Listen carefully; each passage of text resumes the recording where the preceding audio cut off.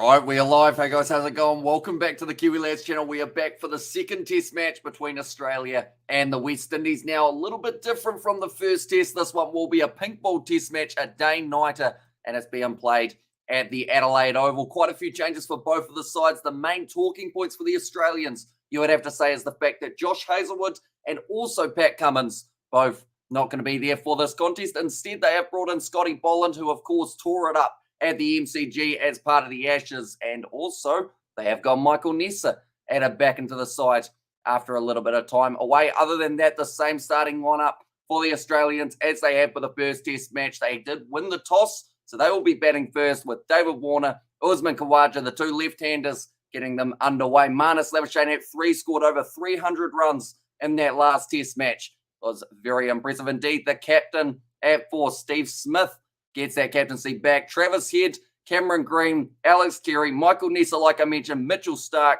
Nathan Lyon, and Scott Boland to close out the Australian side. Whereas for the West Indies, they have also had a few changes, some due to injury and also some just due to deciding to mix and match a little bit. So Craig Braithwaite, he is the captain. He is still going to be opening, alongside Tanjanareen Chanderpaul. He did make his debut last week.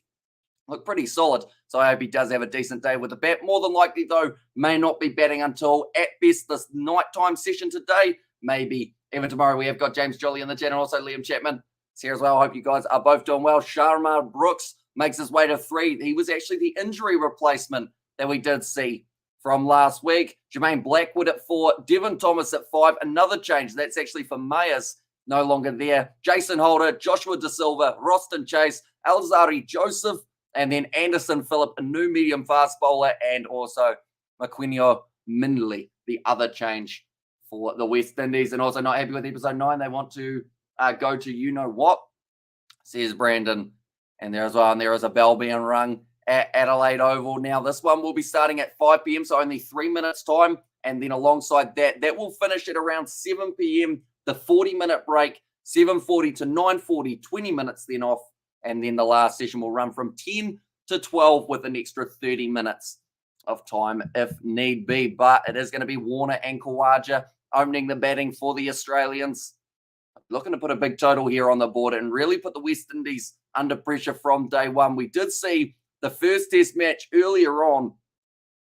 We did actually see Australia get themselves 598 declared, which is exactly what they will want. As you can see here, there is Australia 85%. Extra time's an interesting one. I'm pretty sure that's supposed to say draw, but that's 8%. And then the West Indies have got a 7% chance of going on and winning this test match. But Australia, they won the toss. They decided to have a bat first. So throughout this first session, they'll want to put on around that 100-run mark. They've got some capable batsmen. And I believe will be the two left-handers who get us underway. Alongside that, Labuschagne's going to be there. Also, Steve Smith. Those are the key wickets. But then you've got Travis Head, who's going to be at number 5. He's got a brilliant bit of batting under his belt. He got 99 in that first test until he was bowled. And then even deeper than that, you've got Cam Green, Alex Carey, both capable batsmen. Even the Australian tail can bat, which is why West Indies, they need wickets, and they need more than just those few wickets. They need extras on top of that. Hello, Neighbour 2 is out. Plants versus Zombie Battle for Neighbourhood 2. Do not got little new map and new plants versus Zombie Battle for Neighbourhood 2. I see. A lot of updates going on in games around the world, isn't there? Also, I should give you an update on England versus Pakistan. The winners of that game was England, getting that 9th or the 10th wicket, in fact, very late in that day. They probably had about 10 minutes left that they could have been playing. But now, West Indies here, they will be making their way out into the field. Alzari Joseph looks like he will be opening the bowling. This is something I was hoping to see in the first test match. He's got pace, but he didn't use it to the best of his ability at Optus Stadium. So hopefully he will be able to do so in this next one. But Warner and Khawaja, they'll be opening the batting for the Australians. The two lefties, like I mentioned, Warner, he was dismissed easily in that first innings, only getting himself around that 5 runs. And alongside that, in the second innings, they managed around 48 runs till he was dismissed. His best is 335 runs. Wouldn't mind scoring that today at Adelaide. If anyone can do it, it's probably David Warner. He's the kind of player who, if he has a bad innings one game, normally scores a century in the next. That is why he's still there, but cannot be complacent. This West Indies bowling side, they are good. They will certainly try and push them. And also, New Game Plus is a zombie battle for neighborhood, says Brandon there. One moment, we will go like this.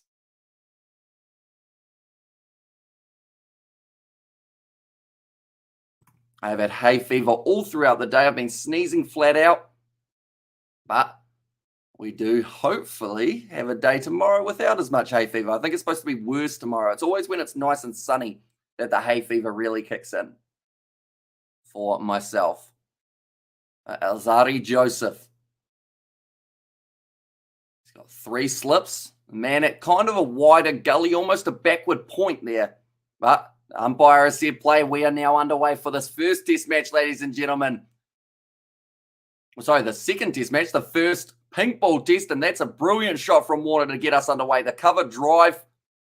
Ball looked a bit soft the way it came out of the middle of the bat there for Warner, but they will be able to scamper through, get the 3 runs, and straight away Warner, he'll be happy with that. Also, volleying was funny, very loud, says Brandon. And there. Very nicely done by David Warner. Got the hands to it nicely. It's almost a half volley as well. Not the best ball for Alzarri Joseph. Like Ian Smith is saying, probably the best batting start you can really have, other than a boundary, of course, but then at least this way, now he's off strike. Doesn't have to worry about this next ball. Instead, now Usman Khawaja will have to try and make sure he does well. Taking some deep breaths already, Warner. It's looking hot in Adelaide. In fact, I'm going to look up the temperature while we're at it. What is the temperature in Adelaide? See if Siri can help us out. 20 degrees at the moment, a high of 22. It's fair, 0% chance of rain. That's what we like to see. It's left alone by Usman Khawaja for the first ball that he's faced. Yeah, we want to see a full 5 days of test match cricket, if available, if it goes that long. But that was a good ball. A little bit of movement there, Alzarri Joseph. They're saying good signs for the West Indies, 2 balls in. That's from Kerry O'Keefe. I'm sure he'll have a few zingers in the commentary box throughout this test match. Wider ball. Little bit of in-swing for Alzarri Joseph. Almost gave that same ball as he offered to David Warner. So I'm not sure whether that's tactical or maybe just a loosener for Joseph there once again. He looks angry. Alzarri Joseph. It's always hard to know what's going on that man's mind because he just keeps a straight face the whole time. And I was like, you're a Kiwi lads fun. I love the vlog. Came and back up, you fellas. 3 amigos, says Nazi Williams. Yeah, it's a shame that Isaac's gone back to Christchurch because now, it's just me and George and it doesn't feel the same. We'll have to try and find Daniel at some point. Short ball outside off stump from Joseph. Not really played out too much by Usman Khawaja there.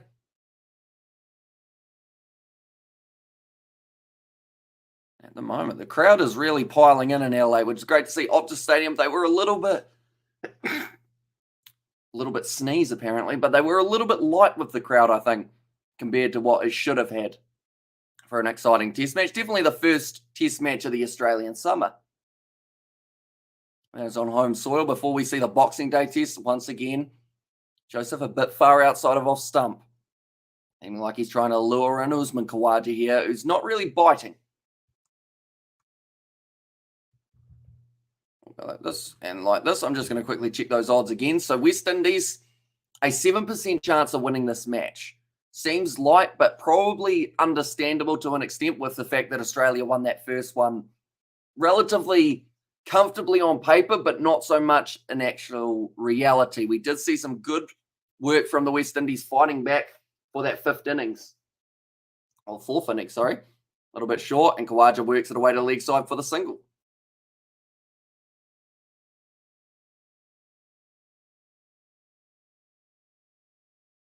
Like I said, hay fever, it's been rough today. Unfortunately, that is one thing that comes with summer, is the fact that I probably sneeze 50 times a day. Maybe not 50, but it's at least 20. And good night, everyone, says Jake there. We will see you later on, mate. Alzarri Joseph. It's only really that first and the last ball that the Australians actually went after. Warner went for that cover drive straight away. He is now going to be on strike. Well, the man bowling from the other end. Now, they don't have Roach this time. They're actually going to be opening the bowling with Jason Holder, the big man. Not minding this option. I feel like he could be quite a handy individual to have with a hard ball in hand. Whether or not he can get that little bit of steep bounce might cause a bit of problem for the Australian batsman. Okay, they've just said on commentary, the ball normally stops swinging after about 20 overs in pink ball tests at Adelaide. So that's not good news for the bowlers. Anyone who's supposed to be bowling a little bit further down, Holder messes up his run up there. Just wasn't quite happy with it.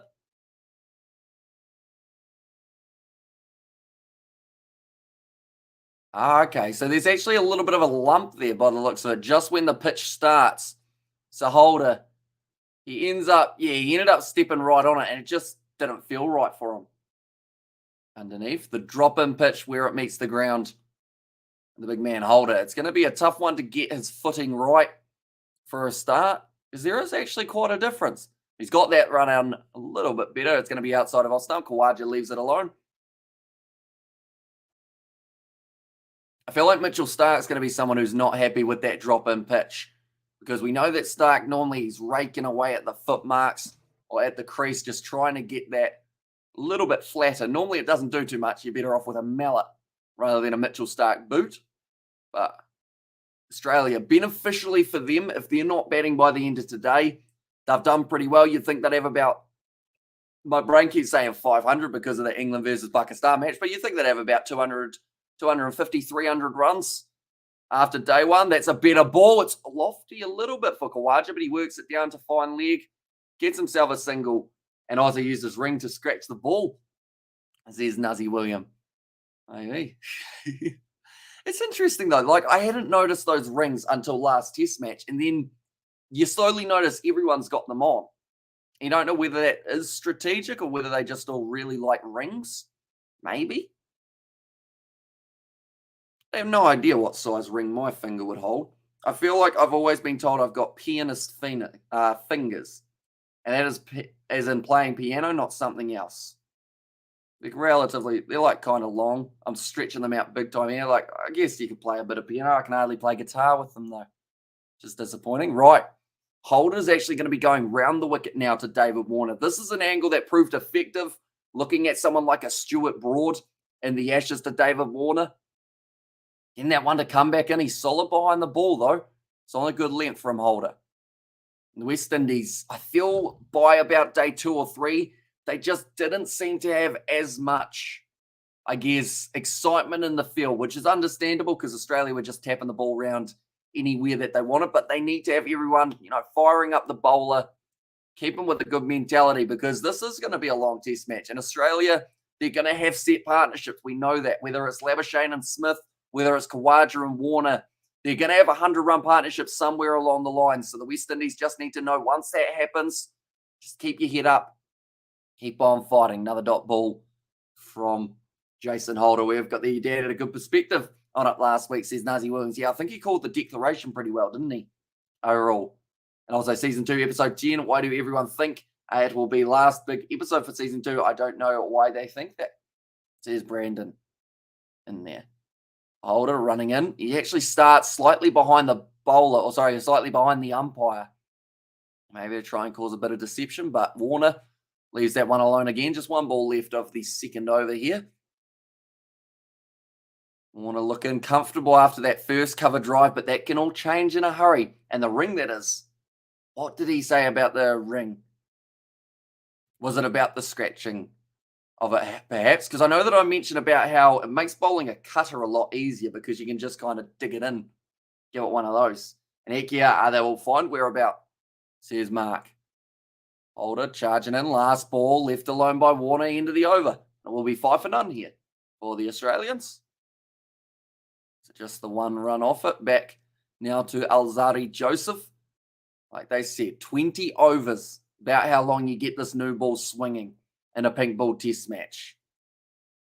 Just the 2 changes. I see that Nathan Lyon actually going to be batting 11 with Nessa and Bolland as 9 and 10, and then Stark's actually been promoted up to 8. And I forgot, mate, sorry, it sounded good at the time, says Darcy Williams. As long as it sounded good at the time, we're all good. But yeah, he's a knowledgeable man, my dad.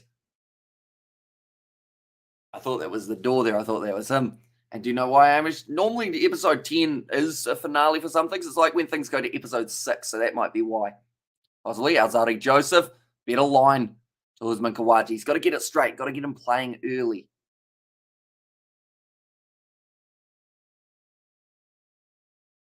And like they're saying, this feels just a little bit different than the first test match. A lot more crowd reception than they had. Usman Khawaja, the last thing he wants is to be heading back to the changing sheds because he's got a long time to wait till he gets to bat again. 3 slips. That guy at Gully, 140 Ks, Joseph's bowling. Got the ball. That's an ugly one. Hits him right on the thumb there, Usman Khawaja. He's an experienced man. He would have felt a few of those in his time, but he certainly had no idea how to get out of the way of that delivery. Just ended up flying in. Tried to dodge it. Yeah, hits into the glove. It's the question of, would you rather be hitting the index finger when your hand's there, or would you rather be hit there? Oh, I don't know. I feel like both of them would be pretty painful. Probably you'd rather just get hit there. Definitely because with the glove hitting it, you got a chance of that ball jumping up a little bit, like they're saying. Rough Australia up with a few more short ones, perhaps. That one's pitched up. Nicely worked to the leg side for Khawaja. Looks like he will be able to get the 2 runs comfortably.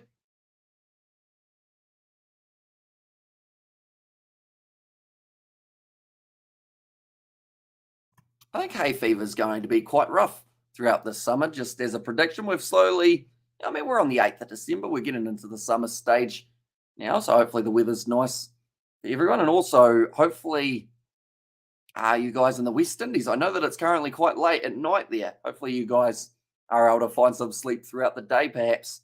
You're able to keep watching along with the test. But that's gone outside of our stump. Pitched up again from Joseph.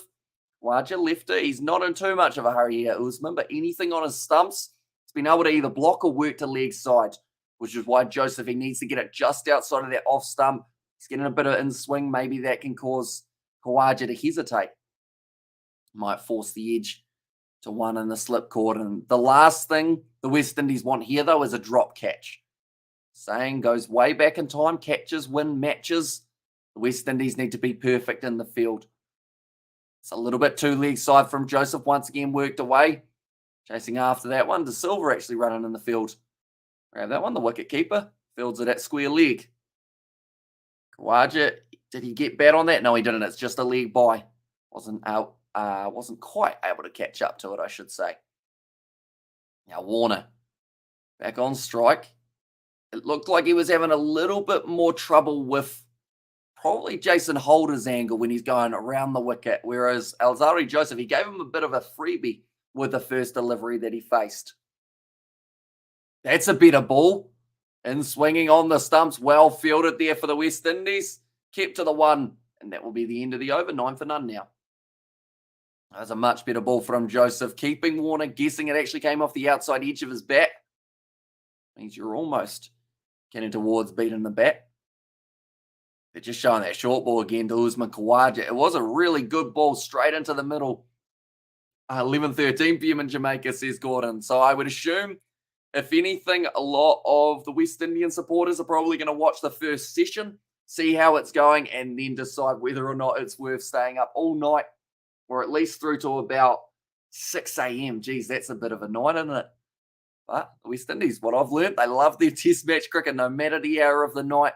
People are going to be up and watching this test match, which is absolutely awesome to see for the West Indies side. But Holder there, that was close to the outside of the off stump. Left alone by Warner, but he's pitching it up quite nicely, Jason Holder. With his height, you would think that the ball would be bouncing a lot more steeply, but when he gets that full, it's still almost on that you can't quite leave it length. They're just showing the way that he was dismissed in the first innings. Warner, he chopped it on to his leg stump. That was bowled by Seals, who was missing from this test match. I believe that was down to injury, as they had about 4 players out with injuries, the West Indies. They had to make quite a few forced changes, including 2 new bowlers. Wide ball there from Holder, tempting Warner into a possible drive. Denies it for now, but I would think once Warner has about 50 to 100, he might consider going after those slightly wider deliveries. For now, you're trying to force the early edge. David Warner. There are a whole heap of people dressed as chefs In attendance, that man's got pepper. I feel like I'm sneezing enough as it is. I probably don't need more pepper in the nostrils. 4 balls left to the holder over. You got that one down at 129. That's a little bit slower as well, outside of off stump. Left alone by Warner. He's being patient, even though he scored 3 runs off his very first delivery. Since then, seems like he's got that little bit of confidence. It came out of the middle of the bat, although it didn't make it to the boundary. Quite long at Adelaide, depending on what side you're going after.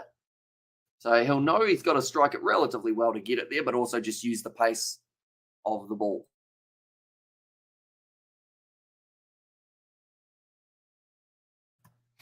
I feel like this cricket test is going to be a skill-based one for myself of how quickly I can blow my nose just from the hay fever. It is unfortunate, but at least the flowers and pollen are growing, I guess. Plenty of it around at the moment. Warner blocks that one.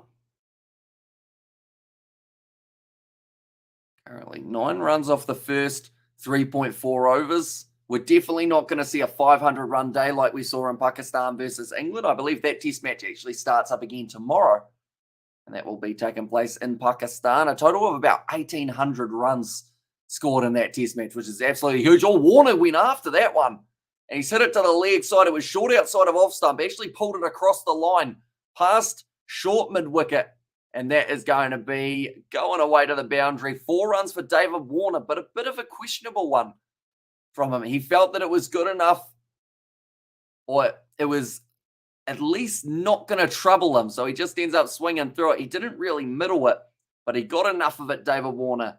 And also, I do not understand your scorecard. It's very slow. That is why. There we go. It has now updated. Is it a day or night test? It is a night test, so with the pink ball at the moment, and also, heck yeah, are you allowed to pull up more? How's that?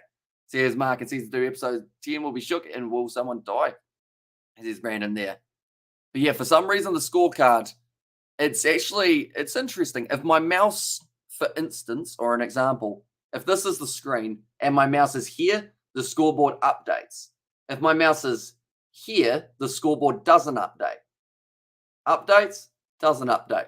Updates. So it's literally just 0.5 millimeter, and then it will either go or it won't. But 4 overs down, 13 for none. Hope you're doing well, Keith. Excited for this test match. What time is it currently in the Philippines as well, Keith? Do let me know. Do you think England win Pakistan was the greatest in history? I wouldn't say so. I'd say it was a very good win for England, don't get me wrong, but on that type of surface, I feel like it dampens it a little bit, which it shouldn't, but it just does a little bit because of the fact that the pitch just wasn't quite up to standard. That's going to be Usman Khawaja. Hits it away on the short ball, out to mid-wicket. That will be another 4 runs, and Australia's starting to flow a little bit here. Get some runs in quick succession. Nice shot from Usman Khawaja.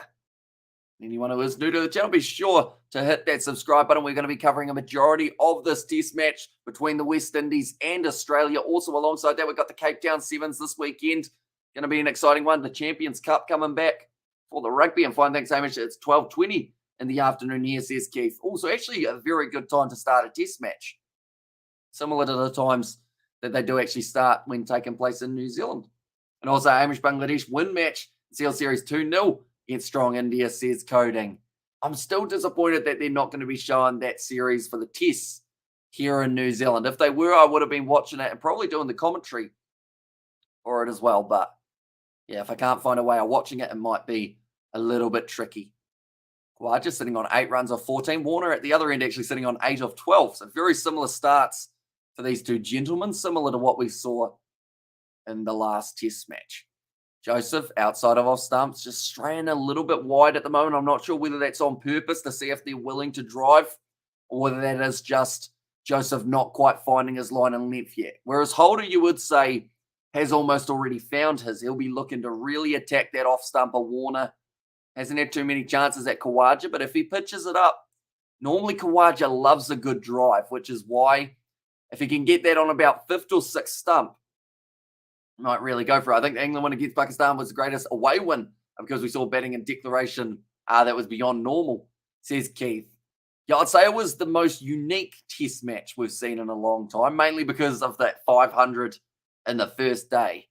Like, the fact that that's now, I don't know, is that what to expect from England? Or is that like a one-off and now they're going to go for 400 in a day? Like, how attacking is this English side going to get? And I think that's the exciting part.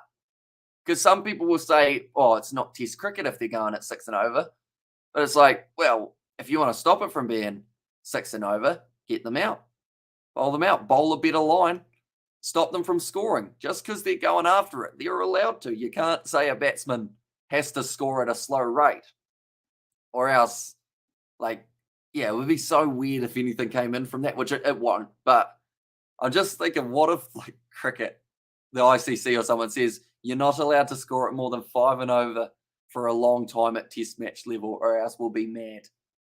Just shouldn't happen. And in the second innings, England was batting at over 7, says Keith. Yeah, so they just spent the test match playing ODI cricket pretty much, and it was effective, and they had to in a way, because that Pakistan wicket, like, it was easy to bat on by the looks of it. With the amount of runs that was scored, they had to go that quickly, or else they wouldn't have been able to get a result. Day 5, final session, final 10 minutes was actually when they got that last one.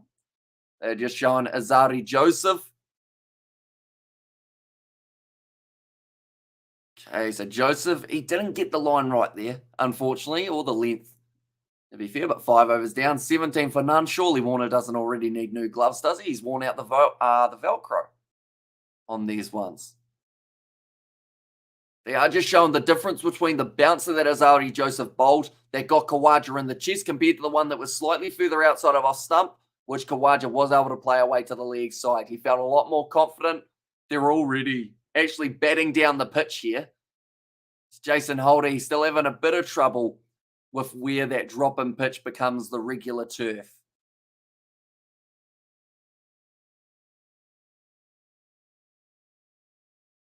Okay, they think that that's going to be all right now, just for now, for Holder. Hopefully it is.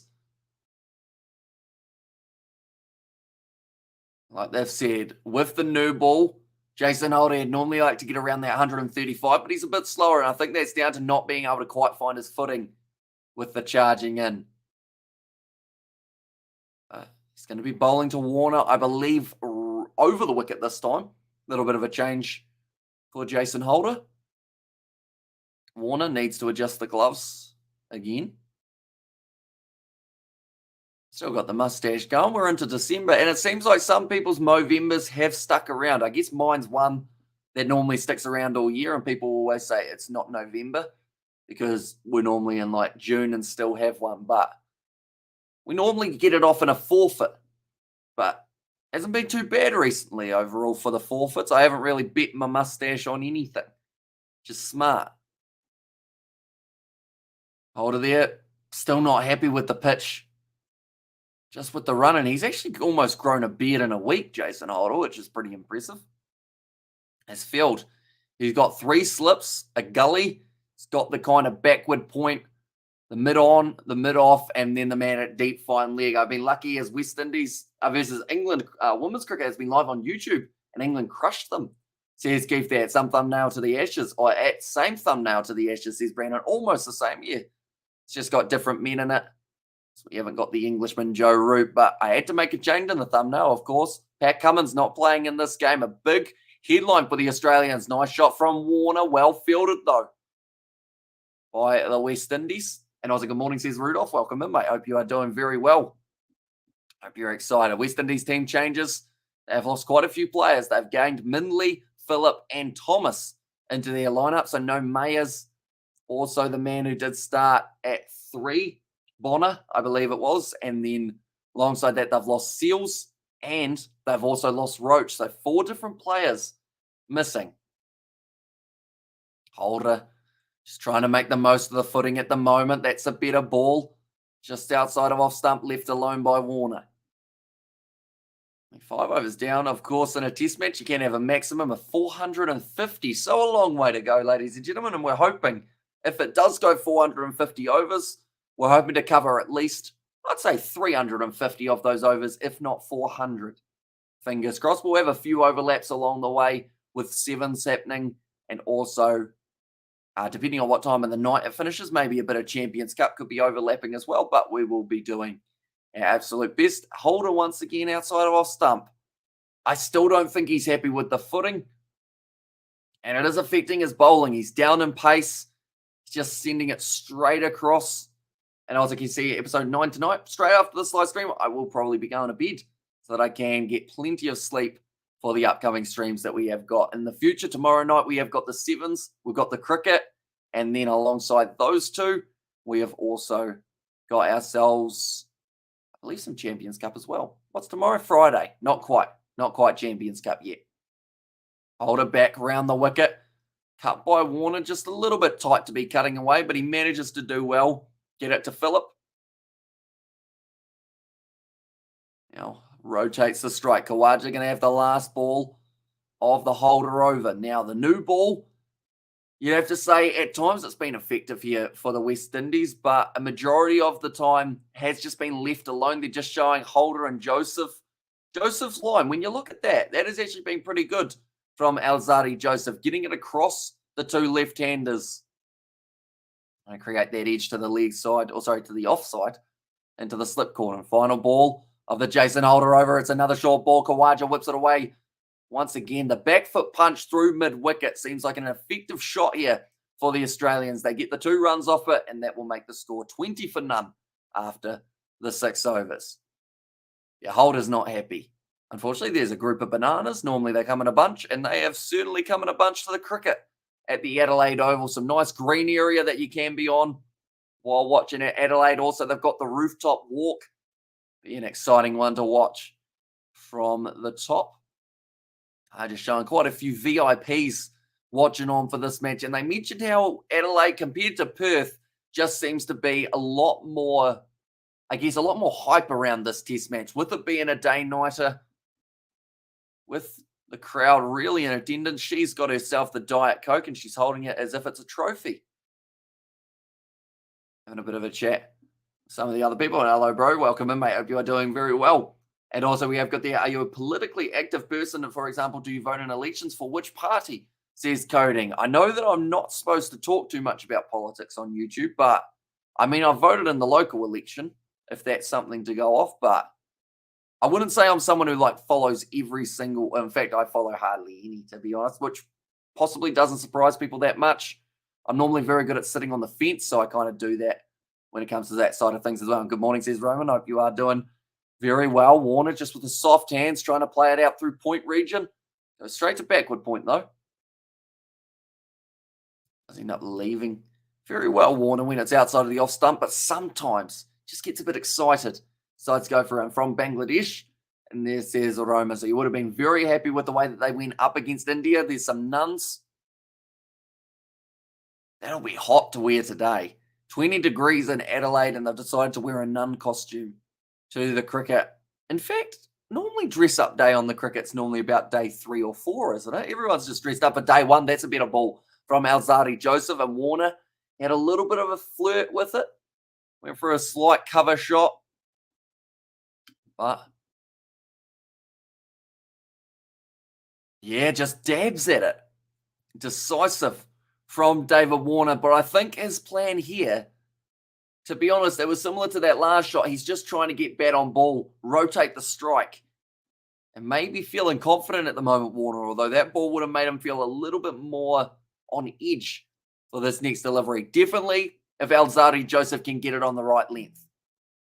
Australia wins, says Roman. There's a high possibility. A short ball, not quite short, but goes a decent length.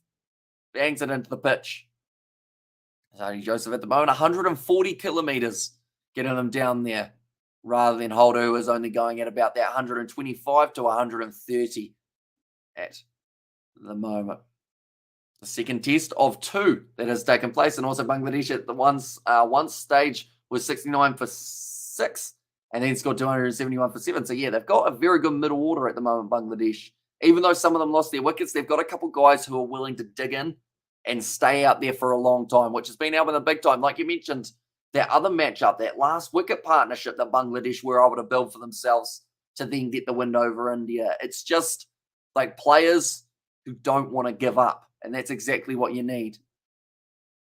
Alzarri Joseph Tried to hit that one to the leg side. Another player missed from David Warner. He's laughing about it at the moment, but he won't be laughing when he hits it onto his stumps like he did last week. It's like he's getting a bit excited. Warner wants to get a whole heap of runs. He's been watching Pakistan versus England. He was watching it on the replay on the way to the ground, and now he's really keen to get that run rate ticking over.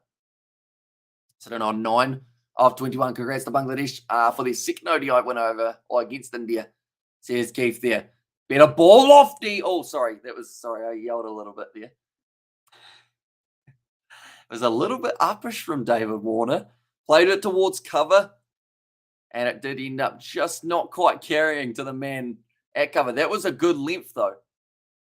They're just showing the over beforehand from Warner. Not a lot of footwork from David Warner. Just gets him behind it a couple times. But that one, he had to step into it, which almost created that uppish effect of the ball. Almost gave it a short cover. Joseph, that's a good ball once again on the stumps. Good into the over. It's a maiden. It's going to be 20 for none here for the Australians. No wickets early so far for the West Indies, but they're certainly fighting for it. They want to get one of these two out. But the problem is, once you get one of these two out, you then need to try and get out Steve Smith, Marnus Labuschagne, Travis Head, Alex Carey, Cameron Green, Mitchell Starc, and then you start to get into a little bit of the tail. Even though Nessa Bolland and Nathan Lyon can all bat pretty well for their numbers that they come in for the rankings. So it's a hard lineup to get through for the West Indies. They just need to carry the momentum of when they get that wicket, the feeling of when they get it. Try and recreate that a few times throughout this first session. If they can get 3 down for the Australians by the end of the session, I would call that a win to the West Indies for session number 1. 2's a little bit 50-50. That's more of a drawn session, and then 1 wicket would be in favour of the Aussies. Well played by Khawaja. Pitched up delivery from Holder. Still not quite getting his pace down there that he would have liked. But eventually, maybe switching him to the other end wouldn't be a bad idea once Alzarri Joseph has finished his spell. If Michael Holder wants to keep bowling, that is. A little bit of a tail breeze for Alzarri Joseph as well. So Holder's bowling into the wind, but with such a big frame, normally, I guess you'd say, would be the pick of the bowlers to have to run into the wind. Pitched up delivery, Khawaja, nice cover drive. Just didn't quite have the pace Holder that he was after. 128 Ks, nicely cut off in the deep by the West Indies though. And they do just keep it to 2 runs. So Khawaja moves up onto 12 of 21 deliveries. Warner at the non-strikers in 9 of 23. These two, they want to build a 50-run partnership. That one was just a bit too full. Got to just glide that one. Usman Khawaja, we see that shot many times for him throughout the Big Bash League, which is actually returning in only 5 days' time. Now, we will be covering a majority of that competition on the channel as well, ladies and gentlemen. So if you are new, be sure to leave a like and subscribe to the channel. That's going to be a nice ball once again from Holder. A little bit shorter than the last one and straighter. So Khawaja wasn't able to work it away. They're just showing Mike Hussey just rubbing the grass. That's a grassy surface for Adelaide by the looks of it. So that may play factor in the later stages of the test match. Hence why Australia, when they won the toss, decided that they did want to have their bat first. The bowling last on the surface would be ideal. And then you've got Nathan Lyon finding those footmarks. He had a good bowling spell in the first innings, or in the second innings, of the first test match. Pitched up, cutting late for Holder, but left on length by Khawaja.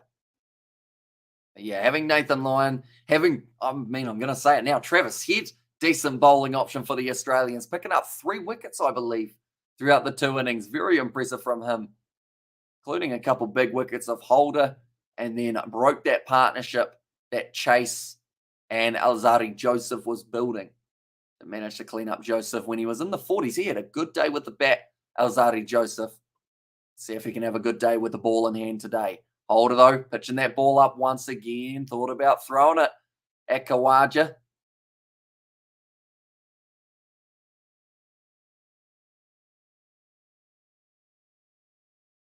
Holder now with 1 ball left of the over. Currently only the 2 runs off it. That was the second ball of the holder over. They are just showing the ground staff. I'm really hoping they do not have to run any covers out onto the pitch throughout the whole of the 5 days. In fact, what we're going to do at the end of this over, we're going to have a look at the weather forecast in Adelaide, see what it's supposed to be doing for the next week or so.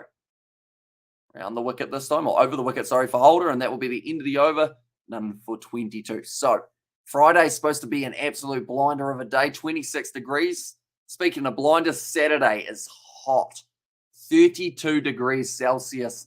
Going to be sitting there. Keith's probably laughing at me saying 32 degrees is hot. He probably had that this morning and is expected to get around 40 in the Philippines at some point soon. Sunday, 40% chance of rain, 19 degrees with a low of 12. And then Monday's supposed to be relatively sunny as well, 17 degrees, so a bit cooler. So it's only really Saturday that seems like there could be a little bit of rain around. And then for Friday and Saturday, it's only Sunday that looks like it could have rain. Then Saturday and Friday are supposed to be absolutely scorching out there. That's going to be quite warm, I would think. Azari Joseph back bowling. Warner with the cut shot. That is a classic Warner drive. And that will be the 4 runs out through the cover region. Just punches it off the back foot. Like I said, can't bowl there to David Warner. He enjoys when the ball is out there. Sometimes it gets him out, but when he's seeing it early, getting it out of the middle of the bat, definitely with Azari Joseph bowling. A little bit of extra speed on that ball. And just hits that. And not a lot of footwork from David Warner up against Joseph. They are just pointing out, which is true. He's only really doing a little slight movement. He's trying to get himself into the position early so he doesn't have to worry about it once the ball's been bowled. Just with a little bit of extra pace. But Joseph, better delivery. Warner tries to work it through the gully region, nicely fielded by Brooks. Another man who has been added into this side just because of injuries, really. It was actually Bonner who got taken out. It's only 30 degrees here at the moment in the wet season, says Keith in there as well. And it would have humidity alongside it, wouldn't it, Keith? Adelaide. I'm trying to remember if Adelaide's got any... I know it's warm in Adelaide. What's the humidity? 42%. I'm just going to quickly go to the Philippines again.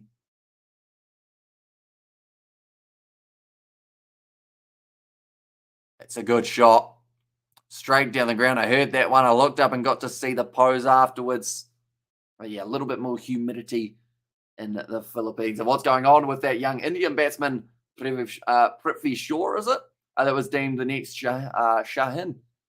Session, is that from Claude? I think he's quietly working away, Prithvi Shaw. But the problem is, with India, you've got such a big talent pool that depending on the test match and where they're actually going to be playing, depends heavily on that selection. And if you have a few bad games in a row, then all of a sudden you're like 50th down the order type thing. So you got to work your way up. You got to play a lot of good cricket to be able to keep that spot. But as soon as you lose your form, that's another shot from Warner. Well played. 142 Ks that one was going down from Azari Joseph. Races off the face of the bat and another 4 runs. Crowd enjoying those half volleys to David Warner. 34 runs now on the board. Nice try, Bangladesh, says Mark Roberts. But maybe searching for the swing here, Azari Joseph. The length isn't that one. And he's actually gone for 3 boundaries so far throughout this over. I think for Azari Joseph, we've seen 2 good drives on the front foot. Or in fact, sorry, one of those ones was actually from the first over, I believe. No, actually, no, I was wrong. Or I was right the first time, but I corrected myself. That is 3 fours from this over, from 4 balls here. Azari Joseph, he's only got the 2 slips now. Still got Gully, got the man at mid-on, mid-off, and also... Oh, good short ball there. Makes Warner duck down. To get underneath it. Like they're saying, get a little bit aggressive here for the West Indies. That could be the key for success in this test match. Go out there and show the Australians that you're not going to be a side that they can walk over. That was actually a very good ball from Azari Joseph. You realise it in the replay that Warner's bat does become a little bit like a... There's the word for it. What's that part that goes up on the submarine? You know, the little part that you look out? There's a name for him. A stethoscope. Oh, it's an edge! And Warner's gone! Azari Joseph gets him. I was still trying to remember what that thing, a telescope. No, that's the planets thing that you look at. David Warner's out there. Periscope? Is it a periscope? That's the word, Keith. But the wicket for Alzari. Joseph picks up Warner. And that wasn't what I expected in terms of, I thought he was going to get another short ball. But Alzari, Joseph, outside of the off stump. Warner was confident that he was going to be able to get this one out of the middle. It just went away a little bit and does get the edge. Warner dismissed, and a big one to get for the Windies. David Warner out. And also looking forward to Chanderpaul Jr. seeing him bat again. Yeah, he was very good in that first test match. Him and Brathwaite, I think, worked quite well together. Bold Joseph caught De Silva, 21 off 29 deliveries. David Warner out, and Australia 1 for 34. See, minimal foot movement from David Warner, was really relying on the hands, making sure they're in the right place. But that one, he had to stretch for it, caused the edge. Does get a pretty clean edge in that regard. And Joseph gets his man in his fifth over. So it's one of those questions. Yes, he went for the 3-4s, but he got the wicket, which is more valuable. You'd have to say that wicket falling in the West Indies, they'll be happy with that. Joseph really mixing up the line. And it was a little bit shorter than the 2 half volleys that he gave him earlier on. And also we have got there, gee whiz, maybe you have a good mum. I get a clip behind the ears if I'm not at work making, says young boy Pete. I think you actually put that on the last live stream as well, Pete. But yeah, at the moment, I guess it's 5:42 p.m, so the work has been done for the day, so that's all right. Although we are in the lounge, so it's one of those ones that lucky we're in the corner, but it's a sunny day. It's actually beautiful outside. And Joseph Mann with no expression. Yep, got the wicket, and the celebration was this. That's it. You wouldn't think he got the wicket, Alzari Joseph, but he certainly did. And now Marnus Labuschagne at the crease. Looks like Roston Chase, bit of spin coming into the attack here for the West Indies. Straight away, Khawaja hits him out deep. It's going to be nicely taken. Now, the thing is, you cannot afford to drop Marnus Labuschagne early. We saw it in one of those other innings. I believe he got himself about 12 runs on the board at the time, and then they didn't get that dismissal. You have to make sure you take your chances. He gets many second chances. And there, and Babaliko has got the laughing face there as well. Right. Marnus Labuschagne on strike to Roston Chase. This will be an interesting battle between the two of them. De Silva behind the stumps. He is right up, hoping to get himself a possible stumping here, Marnus, if he gets a bit confident with the feet. We know Marnus has got footwork. We also know he's got plenty of loud calls. But Roston Chase bowls it straight, and nice delivery straight away. Okay, they've said that Marnus might be vulnerable early on in his innings. Last wicket was David Warner, 21 off 29. He would have been starting to feel confident, Warner, that he was seeing it out of the middle of the bat. Then he got a big edge. That's going to be worked to the leg side by Marnus. They'll take the single. Now Khawaja has the strike back. Normally a man who plays spin very well in the T20 format for Usman Khawaja. He doesn't get too much opportunity at test level normally because by the time the spinners come in, he is already out of there, but can hit the ball very nicely if he swings through the line. I don't think he'll go after him early, though, because now not having David Warner, he works it to the leg side somewhere. He's extremely strong. They will get back for the 2 runs. Nice run in between the wickets from the Australians. I think that's also because Jason Holder wouldn't have been too keen to be bowling on the surface. It just didn't seem like his feet were sitting there. And how is Alexander Young going? How far is he away from breaking into the test team, says Claude Murphy. I always like to think, no matter who the player is, I'm not too familiar with Alexander Young, but no matter who the player is, if you're scoring runs in first-class cricket and you have 3 or 4 big innings, you're normally right there. Of course, for an Australian, it's extremely tough to do. You need to rely on an injury or some terrible form from one of the current team players. But, you know, as long as you are consistent, that's what they look for. They want someone who's consistently pushing towards that top level. If you're dominating your first-class games, you're just one call away from getting the opportunity. And like we saw for the West Indies, they had to make 4 changes in this match due to injuries. So no Seals, no Roach. Couple bowlers get the opportunity here in this matchup. And for that one, it is Mindley and Phillip. Then for the bowlers, for the batsmen, Devon Thomas gets a chance. Sharma Brooks, just one injury. That's all you're waiting for. Just look at what happened for Marnus Labuschagne when Steve Smith took that head knock. Came in, and now since then, consistency has kept his spot in the test side. And now you can't imagine an Australian lineup without Marnus Labuschagne batting in it. An afternoon amateur ball is good, says Nate. It certainly is, mate. Hope you are doing well also. Excited for this match in Adelaide. I would think the day-night test starting at 5 p.m, ending at 12:30. We're covering the whole of the first day on the channel. And Young was the captain of the New Zealand under-19 ICC 2018 team, batted well. Ooh, little bit of play and a miss there from Khawaja. Went for it outside of the line. Let's almost pick up the edge. The last thing they want is another wicket here. Although even if they do have another wicket of Khawaja, we know that Labuschagne and Steve Smith can build up a very good innings together. Yeah, I'd say if he's only just been in the under-19 side, normally they give them a couple years just to give them a chance. Maybe you look at him for the ODI World Cup next year if he is still playing extremely well at that time. But yeah, get him plenty of minutes under your belt is extremely important for a young player. Nicely played by Khawaja. Straighter ball there, pitched up for defensive straighter behind it. And also ICC Test Rankings, number 1, Marnus, Steve Smith 2, says Young Boy Pete. So yeah, they're at the crease together. They'll be more than happy to try and sit out there for a day and a half, scoring double hundreds each. And we know that both of them have the capabilities. The hundreds were flowing for the Australians when Marnus and Smith were at the crease. Not quite when Travis Head was there, 99. But he picked up a few wickets in his process. Travis Head as well. That's a nice ball. Khawaja works it to the leg side, scampering through. West Indies not willing to have a shot at the stumps. No one was really backing up. But Khawaja, he's sitting on 17 off 31. If I had to pick who has the best chance of getting Marnus Labuschagne out early, it is probably Alzarri Joseph. But the fact that he's already bowled 5 overs makes me think this could be his final one. And then it's more out of those two new men. Mindley, haven't seen a huge amount of his bowling. It says he's medium fast. Anderson Phillip, once again, not hugely familiar with him. I believe he's the quicker of the two.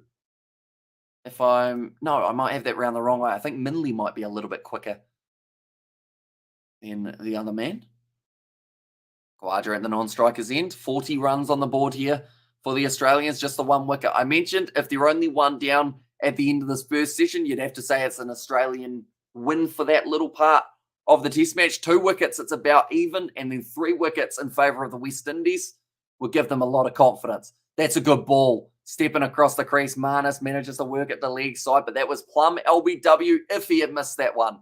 The problem is, doesn't miss too often, Marnus. Manages to get up to 3 runs off 4 deliveries, still on strike. Alzarri Joseph, though, just that little bit of extra pace could be beneficial facing up against Marnus. And expect fireworks from Travis Australia, 3 for 300 when he comes in, says Young Boy Pete. Yeah, that man, he's the type of batsman. I mentioned this last test match as well. If anyone suits the way that England are playing currently, it is Travis Head, mainly because he's been playing that way for the last 2 years or so. And it's only recently that England have started playing that more aggressive, we'll go at 1 run a ball, somewhere around there. Travis Head, you look at his centuries in the past, he'll get 100 off 80 deliveries, 100 off 110 deliveries. Normally goes at that strike rate of about 100, and he's a very handy player to have come in at number 5 if your team's, relieve the pressure, but also if he needs to build an innings, he can do that as well, which is quite important. As a number 5, Alzarri Joseph outside of off stump. Marnus leaves it alone. It'll be the end of the 11th, and it is 1 for 42. Joseph, it's a bit of a pat on the back there. Was able to pick up the wicket of Warner. He would have liked another one, though, relatively straight after. Wasn't able to get it, though. Anyone who is new, though, be sure to leave a like and subscribe. We're going to be back for plenty of this test match. Got all of today, covering it right through for another 6.5 hours. And be sure, if you haven't already, hit that subscribe button. It's hugely appreciated. We are on the road to 21,000 subscribers. So if you want to help us get there, be sure to hit that button. But David Warner, he was disappointed in the way he was dismissed. Unfortunately, just chased that ball. Speaking of chase, Roston Chase. Still going to be bowling. They've got the man at slip. That's a catch. Oh, no, it's gone a little bit wide. Sorry. I get very excited when the ball comes up and goes a little bit in the air. I feel like I've learned that is now me in the field as well when we're playing cricket. If there's any little bit of like loft on the ball, I just sneeze because I'm so excited. Adelaide Oval, expect a big score if Marnus and Smithy get going, says young boy Pete. Yeah, those two enjoy. Oh, dragged down ball. Rough one. I don't know if it was on purpose from Roston Chase, but either way, it's gone away to the boundary for 4. Usman Khawaja pounces on the opportunity to drop to the back foot. Smack it away for the pull. Yeah, a bit short. Almost cleaned up the man in close. The biggest hope there is that it hits him, bounces up, and the keeper takes the catch. But just don't tell that guy who's batting at bat pad because he might not be too keen on getting hit with the ball. Roston Chase needs to find his line. He's already gone for 6 runs off this over. That's a little bit better, but it's gone out through cover. Work for 1 from Usman Khawaja. I guess it's that big question for the West Indies. Are they willing to sacrifice these singles early on? Because this helps Australia start to find that partnership building. Also means that there are plenty of gaps in the field that Australia could work it to if they want to. Advancing down the wicket, Marnus works to the leg side. Great bit of fielding there from Brooks. Stops Marnus from getting it out through mid-wicket. My guess, someone gets 150. Oh, question, young boy Pete. I feel like you know what the next question is going to be as well. Who's getting that 150? If you had to pick one player, who's it going to be? And Joseph set up Warner, gave him 2 half volleys, then one just a little wider, and he fell for it. It's called Drowning Ants. And Honey, that's worked to the leg side. Marnus doesn't get a single little bit of a misfield there. And he's looking aggressive, Marnus, even though he's only just made his way out there. Looks like he's willing to go after the spin, trying to take it out of the attack early on. But the run rate for Australia, it's 4.14. On at quite a frantic rate so far for the Aussies. Nicely played by Marnus in behind it. End of the 12th over, 1 for 49 there. A good over for the Australians, getting the 7 runs off it. Now, just talking about the fact that Marnus was able to get the double century and the century in Perth. Okay, they're just showing that short bowling. That didn't look like Marnus Labuschagne was too keen on it. So I guess the question is, are they going to try it in this day if Marnus is out there for a while? They might consider going to it later. I'm not too sure whether or not either of these other 2 bowlers, other than Azari Joseph, are quick enough to be able to get them down there short. Now, speaking of one of those bowlers, Mindley comes into the bowling attack. That is to replace Alzari Joseph. Possibly Roston Chase at the other end will be replaced by the other replacement. There's a lot of replacements happening at the moment, but here comes Mindley. Hoping can have a good performance. Makinio Mindley in his first-class career. 43 matches, 103 wickets, and has got himself 6 5-wicket hauls. His best is 5 for 20. My question is, how quick is he going to be? Hopefully, I'm looking for 135, 140 here. Maybe not off the first ball. It's a bit of a slinging action. Only looked about 125, 127 and a half for Mindley. Okay, they've just described him as a little whippy fellow. Interesting analogy. He doesn't look like the tallest individual in the world, Mindley, but he's got a hard ball. He's just dropped that one. The pink cherry in hand. Probably something he hasn't experienced a lot of. Normally bowling with the red ball. Now gets the chance with the pink. 3 slips, a gully in play. It's quite a slinging action. 127.5, or sorry, 127.9, about the same as his first delivery. Gets them down there at a decent rate. Is it quick enough, though? That's the question. Early on, when Khawaja's looking to play, but sometimes it's the slower bowlers who get the wicket. Just look at Mayers when he was bowling for the West Indies. He was that kind of slower 120, 125. He was picking up the wickets as the batsmen felt that those were the balls that they could go after. Partnering him with Azari Joseph with a bit more pace could be quite handy. He's got almost a round arm action as well. Nicely played by Kawaja. Hasn't quite found his length yet, unless that length is short. Then he has found it so far. Like I say, I picked up a couple of fifers, and the last thing West Indies would have been expecting was to lose Seals and to lose Roach in the same game of Test match cricket. Roach, he had a bit of a hamstring injury early, I believe it was. Oh, it's a no ball from Minley as well. It's going to be the 50 up for the Australians. Probably a bit of an anticlimactic way of getting a no ball. Outside of off stump once again, left alone by Kawaja. I think he got up to 130 that time. Okay, he's also having a bit of a chat with the umpire about the pitch. I feel like it's right where that drop-in surface is that the players are struggling to get that last little spring before the step and then the bowl. That makes sense. It's about 2 or 3 strides back. That's just on the edge, and then you kind of get your foot doing this, which is not what you want when you are steaming into bowl. Better ball from Minley, straighter, well fielded off his own bowling. Doesn't want to go for a run yet, other than, of course, the Nate. Oh, not the Nate, the no ball. I realized why I said Nate there, because Nate looks a lot like NB, which is no ball. Fun fact. Kawaja, though, building nicely. 24 runs off 39 deliveries. Australia's run rate off this over slowly decreasing to less than 4. Now, Minley about to bowl again.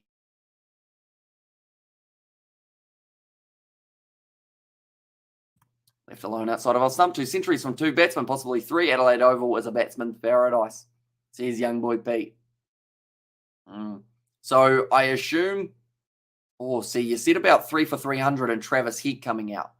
Do you think Travis Head gets himself a quick fire century in this one? Is he the possibly 3rd batsman, perhaps?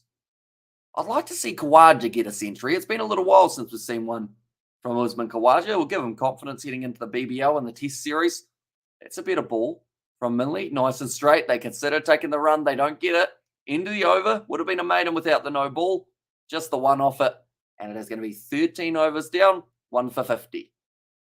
Now I'm intrigued to see if it's going to be the other debutant from the other end. With Anderson Phillip. Looks like Steve Smith. He's got the pads on. Waiting for his opportunity. He's just grabbed Travis Head's shoulder there. He's not too happy about it there. Travis Head either.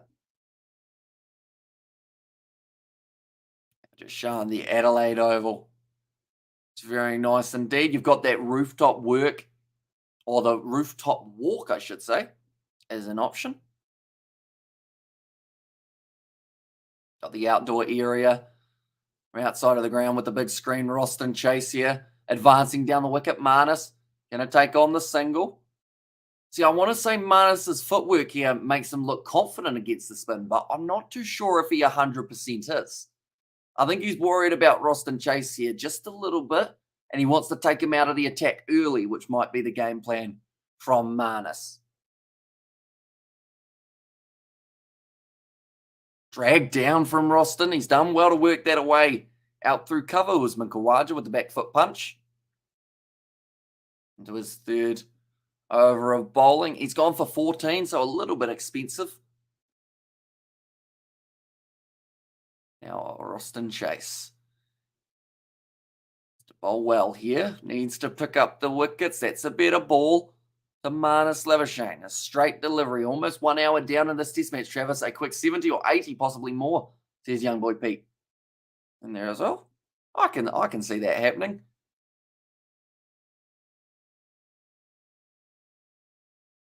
But shorter from Roston Chase. Once again, missing his line. Australia work it to the leg side. These 2 batsmen are more than capable, if you do drag that ball short, be able to just work it away for the single. Keep that strike rotating. And with the left-right combination, that's probably making it a little bit trickier for Roston Chase to also find his line that he is after. Drag down. That's rubbish. That's going to be 4 runs for Usman Kawaja. Does it nicely. And Roston Chase just getting that one very wrong. He's got a smile on his face. I don't know why. Because that was not a good ball. I think Brathwaite might be better off having a bowl with the off-spin deliveries at this rate. But yeah, all it's going to do is end up smacking into that guy in close. And also we have got there, brother, you'll do all day commentary, please. You do, says Cricket Kai Dania. Hopefully I said that correctly, but we are planning on doing the whole of the first day. And also just got here, what do you think of the new kid? Says Kyle N. Young. Are we talking the new kid as in the one who just bowled Minley? Or are we talking the new kid from last week, which is actually Chanderpaul? Which one would you say is the one you're after? I think Minley's unique with the way that he bowls. He's kind of got that slight round arm action, but he's around that 130, 125 mark, which I think might be just slow enough to cause a few problems for the Australians, just because it might get the ball to talk a little bit. And heck yeah, they'll get some, or they will get game of the champion, says Mark there. But if we're talking Chanderpaul, he's been impressive since making his way into the side. Like, I've been really, I guess you could say, thrown back by the fact that he pretty much bats like his dad, and they've got very similar techniques. It's like watching a younger version of his father just back into the West Indies side. And Australia might bat for 2 days if Marnus or Kossi get a big 200, says young boy Pete. And it will be all about that declaration. Pat Cummins, he's normally criticised for when he declares, but I think that's because it's not just him making the decisions. It's normally Steve Smith involved. So now that Steve Smith's going to be at the crease possibly, I think that might change the time that they declare a little bit here. 1 hour into it, already drinks in this test match. That first hour absolutely flew by. But Australia, they are sitting on 58 for 1 after the 14 overs. So they're going at a decent rate, I would say, overall in terms of that runs and also the overs. And also we have got your voices like Michael Atherton, English commentator, great, says Cricket there. Thank you very much, mate. I mean, I'll take Michael Atherton, a very good commentator. He is. Does a majority of the Ashes and also is working in Pakistan at the moment for the England versus Pakistan test. They are just showing that edge from Alzadi Joseph's bowling. He gave Warner a couple of volleys. Warner went after them, and then that slightly shorter, slightly wider delivery is the one that Warner does end up losing his wicket on. They are just showing those balls again. Slightly wider delivery, slightly shorter. Warner wasn't quite able to catch up with it, and it did lead to his dismissal. He'll be disappointed with the way he's been batting so far throughout this series. Got the big one around the corner, though, up against South Africa. With South Africa, they're in a must-win position for that next match up against the Australians. Whereas Australia, they want to keep on progressing in the World Test Championship. 2 extras so far scored from Australia. There was 1 no ball and also 1 leg bye in first 14 overs. McManus Labuschagne, what's happening here? It looks like he's wrapping up one of his fingers. Hopefully there's nothing too serious. They will need plenty of drinks today, but even more tomorrow, where it's supposed to be an extra 6 degrees on top of what it is now. And then after that, it's supposed to be another 6 degrees on top of that. So you're looking at about 32 degrees as the high. What is that for Marnus? I think that's actually the lid of one of his glove pieces for a thumb, if I'm not wrong. I don't know what else that would actually be. Unless it's something for the umpire. Maybe it's the umpires? No, I think it is Marnus's. I think it goes on his thumb and then his thumb goes in the glove maybe. And also Steve might put the Windies in 1 hour before stumps tomorrow night, says young boy Pete. It is an idea. Maybe to give them just a little bit of evening, because we know how strong a pink ball can be under lights with the likes of a Mitchell Starc bowling. Normally you would see Hazelwood or Cummins doing very well there as well. But yeah, I think putting Mitchell Starc bowling late in a day is just dangerous for any team to face, because you've got it slightly darker. It's harder to see that pink ball. The swings there as well, which is why someone like an Azali Joseph, I think, could be quite handy in a final session of a day. He does get that opportunity. A Mark, Party Pooper, negative buzz, glass half empty. War commentating, yeah, he's had his hour. He had a few things that he said which sounded slightly negative, but I think he's excited for this test match a little bit more. So hopefully he's going to be a happy boy in the commentary box. But now it's going to be Minley once again bowling. Khawaja faces him. Now we haven't seen him get a chance at Marnus Labuschagne yet, which I think could be quite an interesting battle. when the two go head to head. So day-night match, I might swing later tonight, says young boy Pete. And definitely around that time of taking the new ball for the West Indies.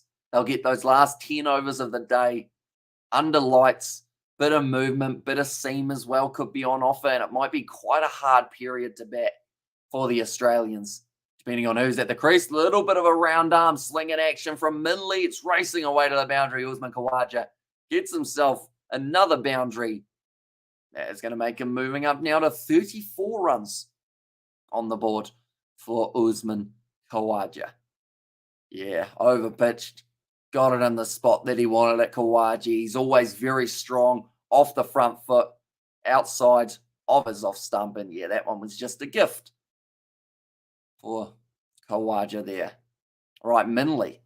He's had a boundary scored off him. First runs off the bat. How does he fire back? That's the question. Gives him a slightly shorter ball. Khawaja whips it away to the leg side with a pull shot. Another 4 runs. And Khawaja starting to find his momentum after drinks. He's faced 3 balls. He's got 2 boundaries. 2 fours. 1 on the leg side, 1 on the off. That one was too short from Minley. And I'm going to ask the question again. Now that the youngster has had 2 boundaries off him in a row, what does he do from here? Does he fire the short ball in? You can't. You can't against Usman Khawaja, I don't believe. He's too good of a batsman off that back foot to be able to bowl a short one. Definitely with that round arm action of Minley, you can't quite get the height that you need. He's pitched it up, better ball, put it a bit wider and saw whether or not Khawaja was willing to chase him. At 50 plus, Usman can. Says Roman, yeah, very good chance for Usman Khawaja to bring up a half century. He's only 12 away from it. Moment. Oh, it's another no ball for Minley. Not what he would have been after, currently scoring at 4.5 and over here for Australia. Minley once again just overstepping that mark. So 3 balls left to the over. Australia up to 67 runs. Once again, outside of off stump, left alone by Khawaja. Not willing to chase the wrong ball here. Saw what happened to David Warner when he went searching for that one. It just only went up to about thigh height. Khawaja knew he wasn't in there for LBW, so he went after it, hit it to the leg side, got the 4 runs.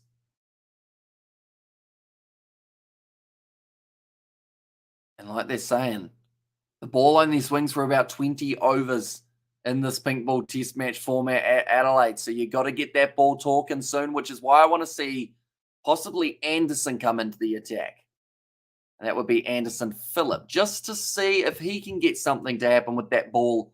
Give him a few overs early. I believe I would have him bowling rather than Roston Chase.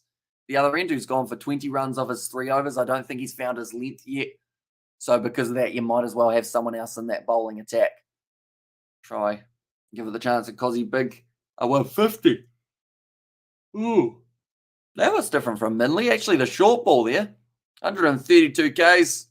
And that will be the end of the over. 67 for 1 now. The Australians are sitting. Oh, no, it's not. It's another no ball. That's a shame. For Minley, you've got to find that early on. Got to get it right, because what if that ball created the wicket? That would be quite a brutal one. And also, heck yeah, all things, I think, says Mark Roberts. So Minley, they've actually said he hasn't played for 6 weeks. Played an ODI long time ago. Might be slightly why he's missing his line and length. And the no balls. Right, now it is the end of the over. And that is going to be 68 for 1. Hang on. They're checking for the no ball. It was just all right, they've said. Showing the over from the Periscope up high. Wasn't able to get it where he wanted to, Minley, I don't think. I think he had 2 balls of that over that went where they were supposed to, and then the rest were just a little bit rough. You could hear the frustration while he was bowling them. And about 2 or 3 no balls.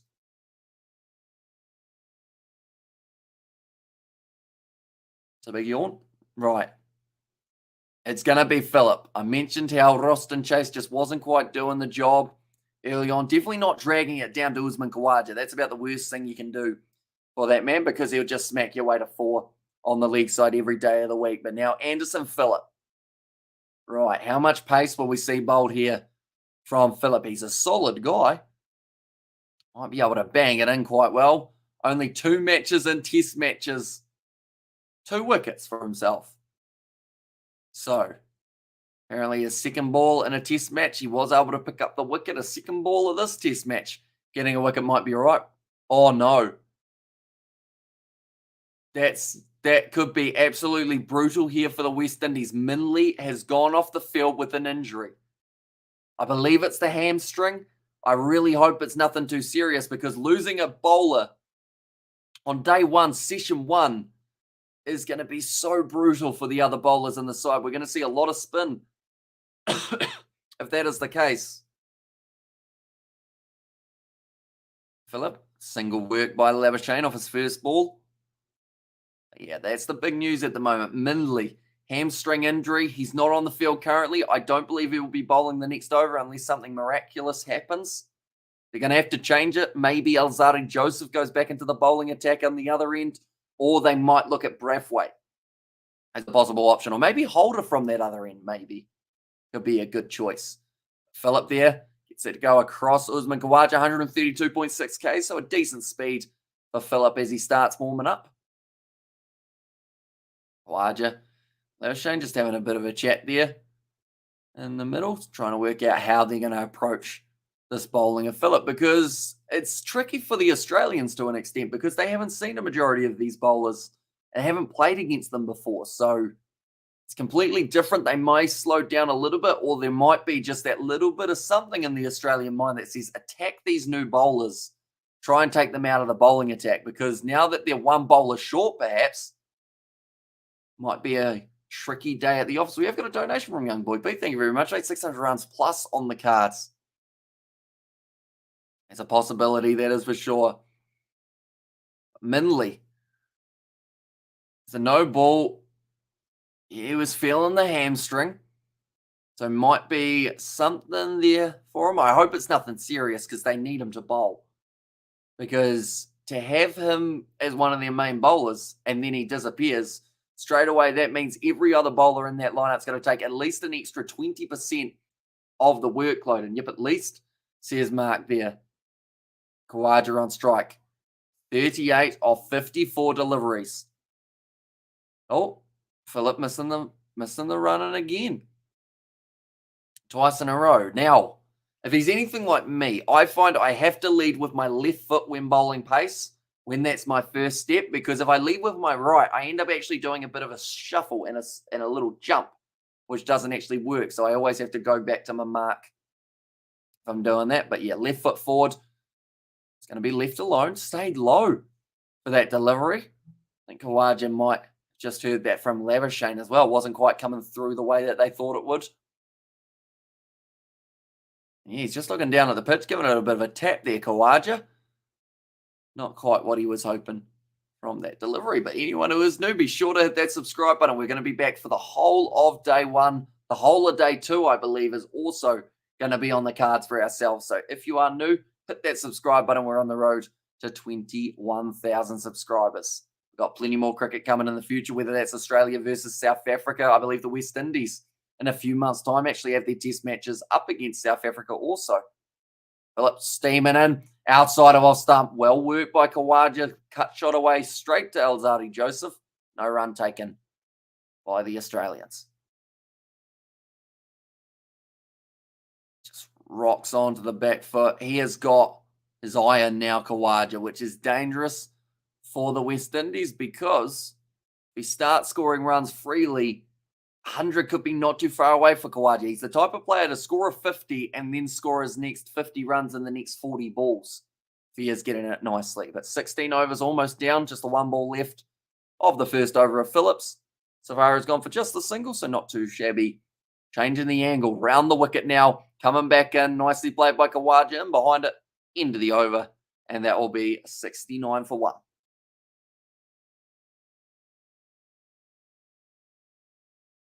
Partnership, 35 runs off 45 deliveries. So they're going quite nicely here, Australia, in terms of that run rate. About 4.5 per over. Looking at the next 3 batsmen to the crease, it will be Steve Smith, Travis Head, and Cameron Green. Now, Cameron Green, probably the biggest, well, he is the biggest, but probably the biggest question mark of those three when it comes to batting. We've seen him a bit in the past, and he can have some big innings, Cameron Green, but because he doesn't get too many opportunities, mainly because this Australian opening partnership and the next kind of three batsmen do a majority of the batting, he may be a bit rusty. Right, I believe it's going to be Jason Holder now. Decided to bring him back in due to Mindley's injury. Now, Holder, he's only bowled 4 overs. He went for the 10 runs. He'll be bowling to Marnus Labuschagne. Now, this is someone who Holder, I believe, can get out. Maybe not now, but later on in the test match, I think this is going to be the battle to watch out for. Jason Holder, he's got plenty of height, got a bit of speed to him. Marnus enjoys playing those cover drives, and Holder enjoys pitching the ball up a little bit. That was almost a leg cutter from Holder the way it came back round. Marnus tried to work it to the leg side, but it comes straight back. And they are just showing those short balls that he bowled to him in the first innings. It did mean that Marnus was a little bit more uncomfortable, but it was not out because of a no ball from Azadi Joseph in that first innings. That's what I was mentioning when I said about how you've got to make sure if you have the chance to get Marnus Labuschagne out, you do take it. That's outside of off stump, left alone by Marnus. Currently sitting 1 for 69 Australia, ticking over at a very good run rate for the first session of an Adelaide Test match. But that pink ball probably only got another 4 or 5 overs of swing left in it. And then from there, it just becomes a straight through. You've got to try and get those cutters going, get the seam moving. Try and create the opportunity to take the wicket. It'll be a tough day for the West Indies. Definitely if they're one short of their bowler for Mindley, but that's a nice ball from Holder. Came back in a little bit. Did actually start its running just a little bit wider. Try and get that one to angle in, make Marnus think that there's a chance of playing it. Yeah, that one swung a little bit away. Good seam presentation on that one. Shane's sitting on 6 off 16. So he's such an important batsman in this Australian lineup. Yes, there are others that can score a lot of runs. That's a better ball, a little bit fuller. Maybe a bit too full if anything was to critique it. Marnus in behind it, plays it nicely. Doesn't want to lose his wicket early. He loves batting, this man Marnus. If he had the choice to, he would bat a whole test match all by himself and have no complaints. A smile on the face the whole time. But then the same could be said about when he's fielding. He seems to always be a pocket rocket in the field also. So this man, he just loves cricket. Any part of it, batting, bowling, fielding. The wicket-keeping gloves were on offer. He'd probably take them off Alex Carey too.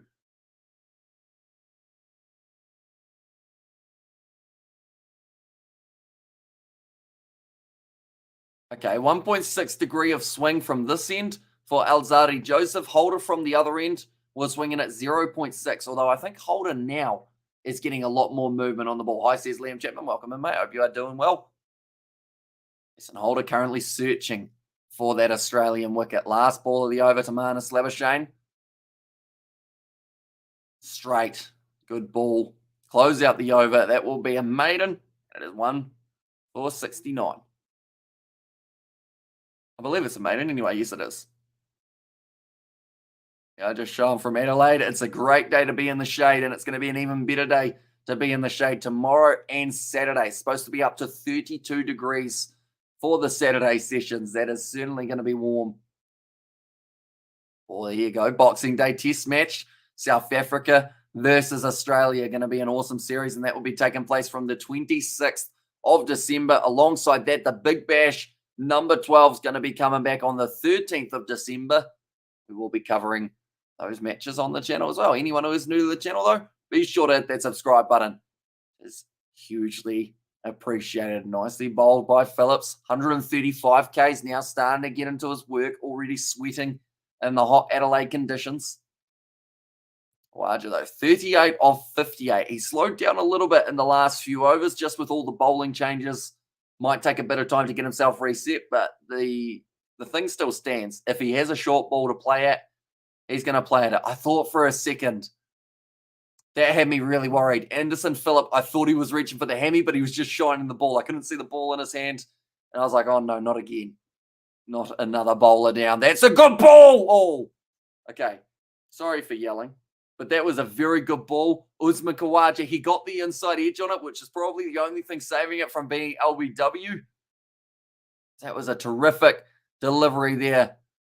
Oh, hang on. Khawaja didn't hit it. Okay, maybe it was going down leg.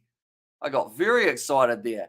He thought about going up for it. Oh, he's hit himself in the face with some of his own slobber there, which is a bit unfortunate for the slow motion, but I don't think that was missing by a mile. Maybe height might have been a factor there also. And now Phillip up on the half volley. Khawaja says thank you, and he'll be hitting it out through cover for another 4. Moves into the 40s now. I wonder if the Aussie cricketers are subscribed to your channel and watching the stream. Says young boy Pete. It'd be a weird feeling, that is for sure. Out of all of the players in their team, I feel like Cameron Green would be the most likely to do something along those lines, just because not so much he's the youngest, but he just seems like he'd be a little bit more social media savvy, perhaps, rather than some of the others. Like, I don't see it ever happening with like a Mitchell Stark or someone. 2022, Khawaja, 1,001 runs in 9 matches, compared to 13 of Root and 10 of Bairstow, both having 1,060 or so. Khawaja, if he finishes this innings well, he's going to work it away to the mid-wicket side now, down the ground towards mid-on. Be 2 runs taken. Oh, they get 3. Okay, a little bit of lazy running there from the West Indies in the field. Not what you want to see for an early day of a test, but also you don't want to see an injury here in the field. So that's the other side of things. You want to make sure that you're not hurting yourself in the field rather than hurting yourself at the bowling crease. That was Shane now back on strike. Him versus Phillip will be I was going to say a weird one, but an intriguing one also. 2 players who haven't faced each other before in cricket. Marnus, #1 ranked batsman in the world. Phillip, I wouldn't even know what ranking you give this man for his bowling in the world. I would say if I had to pick a ranking for Phillip, it's going to sound harsh, but I'd say he's probably about the 130th bowler on the ranking, somewhere like that, mainly because he just hasn't played much. But if he gets a few wickets here, he gets Marnus out, if he gets Steve Smith out, Khawaja, that's going to definitely put him up the ICC bowling rankings. Get some good movement on the ball, though, Phillip. It's almost the seam rather than the swing. Very good seam presentation. Steams into the crease, searching for a wicket. It's actually got a very good bowling kind of, I guess you'd say, bowling style, with the fact that the knee bends when he is bowling. Some bowlers end up completely straightening out, but that can do real damage to your knee over time.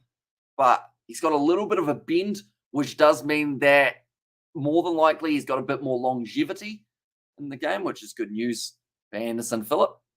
Although some of the bowlers who bowl with a straight leg also do spend a long time in their career. Oh, Marnus kind of said a yes, I think was the comment there for Marnus. But he gets the single, end the over. It's going to be 18 overs down at 1 for 77. So still another 40 minutes or so left of this session. Then we will have the 40-minute break, and then we will be back for session number 2. Then after that one, we've got another 20-minute break going into the final session, which has the potential of being 2.5 hours, depending on how quickly they are getting through all of the runs. Or getting through all the overs, sorry, I should say. And yeah, I got distracted for a second. I was reading that scoreboard and I was a bit confused. Quite a few people dressed up for this test match by the looks of it. Mark Howard, I assume he is only dressed in his suit, ready to go for this test match. That man has got, what is that? Is that a massive cup of drinks? Well, it was like a stack of cups, but he only had 1 cup in there as well. Right. We've got a bowler back into the tack, ladies and gentlemen. Or in fact, for the first time in this test match, it is Craig Brathwaite, the captain. Now, he had a pretty decent run in the last one. Cheers towards it, says Mark in there as well. Labuschagne, 7 runs off 21 deliveries now. He won't mind, though. He's one of those players, man, is in a second innings, he normally tries to accelerate a bit more. But the first innings of a test match, definitely in Adelaide, where you know that if you're out there near the end, you can score a whole heap of runs. Pitched up from Brathwaite, a little bit too pitched up to an extent. It's going to be the dot ball though. Brathwaite, he enjoys the angle, get it to go slightly away from the right-hander, spins it back in, but that is going to be the single taken down the ground from Marnus. I think Khawaja may look to attack Brathwaite here. Just because if he can get that ball outside of the off stump and Khawaja sees it on a good length and says, yep, that'll do me, I think we might see Khawaja really aggressive throughout this little patch. Pitched up, it was almost a Yorker length though. Manages to still chop it out towards the cover region. It's the single.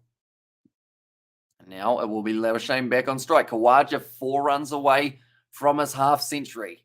And he may look to just get that milestone out of the way, which is why I say he might go after the boundary one of his deliveries soon. But Marnus now on strike, a little bit leg side-ish, work to the leg, and another single taken. He's just so good at doing that, Marnus, even though it's as if he plays in slow motion to an extent, or just memorizes where the field is before the ball's bowled, because he sits there. When the ball's coming straight away, you can see his brain ticking over of going, right, they've got a mid-on, they've got a mid-wicket, so if I just tap this out here to the side a little bit further, that's my single every day of the week. And he just manages to do that all so patiently and so proficiently. Drag down. It's a bad ball, but it's a top edge from Usman Khawaja. Almost managed to get him in a bit of trouble. That was well done by De Silva to take that catch over the top of Marnus Labuschagne. Khawaja now moves up to 47 into the Brathwaite over. It will be 81 for 1. I wonder what happens when a team actually gets through their 30 overs of a session before the session's up. It doesn't happen too often, I don't believe, in current Test match cricket. They've only got another 33 minutes to get through another 11 overs, so that certainly won't be happening. But as long as they get through, I would say about 28, they'll be able to be they will get through all the overs today, though. I don't think bad light will play factor for them. Wow, just sitting there, 47 runs of 64 deliveries. Warner, the only batsman dismissed so far for the Australians. Adelaide Oval. It doesn't look like they've got too many rooftop walks going on at the moment, which is a bit of a shame. Although it's probably extremely hot up there as well. There's probably that reason why they haven't done it. Wasn't Brian Lara one of the best batsmen for the West Indies between 2000 and 2007, says Roof? I mean, you could almost go, wasn't Brian Lara one of the best batsmen for the West Indies? Cut it off there. He is an absolutely brilliant talent. That looks like there's a little bit of a loose thread on the ball, so they've actually had to chop that off for the seam. Holden now into the bowling attack. Once again to Khawaja. Nicely played in behind it. But yeah, Brian Lara, absolutely sensational batsman. And I enjoyed listening to him last week on the commentary because he has such a calm way of talking about stressful situations for batsmen. Because he was saying about how when he makes his way to the crease, he considers it as like 20% to him, 80% to the bowler in terms of momentum. When he's been there a little while, it becomes 50-50. And then once he is set at the crease and he's scoring runs freely, then the momentum's 80% to him, 20% to the bowler. He never says that it's 100% in one man's favour because cricket is unpredictable. And he showed that when you've got the right mentality to bat for a long time, you can.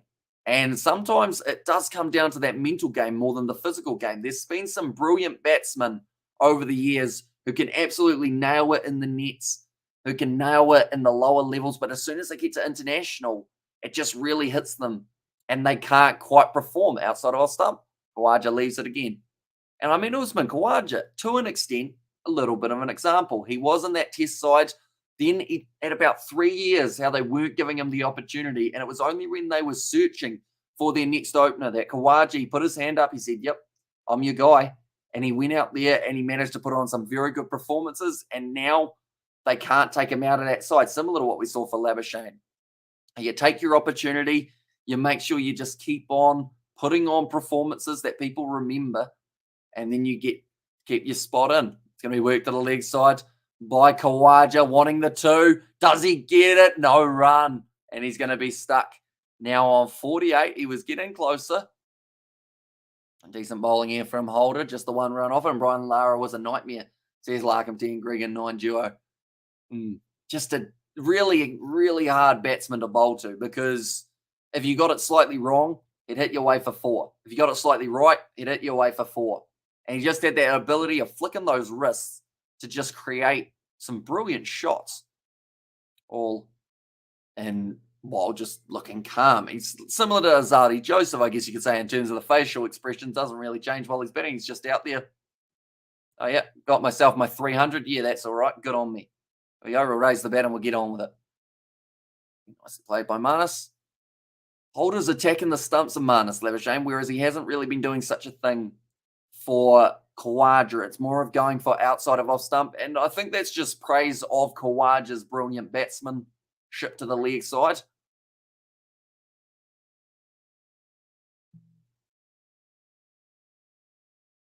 Currently showing all of the people heading into the Adelaide Oval for this exciting test. Hold a bit of movement there to end out the 20th over. Will be 1 for 82 here for the Australians. Oh, okay. They've got Brian Lara back in the commentary box, I should say. Very interesting. Thanks for your insightful commentary, Kiwi lads. Keep on rocking. I'm having tea and toast with cheese. Ooh, sounds all right. I haven't actually worked out what I'm going to have for tea tonight. I think that's going to be coming after the final session of the day. So that will be at about 12:30 a.m. I believe is when I'm going to be having my tea. Still got another 6 hours, but that's all right. We had a snack for the live stream to keep us going all the way through. But this session has flown by. Already 1 hour 30 down of it. 29 minutes left. We're starting to get to that countdown stage of this session of Australia want to make sure they're only 1 down. West Indies want to get that breakthrough. 1 more wicket could mean this session's about 50-50. And then 2 extra wickets here for the West Indies in the last 30 minutes. Be pretty handy for them. Definitely if it's these 2 set batsmen who are at the crease at the moment. Khawaja, and I know Labuschagne, you'd argue he's not a set batsman with only having 9 runs, but normally Labuschagne needs 1 delivery. And he said that is a brilliant ball from Phillip, getting it to go right across Usman Khawaja, too short of his half century. Round the wicket, lured him into playing. Almost found the outside edge. Yeah, that's a good ball for Phillip. Rather than going round the wicket and creating that opportunity for Khawaja to whip you to the leg side, if you can get it outside of off stump, then he's got to start thinking about whether he wants to chase that cover drive or he's going to leave it. Another good ball. Little bit wider. Khawaja leaves it this time. 4 is the run rate currently. Sounds slow when you compare it to England, but it's actually a very quick run rate for a test match for Australia. And also these bowlers must keep good line and length. I don't let these Aussie batsmen time, or don't give these Aussie batsmen time to get comfortable. Yep. Yeah, as soon as these 2 are set, starting to score runs freely, that is when the West Indies are in trouble. We've got to remember as well, Mindley's no longer a bowling option just at this stage. Hopefully he's going to be all right after the lunch break. But if he's not, West Indies going into this game, they had, you'd argue, 4 pace bowlers.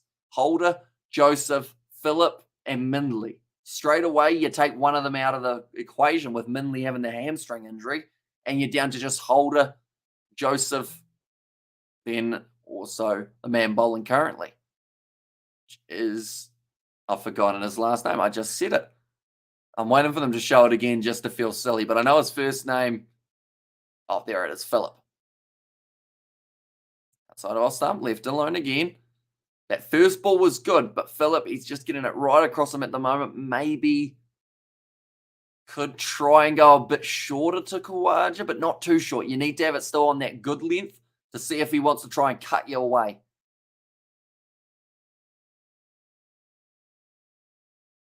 He's really giving himself space behind that no ball line. So I think he's looking at what Mindley did. Said, I certainly do not want to have that happen to me. So we'll bowl a little bit further back. Khawaja now on strike, still on 48. A little bit leg sided, gets to whip it away. 2 straight from Phillip there. And now Labuschagne will be facing the final delivery of the over. Kawaja moves up to 49, so he's got one more run before he gets a half century in quite quick succession. Like 73 balls sounds a little bit slower, but he had 38 of those runs off 48 deliveries. He's been a little bit slower getting the last 12. Does get there, but you just want to make sure that you are doing not too badly. They've actually just questioned about the fact that the West Indies have bowled 6 bowlers in this first hour and 35 minutes. Maybe using a bit too much variation. That's a ball. Oh, very nice delivery from Phillip. That one popped up off the surface. I think it might have hit Marnus in the hand. Into the over, 21 down, and that is going to be 1 for 83. What happens with this ball? It does pop. Yeah, right up onto the glove of Marnus. It's that kind of one that maybe does have the chance of booming up or ballooning up. Giving a catcher an opportunity off the seam, right on the index finger of the right hand. Marnus Labuschagne. He's not happy about it either, Marnus. Was wide-eyeing the bowler. Right. That is another over down for the West Indies. Still 9 can be played in this session. They've got 24 minutes left, and I believe it's going to be Jason Holder again who's coming into the crease for the West Indies. Bowler to Usman Khawaja, 2 wide. Maybe trying to tempt him, see if he wants to go for a big slash for his final run. And as they say, in the block hole, right where the batsmen haven't got time to swing that bat, cramp their style, West Indies can show us some magic, says Roof. Yeah, if they get one more wicket in this session, you'd have to say Australia would still have a majority of the momentum, but an extra wicket here could be massive for them. You're exposing a new batsman right at the end, so you might either get a couple overs at him now, or you might see him at the start of that next session, and that would be Steve Smith, a man who you do need to get out early, or else does get himself a whole heap of runs. Nicely played by Khawaja. Thought about taking the single, but says no. And Labuschagne building up quite a nice partnership here. While they're at the crease, they're just showing that one that hit Marnus Labuschagne's hand. This partnership moves up to around 40 now. Marnus was not happy. Shook out the hand straight away, hit him in the index finger. I think he's all right, yeah. He said that one hurt a bit, but he's all good. To continue.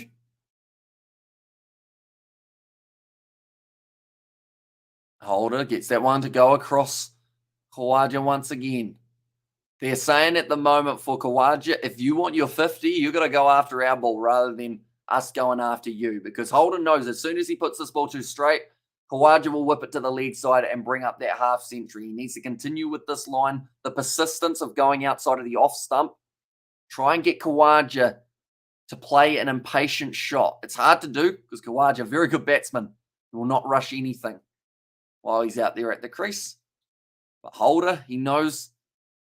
Oh, got it a little bit straighter, and Khawaja did rock back onto the back foot, tried to get it out through that mid-wicket region. And this is actually dropping the run rate quite nicely for the West Indies, down to 3.83 now. Yeah, Khawaja, he ended up hitting the ball straight into his box. Luckily, hit him a little bit earlier on, or a little bit lower, I should say. And what happened to the Aussie War brothers? They were pretty good. Mark War currently on commentary. And then, oh no, Mark War and the other War. Steve War, wasn't it? Was it Steve War?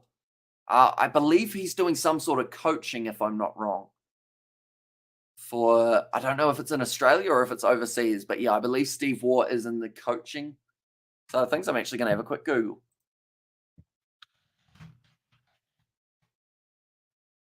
Steve War, 57 years old. And I cannot find what he is doing. Nicely played once again by a Holder. Oh, sorry, by Khawaja. A little bit of a stare down between them. And yes, Steve Mark, says Roof. End of the over. Going to be another maiden. Yeah. And at the moment, Subley. Who is Subley? At number 4. They are just showing the lineup, I believe. So Subley, I assume that is actually going to be because Minley was off the field, so it's Subley, and that is actually going to be Mayers, who's out there. Meet the Kiwi Lads vlog, Vince. A lot of fun. Bowling playground and no sandcastle. Awesome video, boss. Looking forward to week 2 vlog. I wouldn't look too forward to it, Nate, because I feel like it's going to be hard to match that one to an extent. I feel like that was a very good first vlog, like for our standards. We haven't done a vlog before, and it looked pretty good. Now we've got to try and find stuff to do for week 2. So we've got a couple ideas coming up, but yeah, it's going to be a tricky one to try and match. Definitely because we won't have an Isaac, so it will just be me and George and maybe a bit of Daniel and Bowl and Maiden over. Got to have double meeting. Ah, I see. That is true.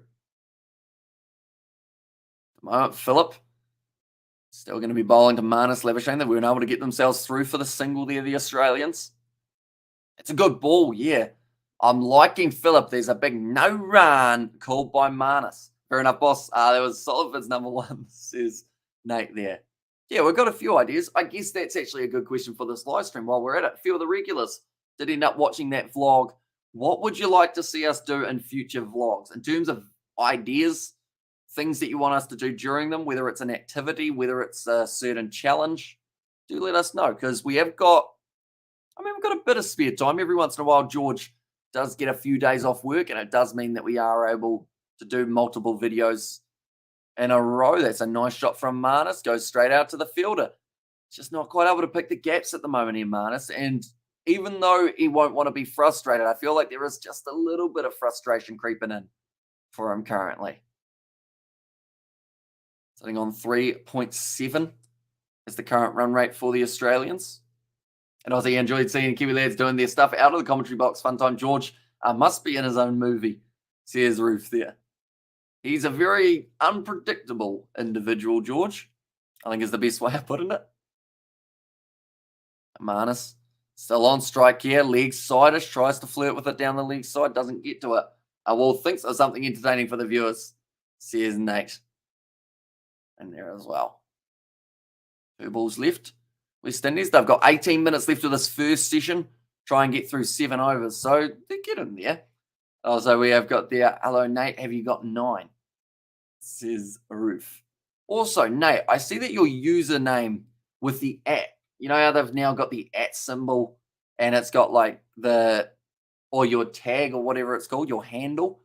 Yours is a very long one. It's like user and then a whole heap of random letters. Did you do that on purpose or is it just the one that they gave you, Nate? Do let me know. Labuschagne sitting on 9 off 32. Not quite whipping the ball away the way that he normally would, but day-night tests.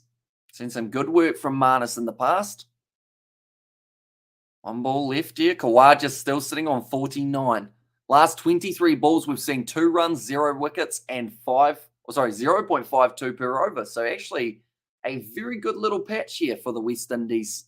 Being able to restrict the amount of runs Australia are getting off the bat while also creating a couple opportunities nicely in behind it. End of the over. That's going to be 1 for 83. Another maiden for the West Indies, and it looks like Holder back into the bowling attack.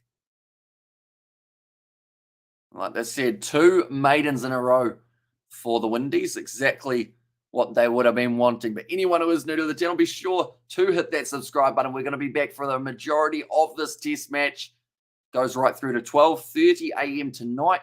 So we have still got another 6 hours or so of these live streams. So be sure to hit that subscribe button. It's hugely appreciated. We're on the road to 21,000. We are slowly getting there.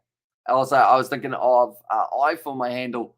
We'll change it, says Nate there. And also keep those hits coming on the field. Is Marnus actually South African playing for Aussies? It's a very Afrikaans name. So I believe it's a...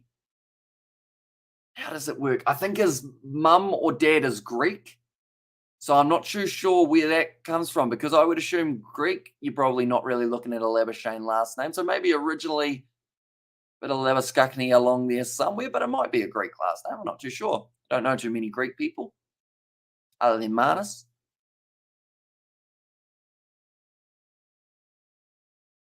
Kawaja. 49 runs, still waiting for the half century. Holder coming around the wicket. That's a rough leg side delivery. That's almost a wide. Nope. Not quite given. And Kawaja, he's just waiting. He wants that single to get the century, to get the half century. West Indies, only 5 of their deliveries today would have been going on to hit the stumps. So the next one after in 10. 113 missing the stumps here for the West Indies. That is not enough.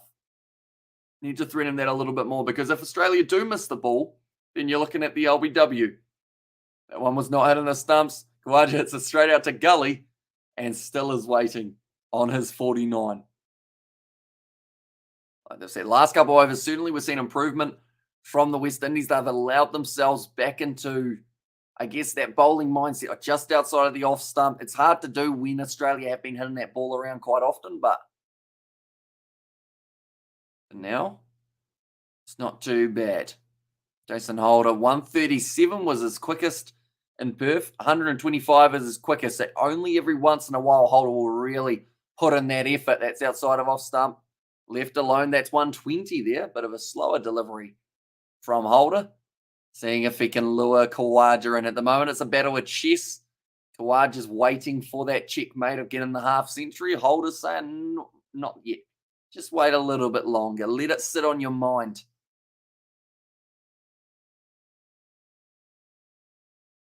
They're saying there Mindley. The moment, he might not be back for the West Indies. I'd like to think that he'll be all right, and you should have Superman as your symbol. So here's Roof outside of off stump. Khawaja leaves again. And he just knows that if he goes after the wrong ball here, he could be dismissed on 49, which would be the last thing that Khawaja wants. Still waiting. Giving it a bit of a nod there, Khawaja. The slowest ball of this over was actually 121. Quickest was 126. So they're saying maybe a bit of stiffness from Holder. It's going to be pitched up on the stumps, into the over. Another maiden. And it is 1 for 83. 3 maidens in a row now for the West Indies. And this will certainly help get the over rate up a little bit. Only 13 minutes left of this session. Australia slowing down to a run rate of 3.46. Still plenty of time, though, in day one to be able to speed that back up. And even 3.46 is a quick run rate for a test match. Thinking of Black Adam, the champion is here. Says Nate down. Those balls that fly past the bat without batsmen touching it must be frustrating for bowlers. Some are very aggressive, says Roof. And I'd like to think we're going to see an aggressive bowling change here for the West Indies soon. Get Alzarri Joseph either back into the bowling attack just before lunch, or have him come just into the bowling attack after lunch, because that will be the best time. Try and expose the batsman. I think it's more than likely going to be after lunch, though, because currently these two are doing very nicely. Phillip, 4 overs bowled, 10 runs off it. It's actually what Jason Holder was after his first 4 overs, but now 8 overs bowled is sitting at 11 runs. So he's actually only gone for 1 run off his last 4 overs, Jason Holder. Pretty impressive indeed. On the West Indies quick. Oh, there we go. Azadi Joseph back into the bowling attack. Marnus considered going for the single. Doesn't get it. So they have gone aggressive here, the West Indies, giving him a couple before they reach the end. Okay, they're saying that this is a good choice to get maybe a late wicket before the end of the session. Like I mentioned, 2 wickets in a session, you'd have to say, for the West Indies. It's pretty much on par for what they would want to have after this first session. Build on that, have 5 to 6 wickets or so in the second session in total. Combining that with the first, and then clean up the tail at nighttime. Swing there for Joseph. Bit of shape. Marnus liked it. He thought about going forward, but instead decided to just let that one drift past the outside edge. Yeah, he considered it, Marnus. He almost had a feather at it. It was a good seam presentation from Marnus Labuschagne. Joseph's got a smile on his... Is that a smile? Yeah, it was. Alzarri Joseph has emotions. You heard it here first, ladies and gentlemen. We didn't know if he could smile because he's just so stoic in the way his face is set up. But no run called by Marnus again. Chandapal fields it nicely. Yeah, he smiled for a second. He was like, I like that ball. Khawaja looking comfortable out there. Could we see the 100? I think Khawaja, once he gets past this 49 barrier that he's on at the moment, he's been on 49 for probably about 18 balls. But once he gets past that, I think we are going to get to see the free scoring Kawaja that we're used to. And alongside that, quite a few runs coming in the process and get this game on fire. Pumped up bowlers. I remember Glenn McGrath. He got under the batsman's skin, loved it. Says Roof there. Azadi Joseph now. Short ball. Marnus tries to chase it. It's a nice shot. And it was not quite as short as they wanted it. It's going to be the 50-run partnership. Well fielded by the West Indies. Oh, no. Is that an injury? Please tell me that's not another injury. And if it is, please tell me he's not a bowler. Who are you? I think that's Brooks. Maybe. Didn't see he did have the vest on. But Marnus didn't quite get the short enough ball. Only went to about the chest high. Nicely fielded. Slammed himself onto the turf there. It's well fielded by the West Indies. All right, and with that, Lavishane's still on strike. They only ran the 2. I think there's going to be a wicket soon. Says Roof. Yeah, the final 10 minutes of this session. That's a 50-run partnership, though. Well batted between Kawaja and Labuschagne. 51 runs off 97 balls. Kawaja getting 37 of them. Left alone outside of off stump again by Marnus, but shorter from Alzadi Joseph. It's been a good partnership, though. Because losing that wicket to Warner, you always question whether or not that momentum's going to start drifting away from the Australians, but it's always that next setup that they seem to go very nicely with and just really get themselves reset. Azadi Joseph, they were saying about how it was that short ball in the first innings that actually really troubled Marnus Labuschagne. They haven't gone after it as much in this innings as of yet, but Joseph's probably that man to cause the problems with that short ball. It straightened him up or squared him up there a little bit. That delivery was expecting it to be a tad shorter than it was. End of the over, 1 for 85 here for Australia. So the plan for the break in the sessions, ladies and gentlemen, will be we will have the scoreboard still up on the screen. We'll have a message coming across the bottom saying we will be back at around 7:40 p.m. New Zealand time. So that will be when we are heading back. And Hamish have orange juice and donuts for lunch. Very healthy. I guess you're getting your vitamin C. The donuts, I guess if you take a chomp out of one side of the donut, you can make a C. So that's something, you have that shape. So it might be a bit beneficial in some way. Not really. Depends on the donut. I haven't had a donut in ages. Like a proper donut. Probably at least like 3 years. Vlog idea, trying a donut. Me and George will have to go hunting for one. Kawaja Labuschagne partnership at the moment. 15 times they still have been at the crease. 553 runs with an average of 40 almost on the board. So that is something these do know how to do, and that is bat together at the middle. Done that once again in Adelaide. Still the 2 slips in the gully here. Trying to hope for a wicket late in this session. The West Indies, Jason Holder outside off stump. Once again left alone by Kawaja, who still sits on 49 runs. You have to wonder at what stage will Kawaja get frustrated by having to wait. Like I said, Kawaja was scoring very quickly. Now that he's slowed down, but just seeing there, he's attacked the ball when it's straight. He's also attacked the ball when it's short outside of the off stump. So if you get it on that middle length, it's just a bit trickier. And good one, super of a coconut on Caribbean style.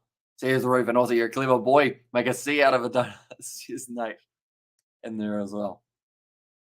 I feel like it's from streaming, to be honest. You get that used to having to answer like questions in the chat quickly and seeing little things and going with them that like my brain now, when I hear things, like they just go straight to thinking of either a joke or something relevant to do with it. But now it also really makes me want a donut. So that's the downside of it. I'm trying to think of what other, there's pretty much the only letters other than O that you can make with a donut, I think. Yeah, there's not many else. Or not many others that you can actually shape. Get another bit of another donut and make a Q at a stretch. Same could be said about maybe like a B or a G, another part of the donut down below. Kawaja.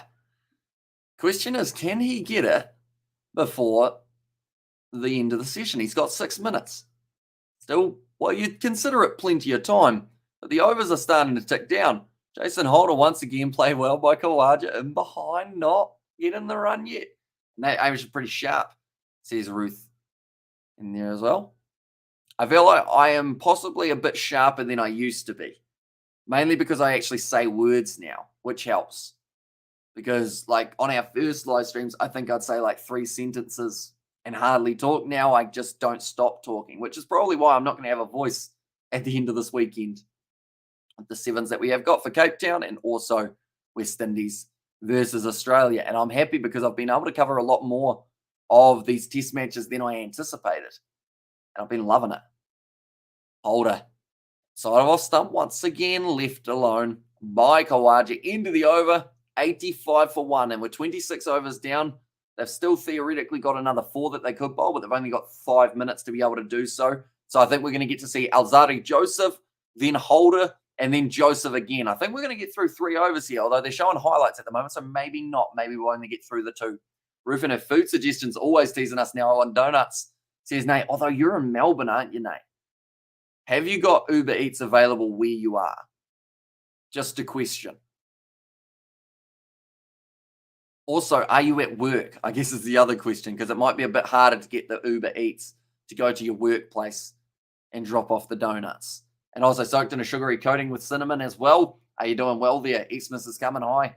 Says Roof, that's going to be nicely played by Munnis. No run. He's starting to really shout those no-run calls at the crease. Like they're saying, Alzarri Joseph might be the last over for him before the dinner break. It's not really marching back to his mark, so I don't think they'll get through more than just the 2 more overs. I think we're going to have a 28 over first session, which is actually, that's pretty good. Get through. Not a lot of wickets falling, quite a few runs on the board, but 3.25 now the run rate. So that quick scoring succession of the Australians in the middle. 143 Ks for Alzarri Joseph. Don't forget your Santa suit, Hamish. It's actually still sitting down there, including the fake beard, which is extremely itchy. There you go. Blends in with my shirt today, doesn't it? It's the right length. I haven't been offered the spot of playing Santa in the Christmas parade this year, although I would turn it down if I was, mainly because I can think of a few things better to be doing, like eating. It would be enjoyable. I feel like the hardest part of Santa is you got to eat so many cookies, don't you? Or short ball. I had a couple Subway cookies the other day. Little bit of a story there. It was quite nice. That's the story. Thank you very much for listening. Currently 3 balls left of the Alzarri Joseph over.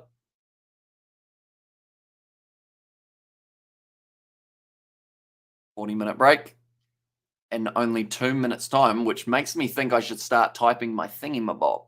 So what we will do, we'll go here and we'll go here. We've actually seen Australia lose that 1 wicket of David Warner, who was out for 21.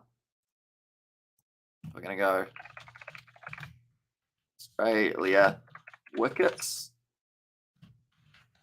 David Warner. He was out 21 of 29 balls. 3 minutes till the tea break, they have just said. And then also alongside that, we will put we will be back for session 2 at 7:40 p.m. New Zealand time. Oh, anyone from the West Indies who can help me out? What time would that be in the West Indies? Oh, it depends on where you are. Actually, never mind. That will be quite tricky to do. And also, we have Uber Eats on my way to work in 30 minutes. Also, stop by 7-Eleven store grab. Imagine wearing that in the sun. Itchy, all right. Yeah, it would suck. Big time. Want me to send you some, boss? I wish we had Uber Eats here. Sadly, our Uber Eats equates to us having to go and get it, which is a shame because who doesn't love food? Okay. It looks like it's going to take a little bit longer to get through this over than I anticipated. Alzarri Joseph really taking his time here. I don't think we're going to get another over. And also, I used to work as a chef in UK in a pub making gorgeous cakes, pastries, and donuts. So here's Roof. Nicely played once again. Kawaja in behind it. 1 ball left of the session, maybe? No, we might just squeeze one. And it's 2 a.m. in Trinidad and Tobago, says Breaker Benjamin.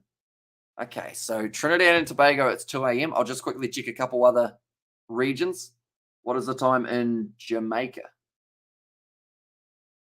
It's 1 a.m. in Kingston. Okay. What is the time in St. Vincent and the Grenadines? Oh, I messed it up. Sorry. She'll be so confused. Oh, she got it. 7 a.m. Good stuff, Siri. Even though I just mumbled at her. Shot from Kawaja. No, goes straight to the man of cover. I believe there's still time for one more over here. An Australian captain. CSL. So for this one, they've gone with Steve Smith. The umpires. Yep, we're getting one more over in. So if they were trying to stall a little bit here, Australia, all they've done is cut down their break a little bit more. And run rate has ground to a southern hole. Bowlers doing well. They are. They're starting to find their line and length a lot better here.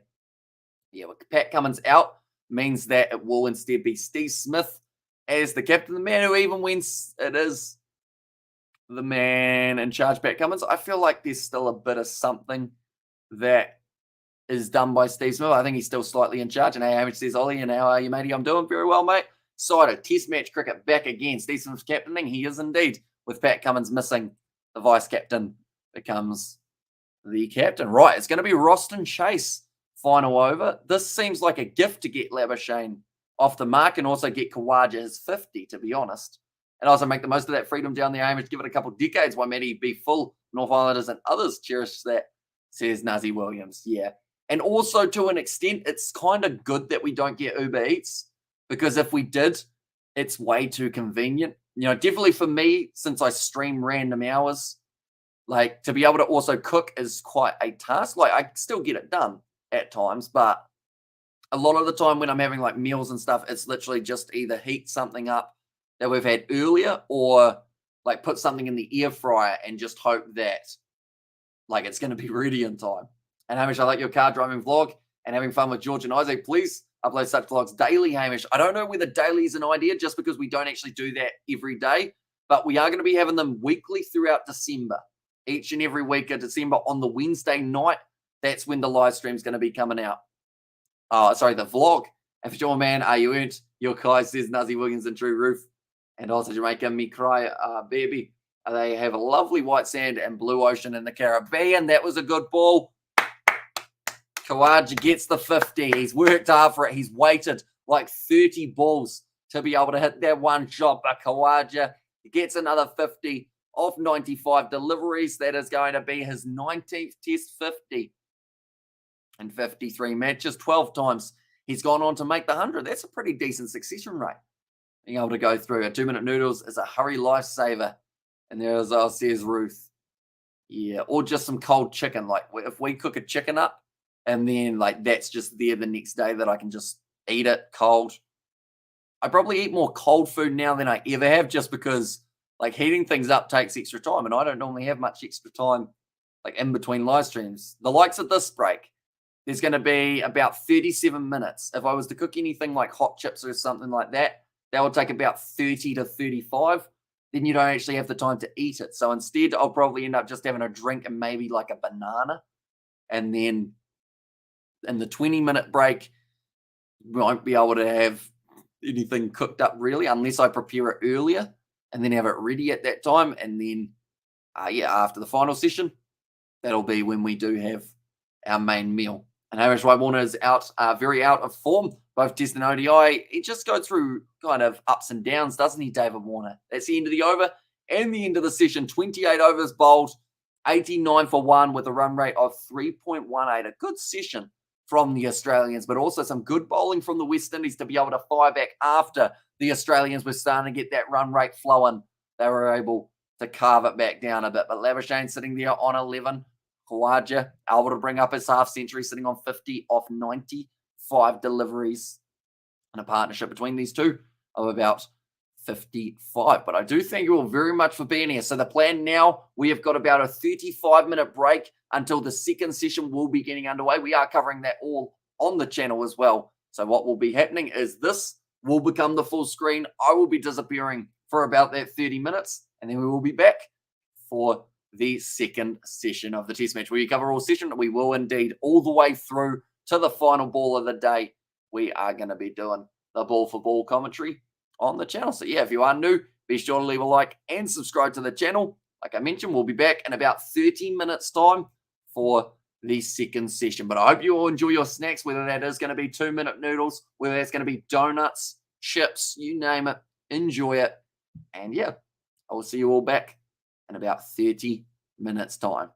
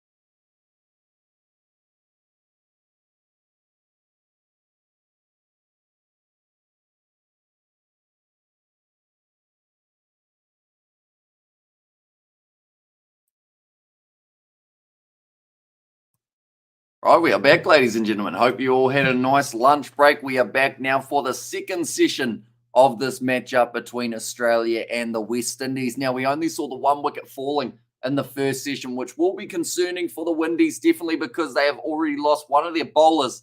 Unfortunately, a hamstring injury, something similar to what we saw for Roach in the last test match, has now taken out another West Indies bowler. It was actually Mindley here, bowled 2 overs. First one wasn't too bad. It actually only went for the 1 run, which was off the no ball. Then alongside that, in the second over, he did actually go for the 10 runs. But the pick of the bowler so far for me has been Jason Holder, although unable to pick up the wicket as of yet. Anderson Phillip has been looking pretty strong since making his way into the side for only his third test match. Alzari Joseph, 8 overs, 1 maiden, 30 runs for 1 wicket, and he was the man who was able to dismiss David Warner, who's going across the bottom of the screen at the moment, 21 runs off 29 deliveries. I was a bit disappointed to chase the wide one, but he started getting some good momentum going, David Warner, and that is momentum that the Australians will certainly be wanting to continue on. I'm going to try and make it so that I'm not so bright. There we go. That's a little bit better. Out there will do, but Labuschagne at the crease, sitting on 13 off 47 deliveries. Usman Khawaja, 50 off 95, and now the West Indies making their way back out into the field. Now, Holder, I would say, like I mentioned, the pick of the bowlers, he was getting that line and length right. And also we have got there, hey, Hamish, which players have Australia gone with, been out all day, says Robert. So their lineup is as follows. They've made the 2 changes, one of which being Pat Cummins, the other Josh Hazlewood. So in their side, David Warner, Khawaja, Marnus Labuschagne, Steve Smith, who was captain of this test match for the Aussies, Travis Head, Cameron Green, Alex Carey, Michael Nessa has made his way into the side. That is due to Hazlewood, Mitchell Stark, Nathan Lyon, and then Scott Boland. So Nessa and Boland making their way in. Hazlewood and Cummins, the 2 players who are missing out for the Australians. Whereas the West Indies, they've actually had to make 4 changes, 2 bowlers, 2 batsmen. And one of those new bowlers has already ended up injured, which is not what you want at all. But Usman Khawaja finally bringing up that 50. He waited about 30 balls or so before being able to get that final run needed to get himself the half century. But Marnus Labuschagne, a slow build-up for that man. 36 dots faced so far. Hasn't really looked too troubled other than one short ball that really hurried him on a little bit. That was actually by Phillip, I think, who bowled that short one. But he is going to be bowling now. 4 overs so far, 10 runs off of him. West Indies, they need a breakthrough within the first 30 minutes, I would say, of this session, or else this day and tomorrow will just feel like it's getting longer and longer. Now, they had a good patch in the middle of that last session, though, the West Indies, slowing down that run rate after it really accelerated from Usman Khawaja, but solid and behind the ball for the first delivery of the second session. They got through 28 overs, so I don't believe at this rate, if they keep on going with the over rate as it is, they will not actually need that full extra 30 minutes that they can use. I'm sleepy too much, but want to see the game, says Andy Mike there. Yeah, it's one of those matches that if we don't see any wickets for the West Indies in the next hour, you're probably safe to sleep for a little bit and you won't miss too much of the action, unless, of course, you want to see maybe a century for Khawaja or Labuschagne. Going to be nicely played once again. Solid behind it. No run taken by the Australians. And also, Nate, you'll love it. Alfie Cooking, says Ruth there. And also a little bit earlier, I learned from a head chef how to make fantastic Mongolian stir fries. Tasty after break. West Indies can open the floodgates. Wickets, please, says Ruth. And sounds good. Got to try Mongolian stir fries, says Nate. And there's, looks like Marnus was just saying he wants a new shirt. Did he put on the wrong one? Currently 4 minutes into the session, even though it's only 2 balls bowled, I believe they will be going right through till around that 9:40 p.m. mark. We will be covering all of this session, and then alongside that, for the next session, we will be covering it on the channel as well. So anyone who is new, be sure to leave a like and subscribe. We've got plenty more coming, whether that's West Indies versus Australia, South Africa versus Australia for the Boxing Day Test match, New Zealand. They've got their matchups up against Pakistan coming up. We'll be hopefully covering those on the channel as well. They're just showing Mindley. I'm worried that he's not going to be returning because he's been subbed out for now for Mayers, but Mayers will not be able to bowl, drifting across there. As you can tell, I got something in my eye right before starting the second session, and it just will not leave me alone. But it's a good ball here. Stay low. Kawaja got close to it. It almost went on a half volley to De Silva, who was in behind. It's nicely taken in the end, though, for De Silva. He can get himself a wicket here, Philip. And if that wicket was Usman Khawaja, I think he'd be pretty happy with the start to his Australia versus West Indies Test series. That's a better ball. Once again, pitching up a little bit more. Someone's screaming in the slip court, and someone thought that maybe Khawaja hit that. Everyone else was saying no, and one man was absolutely belting out the appeal. But that is the line and length that you want to be bowling to Usman Khawaja, the one that he almost goes forward, but then also could go back to, just gets him in that in-between, and then that is when the mistake starts to occur.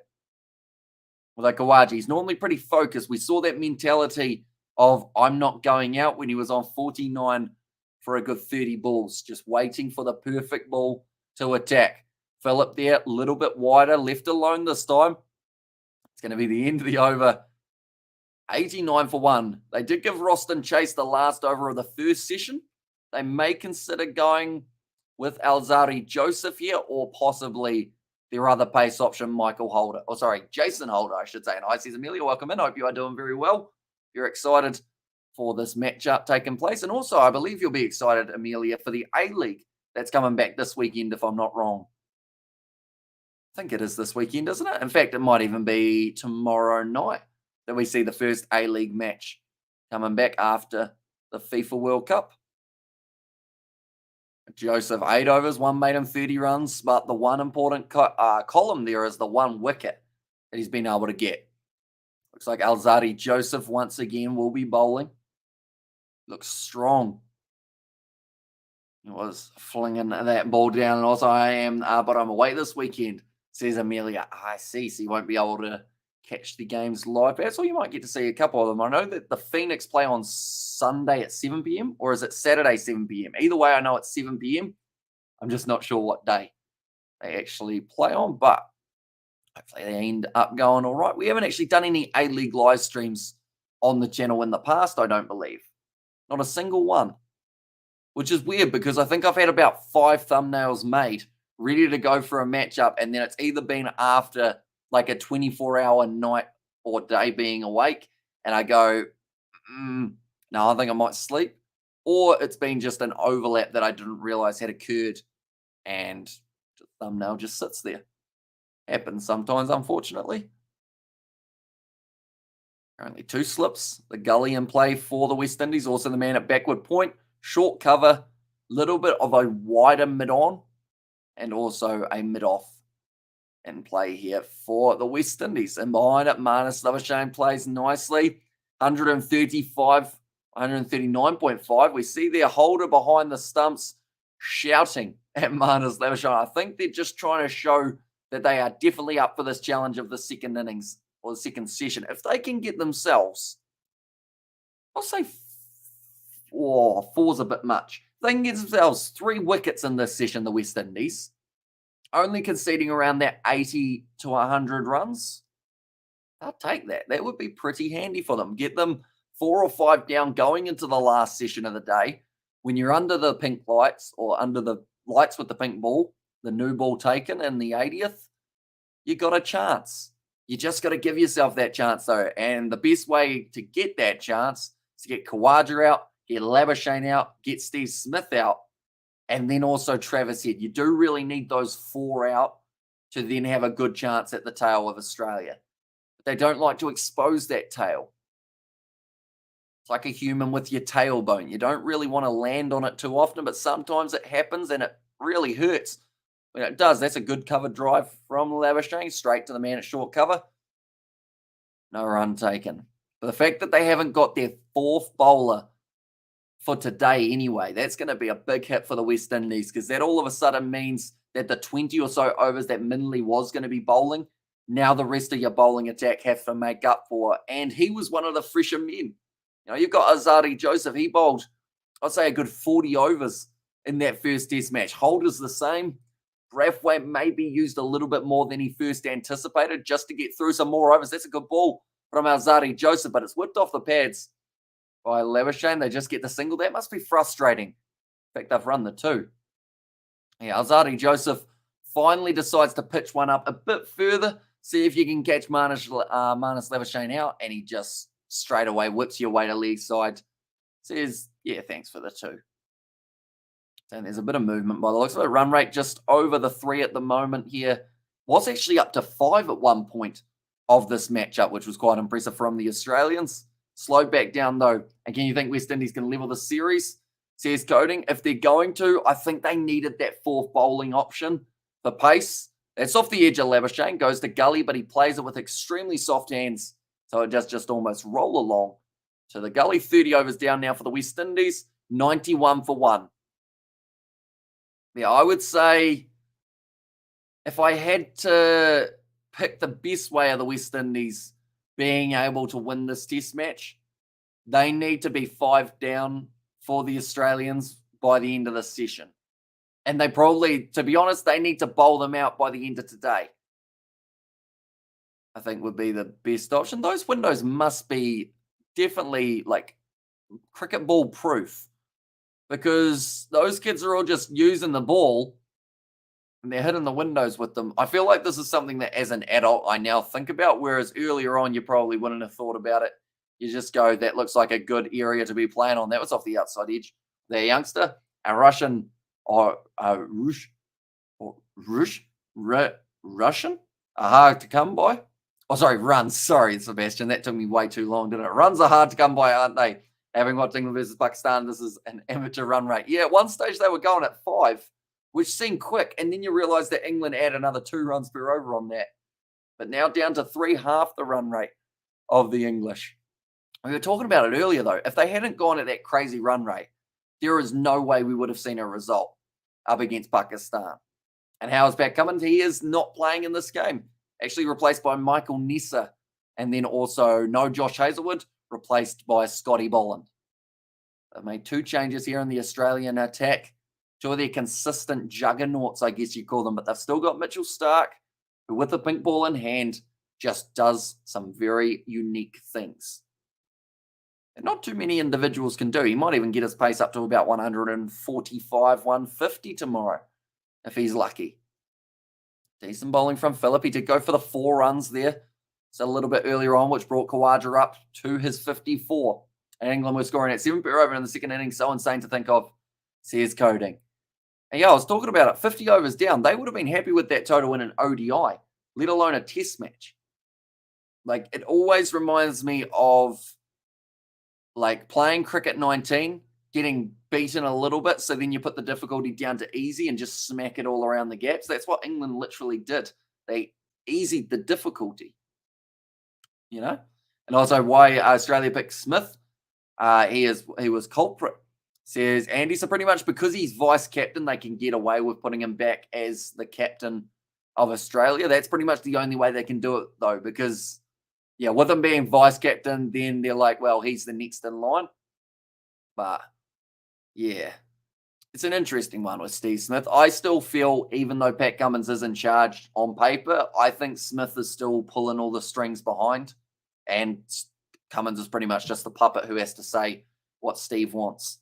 And Stokes is a unique captain in that he's fearless. And Baz took away the fear of failure. Yeah, because they literally gave a chance for Pakistan to win that game. And it was more than a small chance. It was a high chance at one point when they were putting together the partnership. That's a great shot from Khawaja, but it bounces straight out to the man at backward point. No run taken. But yeah, willing to give the opposition a chance to win for the sake of pretty much chance of losing. But Pakistan, they shot themselves in the foot because they went too defensive at times and they needed to be aggressive. And they went defensive. They were batting for a draw, and it cost them. They lost the match. And yeah, very nicely done by the English. I almost said them, the Australians, but I caught myself. Also, you have an advantage if you're tall as a bowler with a long arm length to throw those rockets at the batsman. I've got to be wide awake Otherwise, they could be injured, says Ruth. I agree. Sebastian Stokes has made a steal. Captain fantastic. Always liked him, says Ruth. And there, but they are just showing the Usman Khawaja half century, 54 runs off 107 balls. So going at about a strike rate of 50, Khawaja. A bit slower than he'd like to, but he did take a long time to tick over to that 50 after having to deal with some quite persistent bowling just outside of the off stump from the West Indies. Well, they're saying 25 to 30 minutes, that man sat on 49 waiting for the perfect ball to tap away, and he was able to do it in the end. Sits now on 54 runs. Labuschagne on strike. Plays that one, pushing away from his body a little bit outside of off stump. Does manage to play the block comfortably. Yeah, the run rate of 3.05. Normally a pretty decent test match scoring rate. Khawaja currently sitting 57 runs lower than Joe Root in terms of the most runs for 2022. So it just shows ever since he's made his way back into the side, he's just been a consistent performer. Babar Azam, though, pretty high up there. 6 matches and he's already scored 801 runs. Although you have to take into account some of those matches were played in Pakistan on roads. Then the same could be said about Usman Khawaja. Played a little bit of his test series in 2022 in Pakistan also. See, we've also just ticked over the 3-hour mark on this live stream. Anyone who is new, be sure to hit that subscribe button. We're going to be back for all of this session and also the last session of the day. So this live stream is going to be sitting around that 7.5, 8-hour mark. Anyone who is new, be sure to hit that subscribe button. Alzadi Joseph starts his over with 2 dot balls.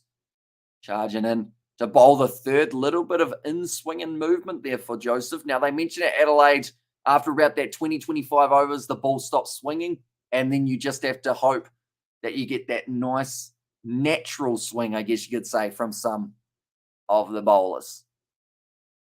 Just showing back in the day, the West Indies won by 1 run up against the Australians. That was a long time ago. I'm from India, says Praveen there. So welcome in, mate. Hope you are doing well. What is the time in India at the moment? Do let me know. Currently almost 20 minutes through the second session. Australia, they've been ticking over the runs not too badly. No wickets falling. I mentioned in the first half an hour, that's going to hit Labuschagne in the box. That won't be too comfortable for him. Luckily, he's already had his first child. I wonder if he's planning a second. Marnus Labuschagne, because if he is, cannot afford to keep on having that happen to him. Yeah, that one's seen back in. He got lucky. Hit him in the thigh. He got the inside edge. We see other teams learning from England and Stokes, declaring early on dead pitches, for example, will Pat Cummins, Kane Williamson, and Rohit Sharma do the same thing? It's a tricky one because you'd have to say the reason England won to an extent is because of those bowlers that they had. It's a completely different scenario when you've got a different bowling attack. You know, Jimmy Anderson, the experience of that man to know where to put the ball when the wickets are starting to fall. Also, we saw some great bowling. This is bad. I've already forgotten who the other bowler was. It wasn't Stuart Broad. Ollie Robinson, sorry. Yeah, he was great in that matchup. And didn't Pat Cummins pull a muscle? He did. It was in the quad. So he's not going to be playing for this game. Instead, Michael Nessa has come in. West Indies actually losing 4 players to injury after that first test match. It's their first one in a while. Worrying signs in terms of that injury count. That's a good ball from Joseph. They take the quick single and they've done well. Joseph disappointed in his field. End of the over, 1 off it. And that is going to be 1 for 96. 32 overs bowled so far from the West Indies. And exactly 3 runs and over here for the Australians. This is an important session, though. I mentioned it once, and I'll mention it again. This session pretty much determines whether the West Indies are going to be bowling for a majority of tomorrow or whether they may get 2 sessions with the bat in hand rather than just the kind of half of one. They need wickets. Labuschagne, they haven't really had any chances yet either, the West Indies, which will be a bit troubling for them. We haven't seen any drop catches, no real LBW shouts, although from a statistic we saw in the first session of the day, only 5 balls out of about 160 were actually hitting the stumps for the West Indies. Just not quite enough. Maybe try and get that ball pitched up a little bit more. It's hard bowling to Labuschagne because he will whip it to the leg side. Same with Usman Khawaja at the other end. So I think it's that round the wicket, swinging in, possibly towards that off stump. That's where you've got to go And I think Jason Holder will be the man who's able to do that. Phillip goes wide and it's not chased by Marnus Labuschagne. Just having the wickets recap. Unfortunately, it's a highlight package all for David Warner. He did swing after that wide ball, bowled by Azari Joseph, and it was taken by the keeper. But yeah, just a little bit too wide. Warner decided to go after it. He had scored 2 other boundaries in that over, so he was feeling confident. Didn't quite get that one. Phillip charges in. It's wide. Labuschagne attacks. It's it straight into the hands of Roston. Chase it short cover.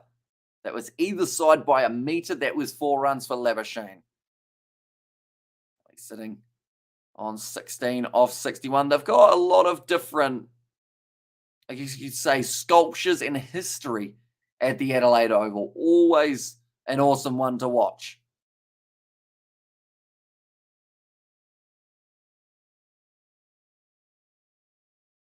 That guy in the hat near the statue, he's just leaning on it at the moment. I thought he was taking a photo, but he was just using it for support.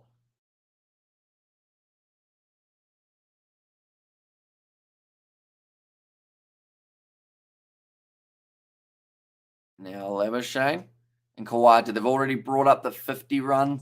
Will you see T20 coming in, or T10 coming in international cricket having its own World Cup after 2023 World Cup?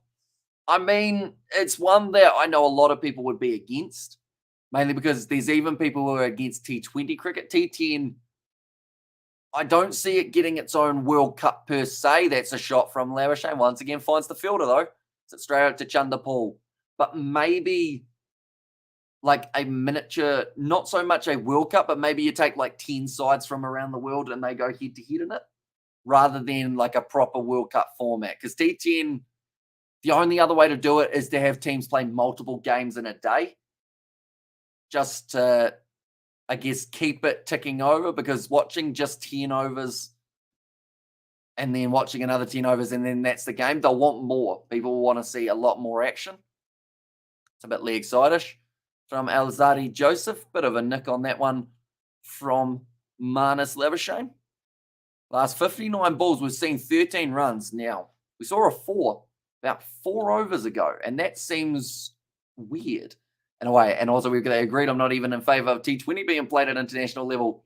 It should be kept franchise level exclusively, says Sebastian. Yeah, because I think other than the England 100, or although that's 100 balls, isn't it? But other than that competition, I haven't really seen T20 or T10. They have it in almost chopped on by Marnus Labuschagne. Is it in Pakistan that they have a T10 competition?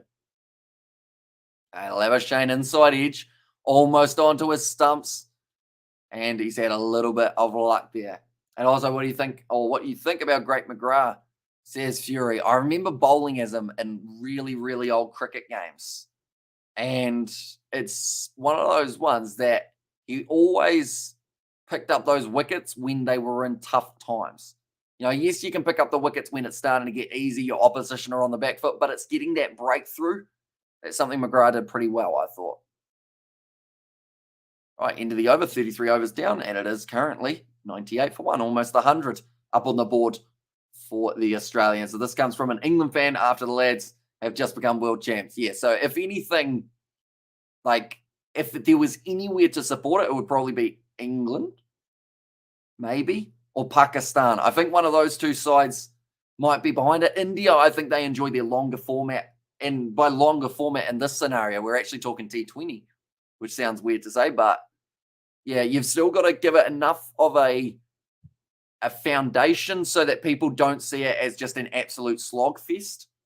But that is literally what T10 and what T20 to an extent can be. And some people enjoy that, but others would prefer to see, like, if you ask someone, would you rather see a T10 World Cup or a, like, 35 over World Cup? I think a lot of people would pick the 35, even though it's such a nothing number, but 40 overs, something like that, I think they would prefer to have it a little bit longer. Or here's an idea. Not really. Don't take this one seriously. What about a 2-day test match World Cup? It's not actually going to happen. It's not a good idea. But one team bats for one day, the other team bats for the other. Maybe you've only got less wickets. You'd have to do a lot of thinking about it. But something with like a shortened only one innings test match or something like that. Like they're more likely to do that, I think, than shorten it more. No, actually, that's a lie. They would rather do that short format because it's more money turning over, isn't it? That's a short ball from Joseph. Yeah, like a one innings test match or something like that. And also, we have got who is your favorite all-time cricketer? Oh, at the moment, I mean, it changes a little bit depending on, I guess, the circumstances a little bit. But I would say probably at the moment, it's probably Shane Warne, just because I've been practicing my leg spin. And until you've actually tried to leg spin yourself, you never realize how tricky it is. And the fact he was able to take so many wickets in his career was just like incredible, really. If you took away the Pakistani and Indian support from this World Cup, it'll be the worst competition ever. Aussies didn't turn up to support the hosts, a couple of English expats, and a lost Barmy army, says Sebastian. And basically, no one gave a toss about a tournament apart from India and Pakistan, says Sebastian. Pretty much, yeah. So it is a shame to an extent, but I'm curious to know how the next one goes when it takes place in Australia. Wait, no, did we just have the one in Australia? We did, didn't we? Sorry, I've got my years mixed up. Where's the ODI World Cup, Sebastian? Is that in India? Is that where that one's going to be happening? 54 runs on the board still for Usman Khawaja. Joseph messed up his running, so I messed up the sentence. This way of describing it there. Yeah, anyone who is new, be sure to hit that subscribe button. We've got plenty more test match cricket coming up. Looking at the test schedule in the near future, it's exciting because there's India versus Bangladesh, which I'm not sure whether we can cover because they don't actually show it here in New Zealand by the looks of it. I might have to sign up for a Stan Sports subscription to be able to watch that game. Alongside that, there is also going to be the series for the Boxing Day test match coming up for the Australians up against the West Indies. New Zealand, they will be playing up against Pakistan at some point very soon. Just having a look through Pakistan-England third test match. And yeah, Pakistan versus New Zealand. That's on the 27th of December that will be taking place. And also India 2023, says Sebastian. And there, so yeah, that will be slightly tricky time zone for us, normally the Indian time zones. But the ODIs, I'd love to be able to well and truly follow them for some of those matches. Although we know World Cups, we do get copyright strikes is the best way looking at it. That reminds me, FIFA World Cup. They're down to the round of 8. And Japan, tell you what, Japan have had a brilliant FIFA World Cup. They beat Spain. They beat Germany. They pushed Croatia into a playoff penalty shootout. Like, they've done very well for themselves, that is for sure. Hori's running on the back of that man's shirt. You wonder what he gets up to in his spare time. But 34 overs down. Been a while since we've seen a run scored by Australia. So they're in that slight tough patch where the West Indies aren't really giving them anything to work with. Yeah, so Croatia versus Brazil, they'll be at Saturday, 4 a.m. Netherlands versus Argentina, that will be at 8 a.m. And then Morocco, Portugal, and England, France, they will be on the Sunday morning also. Really, they are showing quite packed out outside of the Adelaide Oval. That's a lofted ball. Marnus hits it through the gap, though, and that will be our first boundary for a little bit. Phillip thought he had half a crack there, but Marnus was able to glide it nicely. I think De Silva got excited there as well. But the half volley straight out of the middle of the bat. Yeah, that was a great shot. That was hardly carrying to the man in the cover region. Oh, actually, no, it did carry. It did carry. 1.5 meters wide of Roston Chase there for Marnus. He looks a little bit sheepish after hitting that shot, but now Phillip will once again be steaming in. He's currently sitting 7.1 overs bowled, 20 runs, no run called by Marnus again, but that brings up the 100 on the board for the Australians as well. Partnership of 68 of 156 deliveries, so they've been keeping out there, working hard for their side.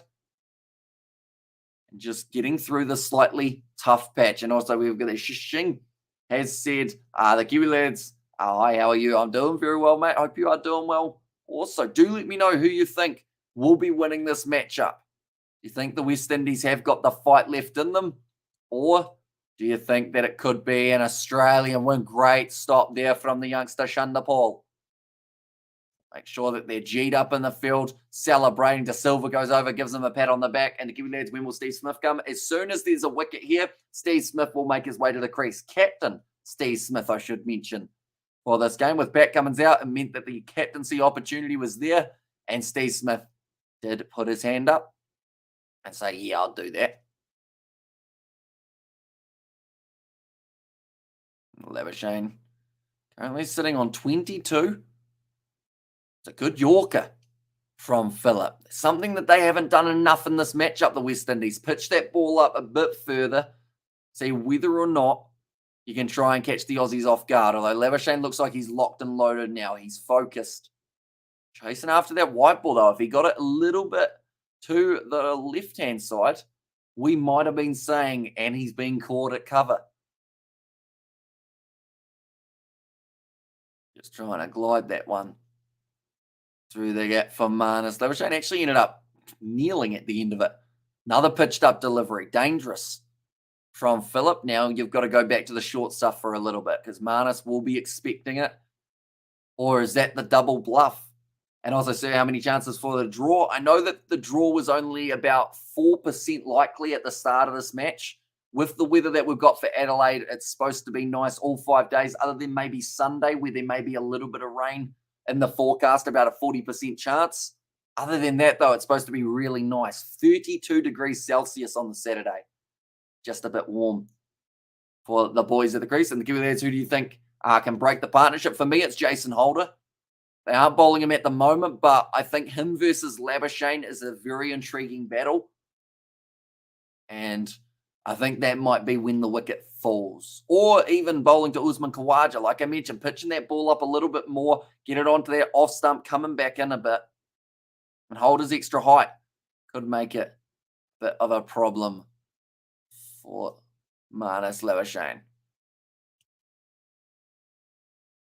Currently, they are showing the crowd in attendance. It's actually quite a decent crowd for this matchup. Is that sunscreen that's sprayable? As if it is, that's a good idea, really. To be honest, unless that's bug spray to stop the mosquitoes. Could also be that. Change in the commentary box and change in the bowlers. Devon Thomas, welcome to the crease. 102 matches, 20 wickets. Not very often this man does pick up a whole heap of the wickets. Australia smashed West Indies by 259 runs. South Carolina, decent speed there for Thomas, 120.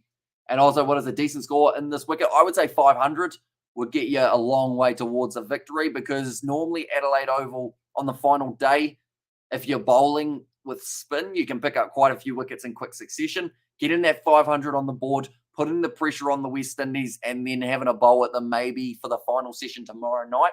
Mitchell Starc under lights with the pink ball could be extremely dangerous. But Thomas pitched up delivery, hit it through cover. That was poor fielding, unfortunately, and now having a chase after this one, it races away to the boundary for Usman Khawaja. That will now make the partnership 72, 58 runs on the board for Usman Khawaja now also. So he's slowly working his way towards that century.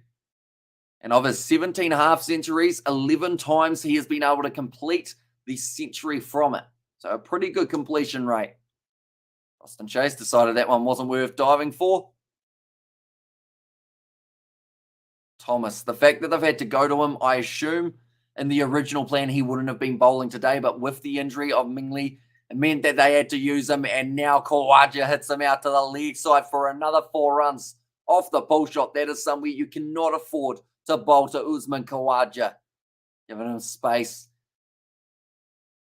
Yeah, just missing his line at the moment for Devon Thomas.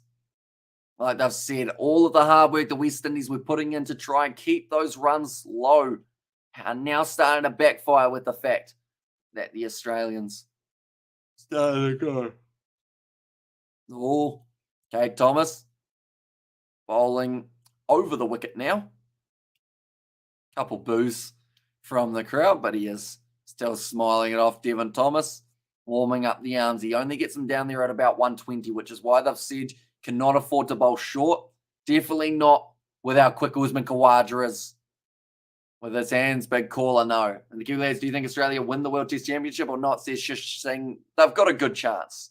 At the end of the day, if they've got Cummins back, Hazelwood back, Stark and Lyon, a very dangerous bowling lineup. Seems to be no matter where they are in the world. Depending on where the Test Championship is going to be played, it might change it a little bit. I think it's in England, if I'm not wrong. But that bowling attack is formidable. Their batsmen at the moment, with Khawaja finding form, the only real concern at the moment in that batting lineup is probably David Warner, whether or not he will still be opening. But if you take him out, you don't really have too many other options at the moment for the Australians. Last time we had the change was probably Joe Burns, which has been a good year or two. Khawaja will probably get a century. Yeah, he's looking very good. Usman Khawaja got through 28 overs in the first day. That's about the 10th time that a West Indian bowler has been running in and then he stopped. Gone back to the mark. That's outside of off stump, left alone by Khawaja. End of the over. 8 offer, and it is now 1 for 110. Australia getting into those 3 digits on the scoring sheet. Khawaja getting closer to that milestone himself.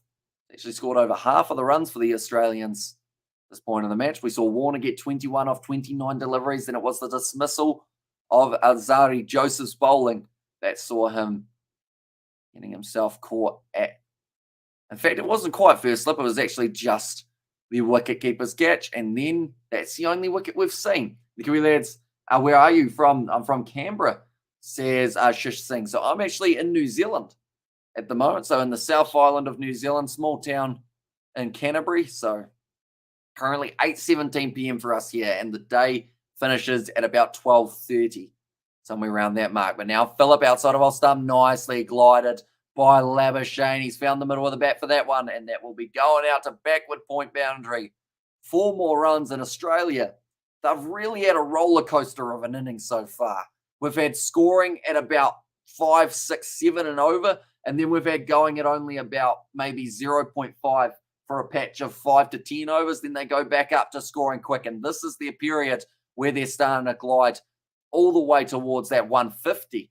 Still early, but they need to break this partnership if they want a good chance of ending the day with a chance tomorrow. Phillip there outside of off stump, just through the cover again. Nice work from Labuschagne, the big caller. No good fielding from Roston Chase. Kept it to the single. And also good backing up from Alzadi Joseph. Khawaja back on strike. Phillip's got to make the decision here. Does he go over or around? It looks like he is going to go over. He's actually had a couple good balls to Usman Khawaja, getting it to drift straight across him. But he needs to get it consistently there rather than relieving the pressure with a bouncer. Maybe a Yorker from Phillip. We saw a couple in the last over to Labuschagne. Could it be an option? The Khawaja a bit more pitched up, nicely followed through down the ground, hits it straight to Joseph. And sometime, or someone has to get a wicket soon. Is this pitch tame or are the batsmen too good? I think it's a little bit of both. Because Khawaja and Labuschagne, once they're set at the crease, they do very well. The pitch for now has been, there's been no real demons, as you wouldn't want on day 1 of a test match. But day 4 and 5 is when we're really going to see this pitch start to break up. Definitely with how hot it's supposed to be tomorrow and the next day. You're looking at 26 degrees on the Friday, 32 degrees on Saturday. So that pitch, under the covers at any stage, it will start sweating a little bit, and then you've got a chance of a bit of variation for those final couple of days. And Kiwi lads, football is more popular in Australia than cricket. Which sport is more popular in New Zealand? So out of football or cricket, it would definitely be cricket, but the most popular sport, I believe, in New Zealand is rugby. Or it's right up there with cricket. It's kind of cool because rugby's our winter sport, cricket's our summer sport, and you get to watch both of them kind of split up quite nicely. Phillip Left alone outside of our stump, Kawaja doesn't risk it. Been very patient throughout this innings, Usman Khawaja. And like I've also mentioned, other than to an extent, you could call that Marnus Labuschagne drive out through cover worth, like, I guess you call it a half chance, but not really to an extent. But it's definitely in the scenario of Australia aren't giving the West Indies anything here to go off. Like, there's been hardly any plays and misses outside of the off stump, seen hardly any edges. Left alone again by Usman Khawaja into the over. And that is going to be 5 off it. 1 for 115 in Livingston. Francis has said, I am loving your commentary. Keep it up because I'm not getting the live cricket like last week, says Livingston. And the good news is we're going to be here all of today, all of tomorrow. We've got plenty of the cricket coming up. So, yeah, do appreciate you being here, mate, once again. And the Kiwi football is more popular in Australia. Oh, no, I read that one, didn't I? Ben Stokes is an example of good sportsmanship, giving opposition a fair chance, says Ruth. And haven't spoken much about poor fielding. That can lose you the match. Come on, wickets, says Ruth. And what do you think? We win against West Indies or not, says Shush Singh. They have a very good chance, the West Indies. They haven't won in Australia for around that 25-year mark. With the amount of injuries and changes they've had to make into this side, you'd have to say that puts them at even more of a disadvantage. But Australia also losing Cummins and Hazelwood to an extent. So you'd have to say both sides slight disadvantage for this game. Thomas went for 8 runs in his first over. Now we'll be looking to try and get himself a important wicket. And also, if The Rock was watching the World Cup yesterday, he would have gone, finally, a hat-trick has been scored, or a hat-trick has been scored in the World Cup, says Kiwi Gamer. Oh, okay, that's a unique ball. Labuschagne's looking at it with a bit of a smile on his face. That ball did a bit through the air. What did it do? 131. Swung away nicely. If that was on the stumps, that could have been dangerous. And I was like, yeah, they can score points of a champion. And is Labuschagne going to get another 100? This guy's so good, says Gareth. Oh, pulled away very late. Labuschagne apologizes. I think, was someone moving late or was Labuschagne still looking down? And I was like, yep, that'll be a very big clash up, says Mark. Maybe just thinking about that last delivery. Didn't want another one of those just yet. But Thomas now back to his mark. Bowling to Marnus Labuschagne. Another bit of swing there for him. Okay. This is going to be an interesting little spell from Thomas. He's probably not one of the bowlers a lot of people anticipated to be a wicket-taking machine.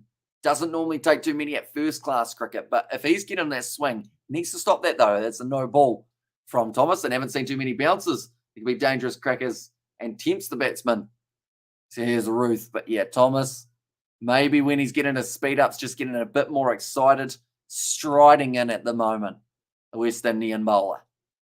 Batting number 5 for them as well. That one's a little bit shorter, relieved a bit of the pressure they want to, and I believe they will be able to get back for it. De Silva has to field it, and they get back well. Good running between the wickets. And Morocco beating Spain was awesome, says Gareth there. Yeah, it's a World Cup of, I would say to an extent, the quarterfinals, all of the sides that were supposed to win won, other than maybe that Morocco game. They did kind of cause a bit of the upset there. Everyone else managed to sneak by, but Portugal, they had a very, very good crack in the quarterfinals or the round of 16. I've just seen they won 6-1. It's a good Yorker. Yeah, Morocco winning up against Spain. I believe that's 3-0 in the penalty shootout, was it, Gareth? That those two sides had. Second penalty shootout we've seen. Croatia, they went head-to-head with Japan in that same format. Best test average, minimum 100 runs. He is right up there. Steve Smith is ahead, and Bradman is even a little bit higher. The Kiwi lads, which one's your favourite, Harry Kane or Ben Stokes? Ben Stokes, 100%. That was a very quick answer, wasn't it? Do you remember ringing 137 on your home phone before the days of fibre? I do not. I don't think I was really at the stage of ringing anyone for the fibre and whatnot, or before like that kind of stage, because I would have just been a kid. I remember getting fibre, which was only like 4 weeks ago, and ever since then, our Wi-Fi has been speedy, which is very handy. I haven't actually had to plug in my modem to my PC to stream, which is always nice. So Labuschagne blocking that one.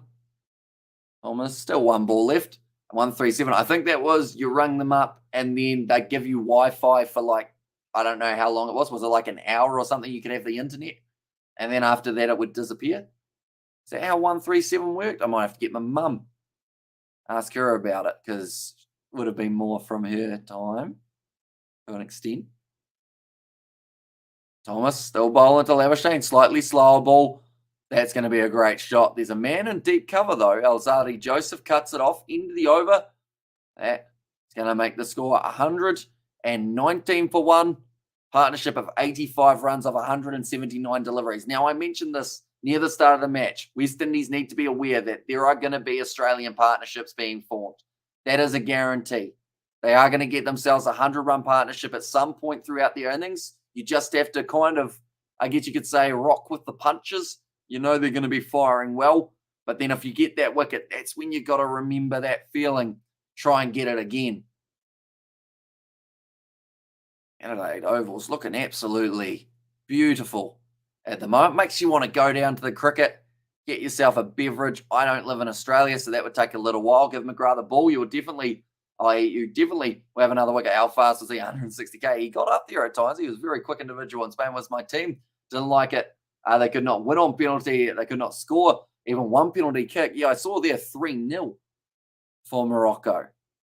So I haven't actually seen that penalty shootout, Livingston. Was it due to them missing the goal, or was it due to the goalkeeper saving them? Do let me know. I would make the phone ring when you hang up. I see.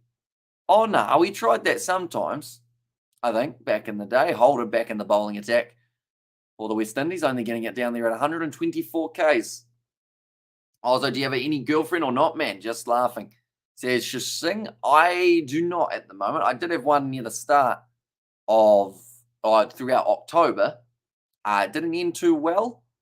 So now I'm a single man.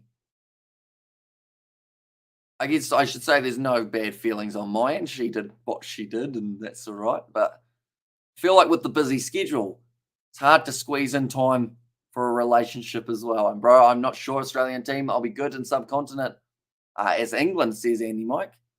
That is true. Different conditions for the Australians. I think the persistence we see from this Australian bowling attack can sometimes put them a little bit above others, but it depends on who they face, really. India, they'd love to make it back-to-back World Test Championship finals, although they didn't win the first one. They certainly want to win the second. And we had our own version of that in 91 or something like that. It was great to piss the parents off, says Karen. Just for fun, wasn't it? Holder hit to the leg side by Labuschagne. Bit of an awkward-looking shot. Works out, goes that deep backward square leg. Partnership moves up to 86 now. They are getting close to that century between the two. 3 balls left at the moment. We're seeing Joseph's bowled 11 overs. Holders bowled 9.3. Now, Mindley only bowling the 2 when he was supposed to be one of the key bowlers in the attack. That's a lot to do so. And also, Morning Sun of Wales, says Sebastian. And there's, anyone who is new, be sure to hit that subscribe button. We're on the road to 21,000 subscribers. I should mention, we filmed the Kiwi Lads podcast. It was a shame in a way. We had 4 different camera angles, all set up on different guys, or like duos. All of it was working fine. We put everything to the test first, make sure it was going to work. Oh, no run. Marnus gets back. And then the audio echoed throughout the actual podcast. The only microphone that didn't echo was George's. So pretty much the plan now, I think, is going to be to use the audio from my phone that was sitting like a good 3 or 4 meters away from the group. So it's going to sound real tinny.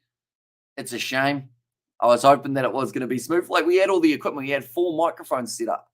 But for some reason, that one audio clip is just very echoey. I used to like getting the number off the phone box and ringing it when someone walked past, says the Kiwi gamer. And I was aware of that. I don't think England would look so good in Sri Lanka or India, Pakistan seem to be struggling with their pitch management. 17 years with no games will do that, I guess. Yeah, it's going to take time for them to work out how to prepare a good pitch. I mean, England showed that you can force a result on Pakistan conditions. You just have to score at 6 and over to be able to do so. Holder, 1 ball left of his over. He's already gone for 12 runs. Pretty decent from Holder with the consistency outside of off stump. Khawaja leaves, and that will be the end of the 39th over. 1 for 120. The Morning Vampire Warrior Non-Talent Acquisition Manager. That's a fun title, isn't it? I don't think England. Oh, no, I read that one. And please listen, ball commentary from India. Says Rakesha, welcome in, mate. Hope you are doing well. And when last did you even see a tiki box? There's Gareth. And Aussie, yes, West Indies surely need a McGrath in their lineup to get them some wickets. Yeah, they need someone bowling 150 or even 145. Joseph's got up there a couple times and it creates hesitation. That's what you need.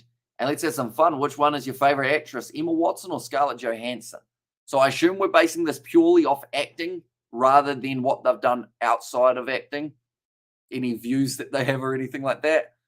I don't think I've watched any movie with Scarlett Johansson in it that I can think of, to be honest. So I've probably seen one. Nothing memorable, which sounds bad. I've watched the Harry Potter movie, so I guess Emma Watson gets a little bit of an edge there, but I can't think of any Scarlett Johansson movies. What has she been in? And also James Haskell's brilliant interview on Eddie Jones' situation was brilliant, says Elon. Yeah, the big news. Eddie Jones gone from the English coaching setup. Nicely played by Marnus once again. Thomas is maybe the guy who could get the breakthrough here, though. He can get it right. I did say Holder earlier on, but I think it's one of these two bowling now who might be able to do so. But yeah, Eddie Jones gone. Also alongside that, you've got no Wayne Pivak anymore. He's gone too. Also, England going to win World Championship 2023 Test Series against Pakistan as a practice. That's wide. Nice little bit of shape once again. And also the Marvel film Scarlet is Black Widow. She is, isn't she? I have not watched any of the Marvel movies, I don't think, that I can think of. It's really bad. I feel like I should have watched at least one. I've watched Batman versus Superman, but they're both DC, aren't they? Also, what's your favorite cricket multiplayer game on PC and PlayStation? I used to absolutely love stick cricket. Like, I used to put our whole team into it, and that was the game that I played for like hours and hours. But I could only play to the league side. I was too slow to be able to play out cover on stick cricket, so you just go league side, one after the other. So that was a very fun game. And also that one how you had to hold the bat and you hit it. And if you hit it too high, you'd get out. And if you hit it too like into the middle, you'd get out. And you had to try and get those runs. And wait till the English boys have a chance, show their support for Eddie. Says Nate, I don't think so. I think they did it very promptly, the English board. And the tricky part of it is you've now given a new coach 5 games to try and sort out England. That's a tough task. Although I don't think they're that broken. I think they just need a little bit of structure and they're all good for the World Cup. And England, Eddie's going to come join Rassi, take over World Rugby. And can you imagine Rassi Erasmus and Eddie Jones, the helm of World Rugby? Would be a laugh, says Sebastian. And do you think we win against India? The women's series? I am not too familiar with either of the sides really in terms of who they've got in their squads. So I wouldn't know too much. Depends on where it's played as well. I would think end of the over now. 121 for 1. Only the 1 run coming off it for Marnus Labuschagne. And also we have got their World Cup in India, says Andy. But now, Jason Holder. Following once again, AB's boys rally around Ian Foster to save his jobs, says Nate. So you wonder whether or not England actually did say, no, we're not too keen on him. Which, the thing is, were they not too keen on him? Or were they not too keen on the fact that he would push them to a certain extent? Like, as much as people don't like Eddie Jones, it can't really be denied that he's a good coach, which I think annoys people as well. That's going to be a great shot from Labuschagne, hits it to the leg side, flicks it off his pads. Another 4 runs. That moves them up to 125 now on the board. Eddie does always say to the media, get him sacked one day, says Elon. Holder, he got a hold of that one. Marnus Labuschagne. Slightly down the leg side, and that ball just took off. Was not stopping. He bowls quite square on, Jason Holder, but still 5 minutes till we're at the hour break where they will have drinks, and the English lads had a weird relationship with Eddie. And yeah, it turns out it was based on fear rather than respect, says Sebastian. And do you think we win World Cup next year, 2023 in India? So you are talking about Australia, aren't you, in the ODI? It's a tricky one because Australia, they normally go pretty decent at T20. Yes, the last World Cup's probably not one to go based off in that regard, but they go decent in T20. They go good in test matches. It's that middle format that sometimes goes well, sometimes not so well. I think at the moment they've got a good ODI squad, though. You got a couple of spinners in there, maybe about to break into the scene for test matches, likes of Adam Zampa, Mitch Swepson, those spinners, Ashton Agar, decent option. In India don't win World Cups, they just don't. Says Sebastian then. I think Foz is still pissed after Courtney got his job. Or Faz, sorry, is still pissed after Courtney got his job, says Gareth. And also no runs from Marnus at the moment. We've had the occasional one. Just when he feels like he's being too quiet, Marnus, he'll just shout from the rooftops.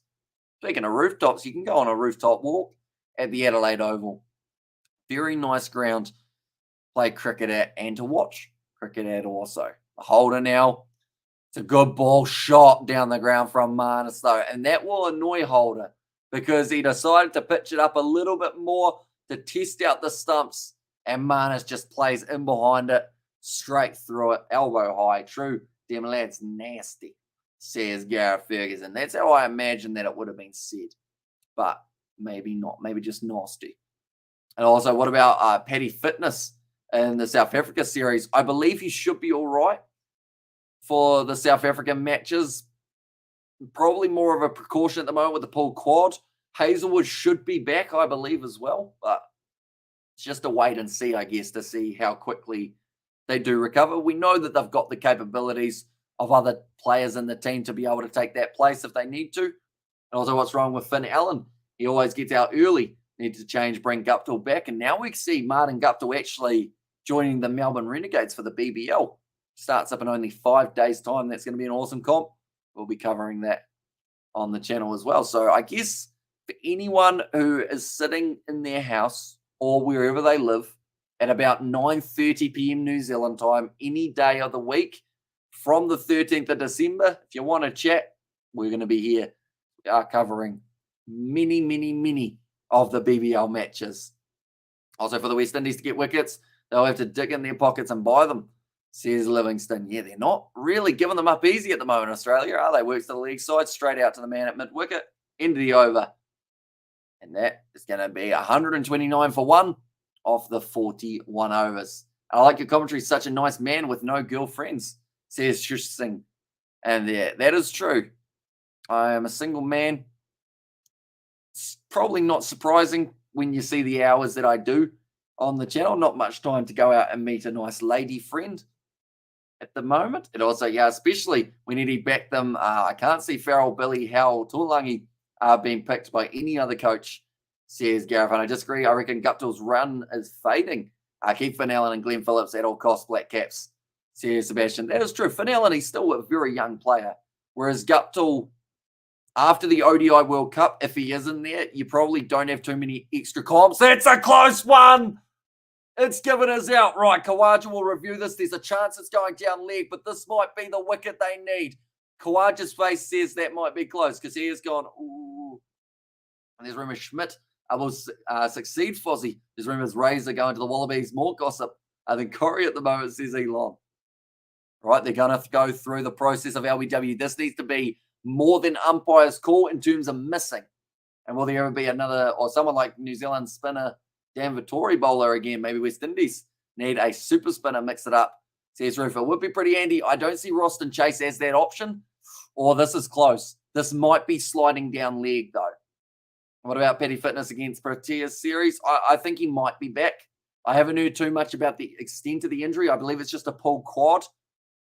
So he should hopefully be back in the future. Right, I think this one's missing. It's umpire's call.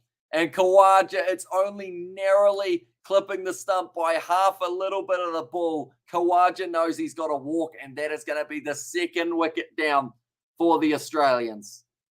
Like that's their correct decision. At the end of the day, it's always hurting when it's an umpire's decision against you, but Australia would be well and truly celebrating that if it was the other way around. But Usman Khawaja dismissed. Thomas gets the breakthrough. The LBW, the youngster, has done beautifully there. And Usman Khawaja dismissed 62 runs of 129 balls, the breakthrough that the Windies needed. Now what can they do with that momentum? Can they increase to more wickets? I said if by the end of this session they have a total of 5 wickets, they are well and truly in this one. Bring back Brian Lara, says Elon, and Dave Rennie is definitely keeping his head down right now. And also we've got there Gudakesh Mutti is a great West Indian spinner. They should give him a go, says Sebastian. And Usman Khawaja missed the 100 again. Yeah, unfortunately, he has been dismissed for that 62 runs, and Usman out, says Sebastian there as well. But that is an important wicket for the West Indies. That's actually come 1 over before drinks. In fact, 1 ball before drinks. So massive for him there, although they took drinks early because of that wicket. For sure, most of them won't be selected. Owen will be their captain to lead this squad. Key player, Gareth, says Nate. And also, which one is favourite in Fab 4? And your favourite in Fab 4? The Fab 4. What is the Fab 4? Shish, do let me know. I feel like I should know what Fab 4 is, but my brain's gone blank. And also, on, says Gavin, David Warner going to retire soon from Test Your Thing due to poor performance, says Tat Grace. It's a tricky one because normally when he has poor form, he's got good form just around the corner, David Warner, but it's the question of who would go there if it wasn't Warner in the opening partnership. I know you would still have Usman Khawaja as an opener. Who else could you have as your opener for Australia? Could go Alex Carey to an extent, but it would be a long transition for him to go to opener alongside wicketkeeper. Might be a little bit too much work for Alex Carey, but I don't know. Joe Burns, for me, still isn't quite doing what he needs to, so you need another opener if you get rid of Warner. I'm not too sure who that next option is for them. Matty Wade could bring him back maybe, but sometimes does struggle a bit. He'd be a bit like Warner, 50-50. And it's so hard to beat the Aussies at home, or hard to beat the Aussies at home. As hard as it is to say that, to be fair, says Elon. And Matty Renshaw could be an option in the future. It's an interesting one because if you bring him in as a spin option as well, would you have him up the top of the order or would you have him a little bit further down? And Devon Thomas is an incredibly versatile wicket-keeper batsman, also bowling and taking wickets, but can genuinely do everything, says Sebastian. Sounds like when I used to have to play in the A grade.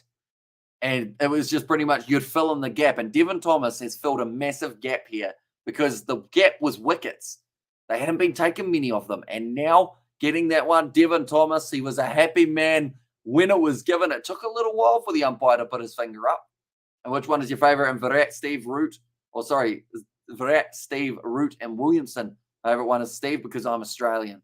Says just sing.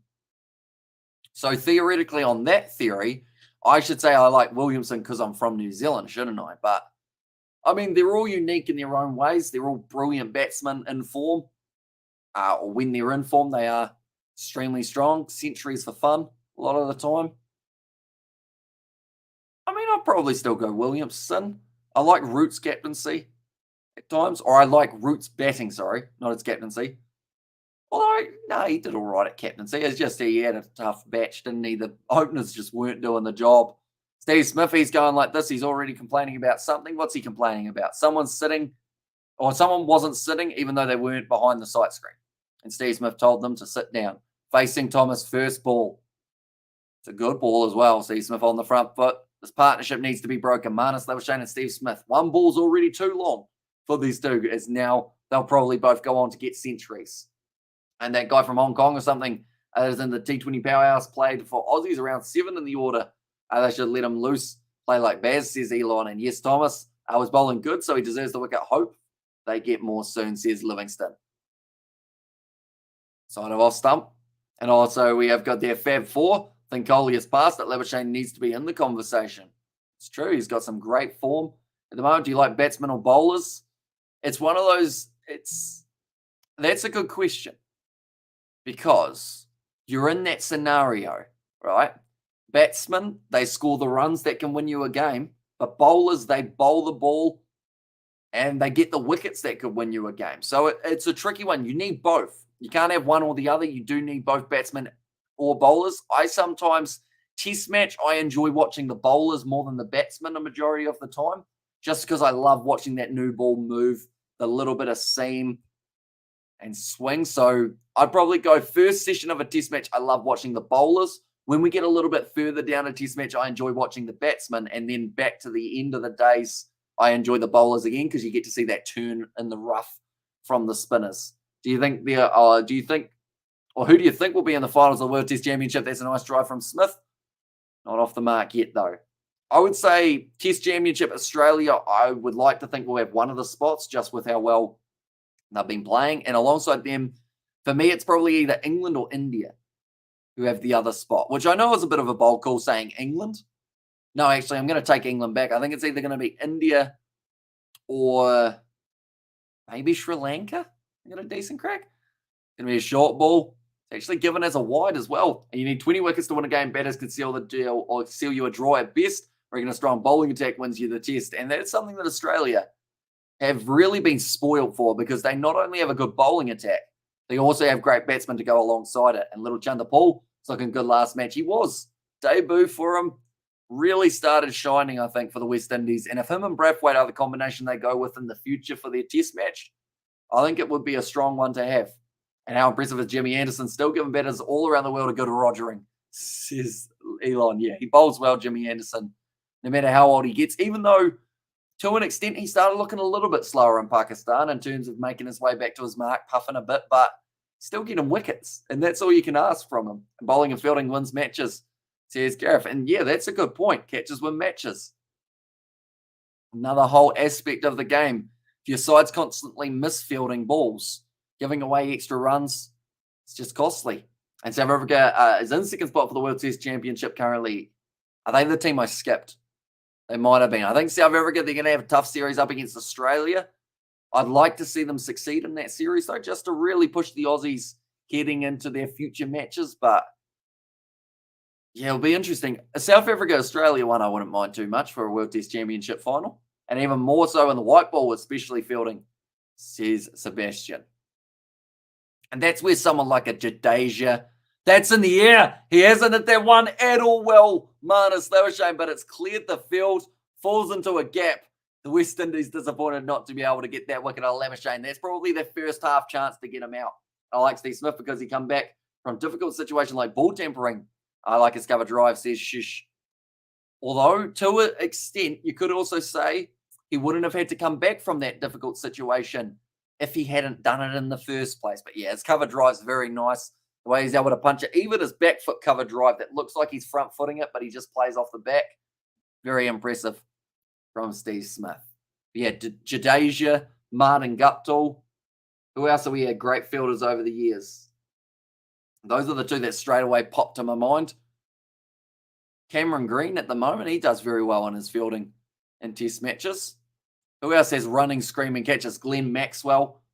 Currently got a broken leg, I believe it was. He ended up playing a very aggressive game of twister, and he ended up twisting that leg in a way he shouldn't have. Run rate, 3.09. You'll find the insects and Labuschagne left, says Gareth there. And also, who do you think Aussies will win, or who do you think Aussies will win next? Ashes or England win? Which one you support? So, I love the Ashes. We covered pretty much all of the Ashes on the channel last year. I'm looking forward to 2023 because there is a lot that is coming up in the world of cricket, ladies and gentlemen. In the next 12 months, we are going to see a lot of awesome action, and we're hoping to cover a majority of it. I'm enjoying my cricket again because there were a few months there where anytime someone brought it up on a rugby live stream, I would talk flat out about the cricket because I miss doing the streams. But just having that chance of getting a copyright strike makes you feel like you're a little bit stuck and you feel like you're not allowed to do the matches. Catch him! He's got him! Smith's gone for a duck. Jason Holder gets him with the slightly slower ball and he's gone. Wow. Okay, Jason Holder, I mentioned how I thought he might have been able to pick up a wicket. I didn't realize that would be Steve Smith for 0. Massive Game-changing moment. It's coming home. It's coming home. The Ash is coming home. Avatori's catch that time was nuts, says Elon, but Steve Smith, he tried to drive it right into the big mitts of Jason Holder, who gets his man. Massive dismissal in the Ducks from Nathan. Pretty crazy. Hardy wasn't nominated for World Player of the Year and hasn't won it the last 3 years. Well done to the South African flanker, though. Yeah, Josh Van der Flair from Ireland. Or plays for Ireland anyway, doesn't he? But Steve Smith dismissed for a duck. You know that man's not sleeping for the next 57 days until he works out why he caught and bowled himself in that scenario.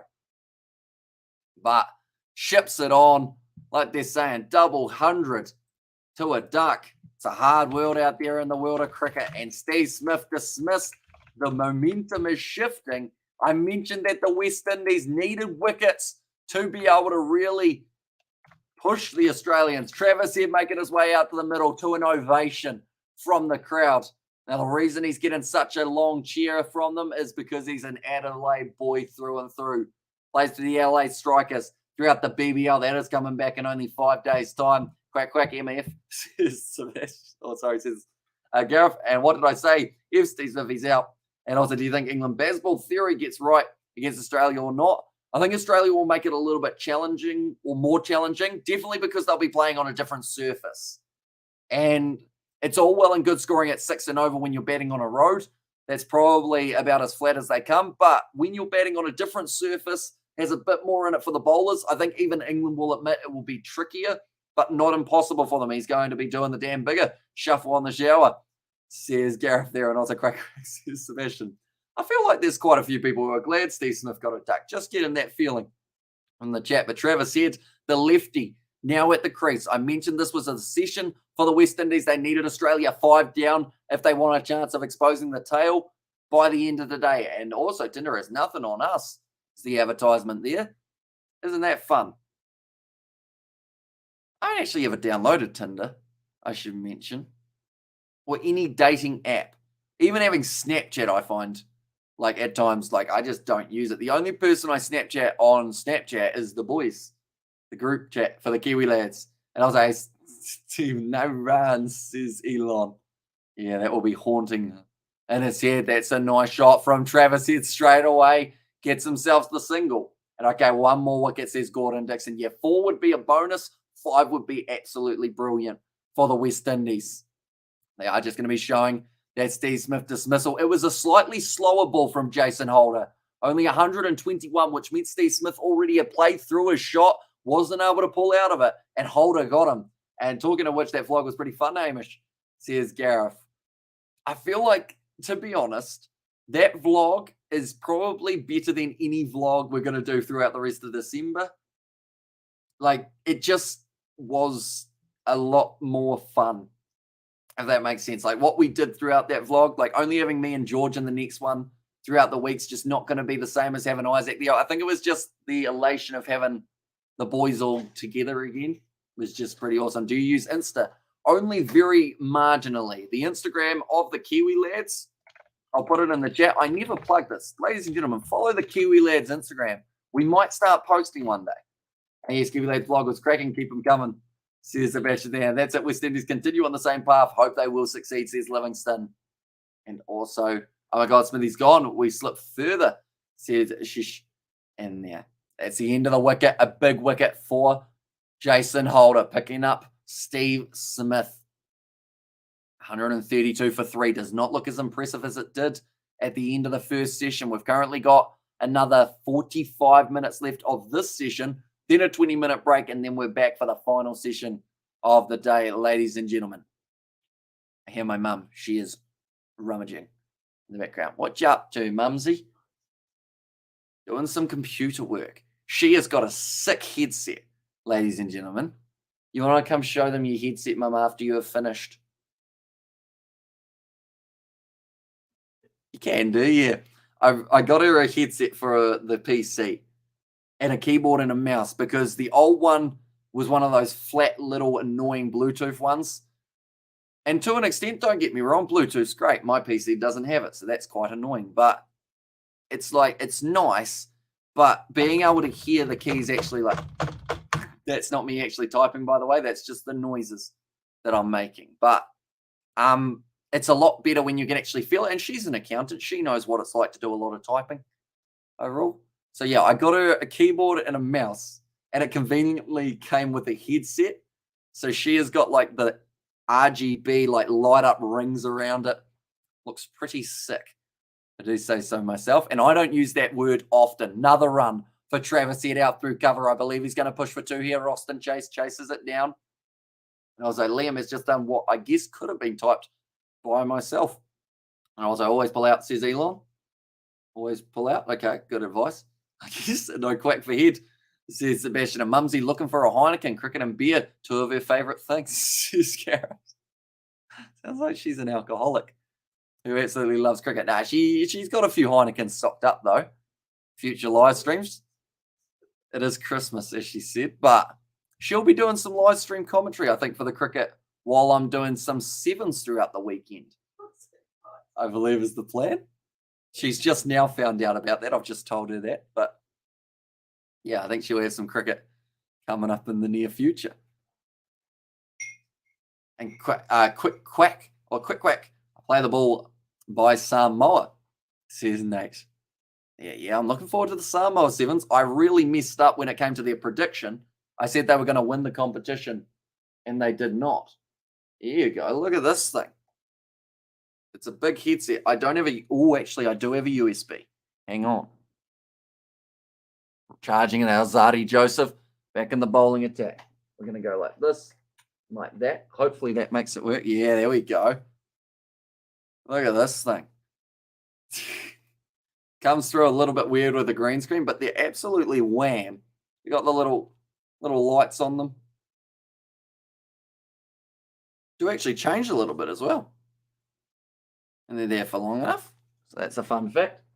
You like them? Here you go. Thank you.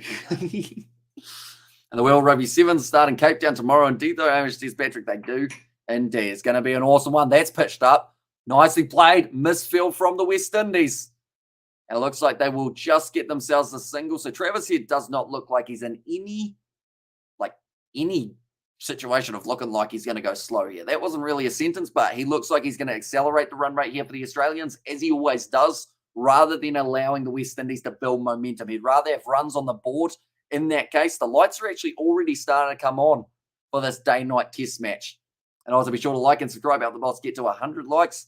Says Sebastian, you heard the man. If you haven't already, hit that like button, subscribe to the channel. We've got plenty more West Indies versus Australia cricket coming up for this test match, and also the rest of the cricket summer, including the T20, where we get to see some great players from Australia, England, New Zealand, the West Indies. That's a bit short from Alzadi Joseph, Pakistan as well.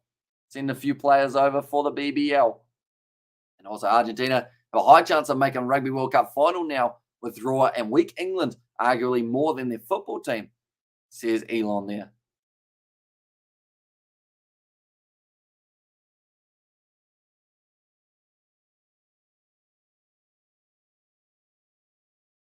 Okay.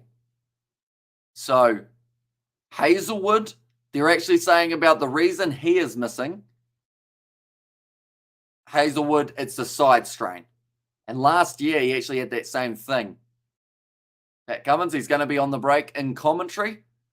Oh, he's actually going to be in the commentary box, which is quite interesting. He does do a little bit of that for, I think it was the BBL or the Australian ODIs. He actually got the chance to do a bit of commentary. So we'll get to find out the thinking behind the skipper, what his plan is. And also there, the final. Can they be consistent enough? That is the big question for Argentina at the moment. And check out the BBL lineups for this year. I picked the most promiscuous team from the lot. Promiscuous. What does promiscuous mean? I'm gonna have to look this up. What does promiscuous mean? Having or characterized by many transsexual relationships. When did I learn that word? Oh, tries to cut it away. Travis Head doesn't get onto it though. Promiscuous, eh? It's in a song, I think. Promiscuous girl. Is that the song? I wouldn't know. Pomalicious is quite a fun word too, though, isn't it? I said, like I mentioned, he's not going to go out here slowly. He's going to make sure he gets a lot of runs in a hurry after the Halloween party. True. Very true. I feel like we talk about it on the podcast, so hopefully the audio is going to be listenable. Whoa, that just went short of the slip. But the fact that it happened and then a day after I was laughing about it, I feel like that's good news. You know, some people would have been cut up about it. I just ended up laughing. The situation that it happened is just a bit too funny not to chuckle at. So all the captains are Aussies, you dirty bastards. Sebastian, the community, I like and subscribe you, bro. Do you watch BBL and Women's BBL? Do you like this year World Cup? Which one hosted by we or not? It's just, I didn't like the amount of rained off games that they had in the World Cup. I feel like it slightly ruined it a little bit. I was going to say it slightly dampened it, but it certainly did get damp with all the rain. But BBL, we're actually going to be covering on the channel in only 5 days' time. Majority of the matches going to be happening on the channel. Holder at the moment, he went for 2 runs off his last delivery. Travis Head leaves that one alone. It's a brave leave because he doesn't normally like to leave them too much. Travis Head, and given all they have to do is win 2 games versus these teams, England, Wales, or Australia, there's a great World Cup draw for anyone. Even Scotland, says Elon. Good man, never nice. But good to see you laugh about it, says Gareth.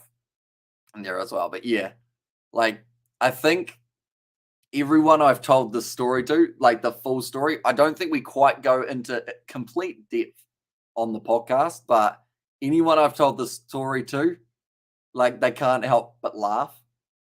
And I feel like that's the same as like me. Like George is annoyed about it, of course, but I feel like one of those ones, you live and you learn. And sometimes you got to dodge that bullet.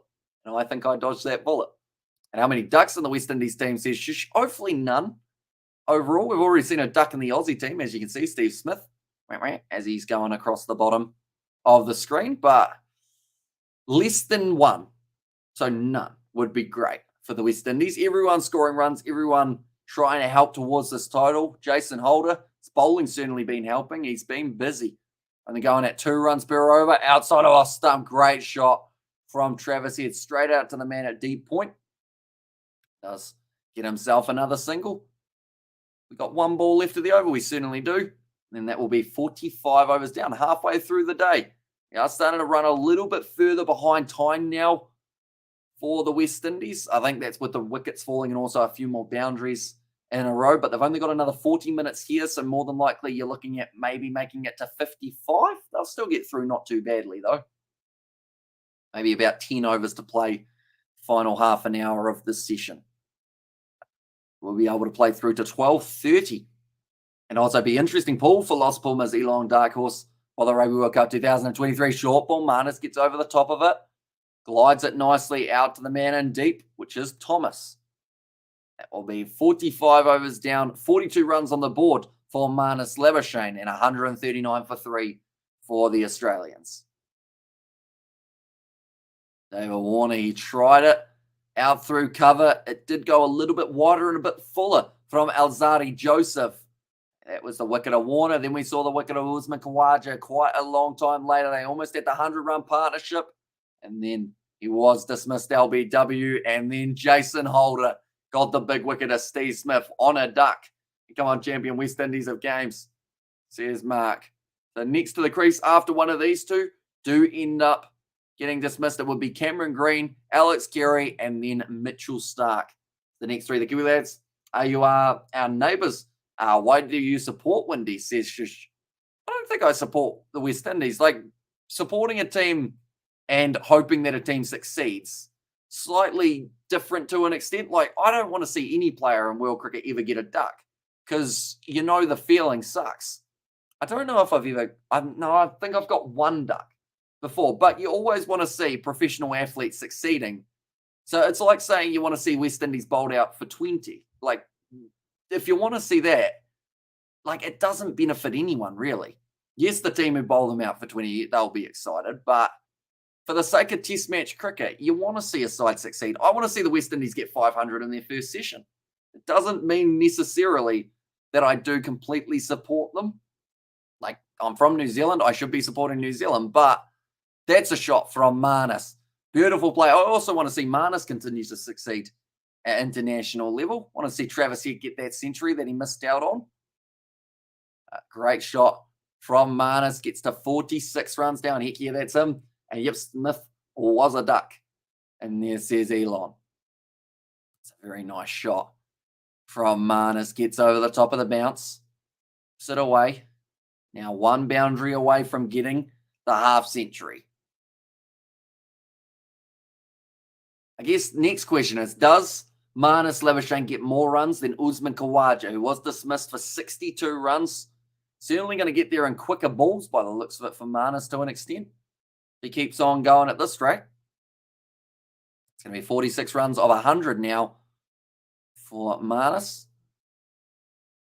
They are just showing the launch angle, the height, 27 metres for Marnus. And I picked my team. Perth Scorchers, 3 English lads, Laurie Evans, Tymel Mills, and Lancashire lad, Phil Salt, plus Perth is not really Australia, is it? Says Sebastian. Yeah. Would love to see the Windies have a good crack. Says Gareth. Yeah, no one wants to see a test match end in 3 days or 4 days. Like, everyone wants to see it go down to the wire so that there's a little bit of something for every side heading into the final stage. Azari Joseph liked it. I think it was a bit too high. And Perth is little South Africa, so that's okay. Says Gareth. Okay, so Tymel Mills, he'll be an interesting bowler in this year's BBL because he's got that great slower ball and also that killer Yorker that he's able to use. Looks like they don't want to go upstairs for this one, the West Indies. Don't think it would have been out. I think it was bouncing over the stumps. Yeah, hit him in the thigh pad, so it would have been over the stumps. Azari Joseph, he thought it was good for a second, but wasn't willing to go upstairs for it. Yeah, just above the mid-roll, or the pad roll. And Joseph was keen, but he was also jumping Marnus, which made it a little bit more challenging. Now, I should mention there are 3 reviews. That one would have been worth a very good LBW shout had Marnus missed it, but instead just straight him on it. Perth is closer to South Africa than Australia, even geographically. And why don't we don't support Aussie? Because they wear white, says Elon. And also tell me something about Marnus Labuschagne form. It's good. Coming off a double century, a century after, after that, I should say. Been very good. Even since coming in for the 2019 Ashes, Marnus Labuschagne has shown why he should be at international level. And maybe should have been there earlier, but everything happens for a reason. Marnus got his chance from a Steve Smith injury and then kind of became best friends with Steve Smith. Best way of describing it. And also, when does the BBL start? Let's go Scorchers, says Gareth. So it will be starting in only 5 days' time. So what we'll quickly do is we'll go on to our schedule. I'll find out when the first BBL game for the Scorchers is going to be. Did they win it last year, the Scorchers, or did the Sydney Sixers win it? I know that those two were the sides in the final. It might have been Sydney Sixers who got it in the end. It's really bad that I've already forgotten. I know the year before, I think it was the Sixers. Possibly right. Where's the BBL? It is hiding. It should be here. Just about there. There it is. So the first game's the Thunder versus the Stars. And so will the BBL and South Africa T20 League overlap? Let's see many Saffers in the BBL this year, says Gareth. Maybe. Is that a competition we should look into? Maybe a bit of T20 in South Africa alongside, because they'll be having the games in the middle of the night, won't they? Which kind of work for us. And also we have got there, who's your mobs, brother boy? Where's your mobs, cuz? Or where's your mobs from, cuz, says Nate. Gareth on the 13th December. Enjoy, it's entertaining. And heck yeah, that's what he does for us. And there, so the first game for Perth is going to be on the Saturday, the 17th of December. And that's at 9:05 p.m. So in 8 days' time. When their first match will be taking place. Interestingly enough, before that, the Melbourne Stars played twice, the Thunder played twice, and the Strikers played twice. So I guess they're just a little bit later starting for the Perth Scorchers. Holder now, outside of off stump, left alone by Travis Head. He's sitting on 7 of 12 at the moment for the Australians. Still another 30 minutes left. And I was like, Nate with a big smiley face from Shish in there as well. They are just showing the difference in the way that Warner played in the first test and the Adelaide test. And it was actually a very, very similar ball that got him out in the first test. He got it slightly wrong, which might be why he didn't chase it for the first few balls when it did happen. but instead waited until he had a couple nice cover drives before going after it. Pitched up, nice shot from head, through almost the gap, but well fielded by Thomas. He's handy in the field too. I know you mentioned earlier on he's a wicket keeper, he's a batsman, he's a bowler, he's an all-rounder, and he also fields very well, young Thomas. Picking up that wicket earlier on of Usman Khawaja.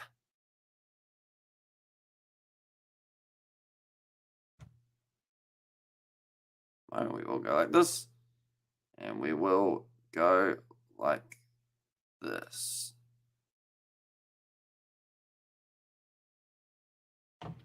Also, you're all my guys, is Nate. Holder, a little bit too leg side-ish. Labuschagne whips it away. Looks like they were pushing for 2, instead just take the 1.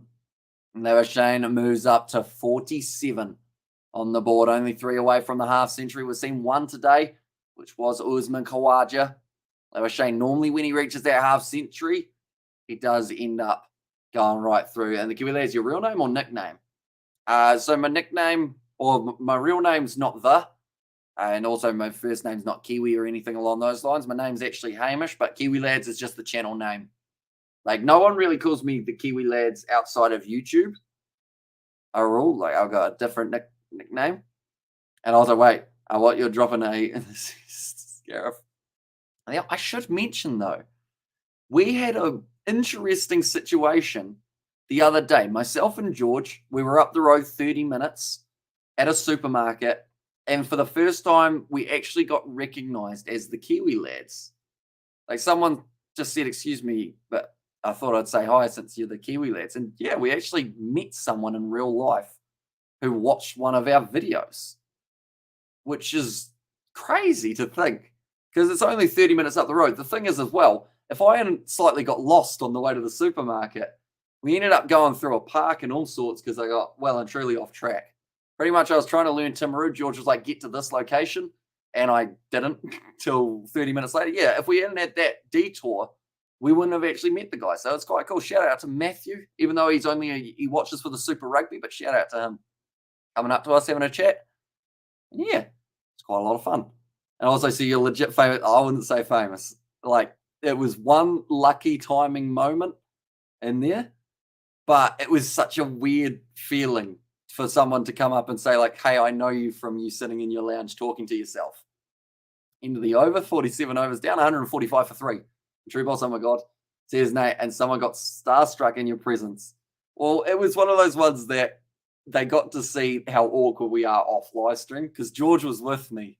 The guy was just about to walk away after saying, hi, like your stuff, and yeah, keep doing what you're doing. And just as he was about to walk away, George with his energy drink, he got a V that was sugar-free. He actually quite liked it. But he was like, you wouldn't happen to want a photo, would you? And the guy was like, you wouldn't want a photo? And then he was like, okay, I guess I could take a photo. So I think George made it more awkward than it already would have been, but it also broke a bit of the awkwardness in the process. So anytime when we get that Kiwi Lads Instagram fired up, I think we're going to have the picture of us meeting him outside of the supermarket. It's quite funny, though, because it was outside of a bottle shop because that's across the road from the supermarket. And also we have got there, the Kiwi Lads, your real name? Oh, no, I read that one. Which is your favorite food? I'd say probably pizza or a burger, like a good burger. You know, not like a half-assed one, you know, a good one. 30 minutes, which way? Timaru? Yep, Timaru was where we were, out Highfield way. And also, do you have fun with friends? I do have fun with friends, shish. I do have a lot of fun with my friends. If you want to see how much fun I have with my friends, check out the Kiwi Lads vlog that came out yesterday, where we do show how much fun we do have as a group. Labuschagne now on strike. Chase will be the bowler. George makes the situation awkward. Who would have thought? Yeah, he has a way, doesn't he? Oh, George. But I think it made it awkward for a bit, but then it kind of broke the awkwardness as well. Just because, like, at the end of the day, who doesn't, like, I love a bit of awkward. It sounds weird to say, but I actually love awkward situations because of how much I've done YouTube. And, like, you know, if you have that couple little seconds of silence, it's like, you know, could be better, of course, if we were actually talking, but just got to laugh it off. I feel like my situations everything's laugh it off, isn't it? Hurt yourself, try and laugh it off. Probably a bit painful. End up in an awkward situation, laugh it off. Have your girlfriend cheat on you, laugh it off. We just, all of them, laugh it off. At really choice times. I wonder if that bloke went home, it was like, hey, I met Hamish today, says Gareth. Well, that's the thing. We talked about it, me and George, just as we were leaving. We were like, who do you show that picture to, though? Because if he's the only one of his friend group or anyone who watches us, no one's going to know who we are. They'll just think we're some random guys took a picture with him outside of a bottle shop.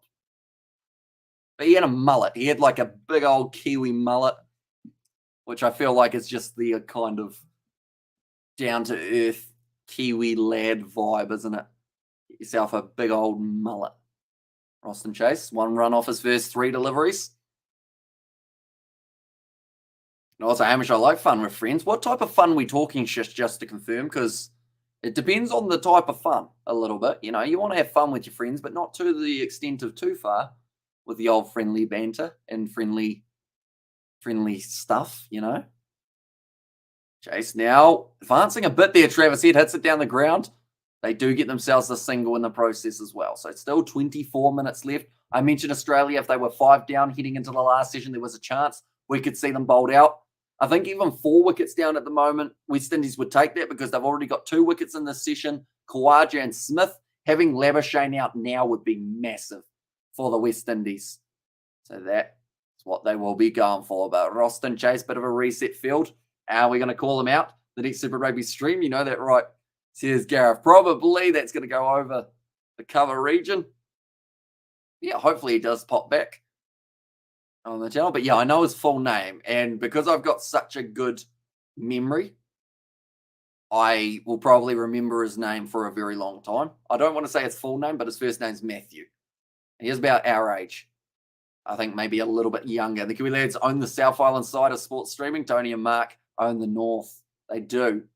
That's a video idea at some stage. Maybe. When the budget is increased, we might consider drifting up north for a little bit. Go see Tony and Mark. I don't know whether I'd take George for that trip. It would be an interesting one because I don't know if George... No, he would know who they... Yeah, he knows who they are. George he's never been on a plane, I don't think. So that would be an interesting vlogging moment, wouldn't it? Heck yeah, that's the one. Says Mark. Labuschagne sitting on 49 runs now, 1 off the half century. And Jason Holder will be the bowler, the man who dismissed Steve Smith. Marnus, his best buddy for the duck. He gets the 50, though. He's worked it away to the lead side. And Hamish, I put cake on his body on birthday, my friend, yesterday.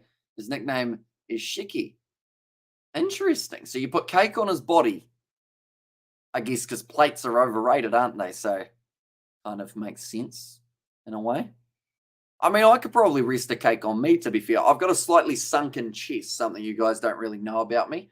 Had it since I was a kid. Used to be able to, if I was doing the backstroke at school or lying on my back, I could store some water there. So, of course, it was always the joke. If I could put some beer there and sip it through a straw, I could put a bit of cake down there. I ain't letting anyone lick it off. Well, it depends on who the person is in a way. But it's going to be Travis Head on strike at the moment. The passengers will start sweating when they see George boarding the plane. Yeah. He would say something that gets us kicked off. And also, we have got there. Tony did mention something in the works. It would be fun that you got to take George with. Imagine Tony and George together. That would be absolutely chaotic. Hugely chaotic. Yeah, we were hoping to do something for the rugby internationals. We're having you put a donut on you, Keith. Oh, that came back in for Holder. Disappointed that it didn't sneak its way through. Definitely with how much that ball moved. And Gareth, are you Australian or New Zealand? Well, Livingston, he is actually South African. Believe it or not.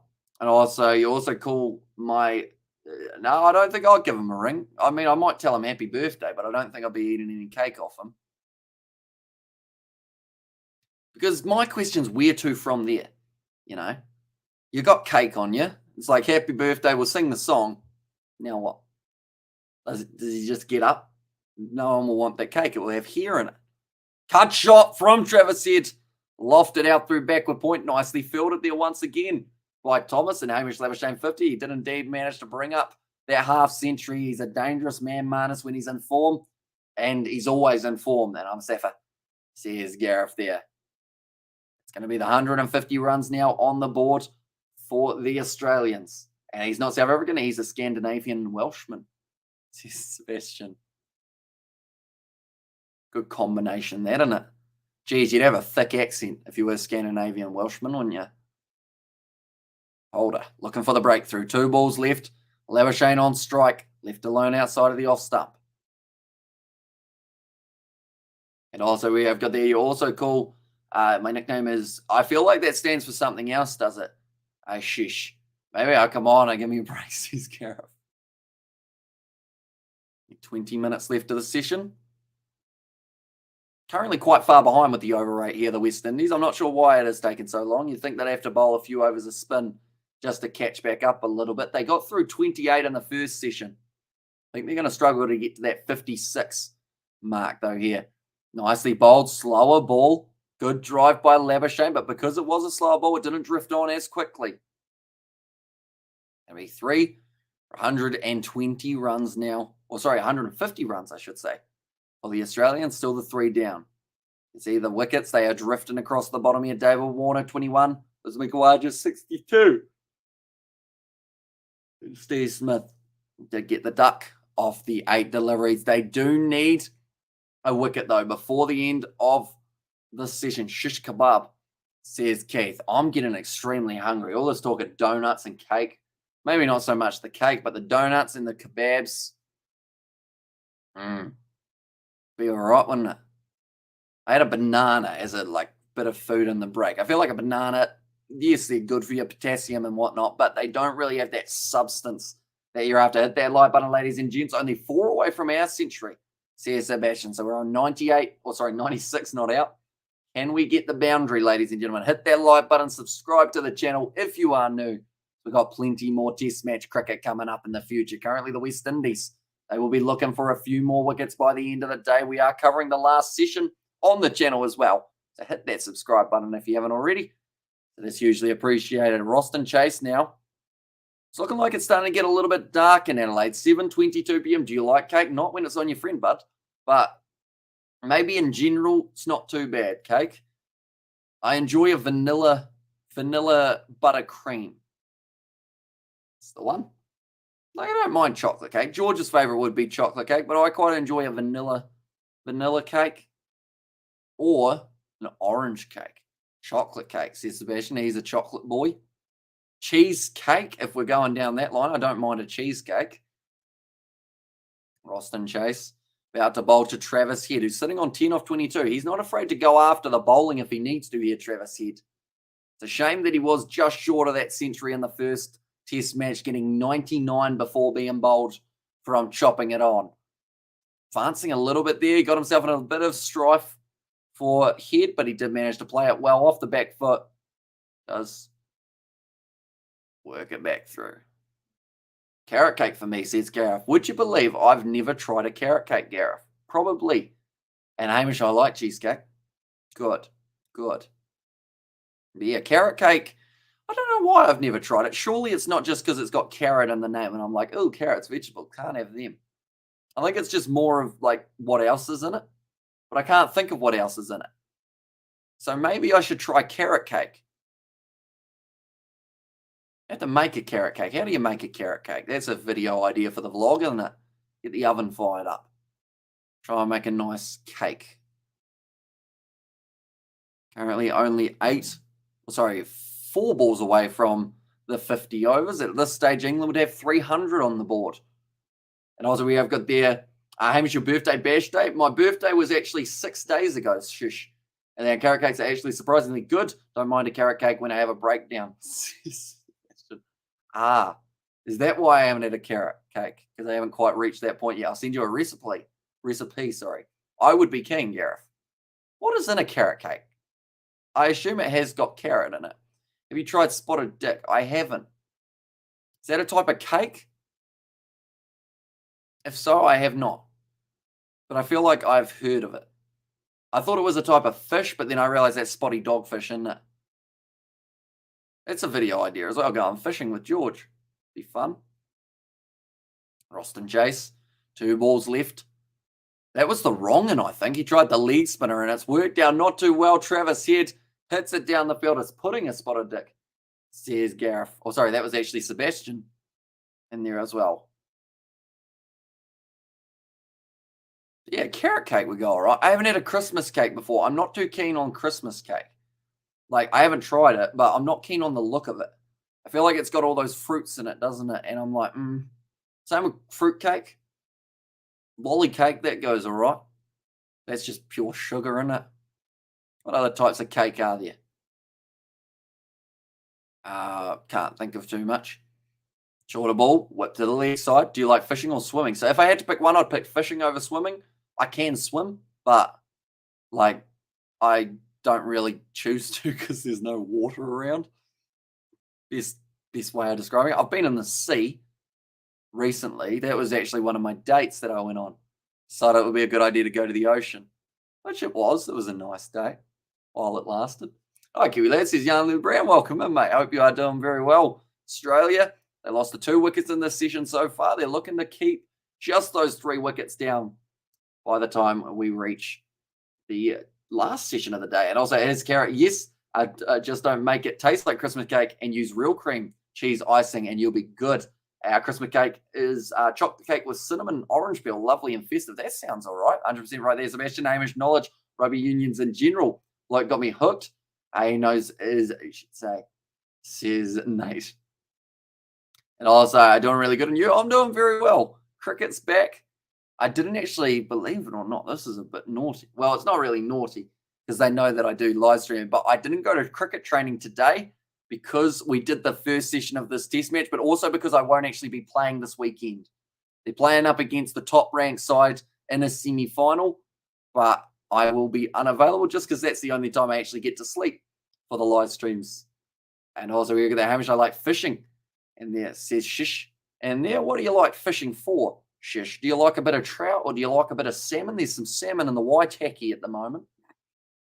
I feel like anyone who's tuning in has no idea what I'm talking about. Going to be whipped to the leg side. Brathwaite back in the bowling attack. He's bowled that one 73.4 Ks. Not exactly whipping them down there for Brathwaite, but just trying to get them in the right line of length. Perhaps wanted to bowl to Travis Head as well, I would think. Also, my brother wasn't wrong about you. He told us lads to look up Kiwi Lads. He'll cover you, says Nate. So you got a brother. Do you know your brother's YouTube channel name, if he had one and was in the chat, or was it just that he told you about us without being in the chat? Which superhero you like, Wonder Woman or superhero? I mean, I haven't really watched anything with Wonder Woman in it other than Batman versus Superman. That's the only superhero movie I've actually seen. So I have to keep on referring back to it. But I haven't really seen too much. Gal Gadot, is that who's Wonder Woman at the moment? Oh, I've got the thingy from Gareth. 400 grams of white sugar. That's a lot of sugar, Gareth. That's the kind of cake I can get behind. Would it count? Would you consider a Christmas cake and a carrot cake both festive or not really? So I feel like we could get away with doing it closer to Christmas as like a festive video type thing in the vlog. As I said, sitting on 18, 23. They've been working Brathwaite around pretty well. 4 singles. So I like Wonder Woman. Says shish. Yeah, slinging ball slightly in the air. Well fielded there. No run taken. Roston Chase fields it, and that's the end of the over. 3 for 161. Travis Head keeping the innings accelerating, and while he is, means that Marnus Labuschagne doesn't really have to risk anything while he's at the crease because he's just been impressive, just keeping it ticking over slowly, about 50 for his run rate, maybe a little bit lower, and then you've got Travis Head going at about 70, somewhere around there, 75. Travis Head. Right, who do they go to bowling now? It's getting quite dark. I'd like to think that for a day-night test match, can't be stopped for bad lighting, can it? Just because it's supposed to be designed for day-night. The final session is when we might see some interesting plays from the West Indies. If they can get that ball to swing a little bit, get up to the 80th over, maybe going to be a wicket-taking session. When you celebrate Christmas, I celebrate it on the 25th. Marnus advances, tries to get down the track and get it out through cover. I had a lovely thing happen to me yesterday. Met an old schoolmate of mine, and he got me Battle of Bikini Bottom rehydrated on Xbox for Christmas. He remembered I was a big SpongeBob fan. Oh, old schoolmate. Geez, that would have been a little while ago. Well, Sebastian, how many years since you guys were in school together? But Battle of Bikini Bottom, actually a game that I bought my mum.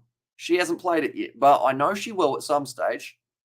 I'll have to convince her. When she does, it will be fun. Also, when you celebrate Christmas, still the 25th of December, same as last time. And also probably on Christmas, says Gareth. Exactly right. Yeah, Christmas Day. Do love myself a Boxing Day sale, although I think the budget of the Kiwi lads for equipment and stuff has pretty much run out for the year. In fact, I think the channel's in debt at the moment. So we'll try and work on that. And come to Negro in Jamaica, and the Rastas will give you ganja cake, says Michael there. And how you celebrate Christmas? We're just having a Christmas lunch at our place. Haven't seen them in over 10 years. It generally brought a tear to my eye seeing after so long, says Sebastian. Yeah, it's always cool seeing old schoolmates. I don't think I've seen too many from my school days, but I know that I was a +1 at a wedding. Situation happened, of course. You guys know about the Halloween situation, but I was going to be a +1, and it's actually for someone who I went to primary school with, and I've known since I was like 5. We probably stopped hanging out per se about year 10 of high school, so it's been a little while. But even though I'm probably not going to be going to the wedding anymore, him and someone else who I was hanging out with when I was 5, both going to the wedding, one of which because they're getting married, and I'm hoping to hang out with them maybe a couple of days before the wedding, just because I haven't seen them in a good 5 years or so. But yeah, should be good fun. That'd be nicely done by Australia, working the 3 runs, keeping the rotating strike going here. 9 minutes left of the session. Marnus wants more gloves. I don't know whether that's a time technique for Marnus, just use up a bit more of it. Last 29 balls, 23 runs. And also his account, not sure to be honest, he subbed earlier this year, says Nate. And Hamish, I celebrate Christmas with my friends at home. Says Shish. Do you guys put cake on each other like the birthday scenario, Kish? Or I guess it would probably be a chicken or a turkey or a ham. Put that on each other instead. You do you, I think is the best way of describing that one. But that's going to be the end of the over. 168 for 3 after the 52 overs. I think they're only going to get to about 55 and spend all the budget on those fancy ears for your mums. Not quite. I could have, but nah, that came out of my pocket. Well, that one pretty much, we bought a 4th microphone to do the podcast. Like I mentioned, this is actually it, the 4th one. We've got another microphone so that everyone could have a nice, clear audio bar. And then we filmed the whole podcast. It went well. We had footage. And then the audio, sadly, it had a massive echo and it's unusable. So we bought an extra microphone for nothing in a way, but it's still working now. So I guess that's a good idea. Still have it as an option, but yeah. Green screen. If you guys could see what my green screen's doing at the moment, new green screen, probably the next thing in the Kiwi Lads budget is this one to stand up, has to lean up against the window on an angle. In fact, let's see what we can do. We'll go like this. There we go. That's our green screen, ladies and gentlemen. As you can see, big crease straight through it. But you look on that side, this is a little bit of a vlog. It's leaning on the window so that it stays up because the bottom of it is it's supposed to be a self-retracting one, but it don't do that. I think is the best way of describing it. Virtual background. We'll get that back up. There we go. We're back at Adelaide. Just like that. We made the trip over. Nice shot from Travis Head there. Getting it out for another boundary. I'm a little bit worried about this bowling attack for the West Indies. They're going with a whole heap of spin. It's not effective, though, which is concerning. And a very good touch, Travis Head. A couple of blokes on the offside is how Ian Smith described it there. Now, another good shot driven through. Another 4 run. No, it's gone to the guy at the fielder. There was a man who was that long on who was just able to cut off that one. And did Ireland win the 7s? They lost the final, unfortunately, up against South Africa. How would you like single life or bored and wait for special lady to marry? Let's have some fun, says Shish. That's exactly how I imagined you would type that. So that's why I did it in that voice. But I like single life. Like at the end of the day, I am a weird person in terms of like, yeah, I'm a weird person in my time zone. So it doesn't really work unless I was dating someone from the Northern Hemisphere because, like, once we get into the streaming and everything, like, it's not too bad now because a lot of sports taking place during regular hours, like the ones in Australia. But all those Northern Hemisphere games, like, I have no weekend at all. And I love it because it's just stream after stream. Every weekend, I feel like I've got a hangover on Monday. And I normally end up going to work on Monday as well, just afterwards. And you're not surprised.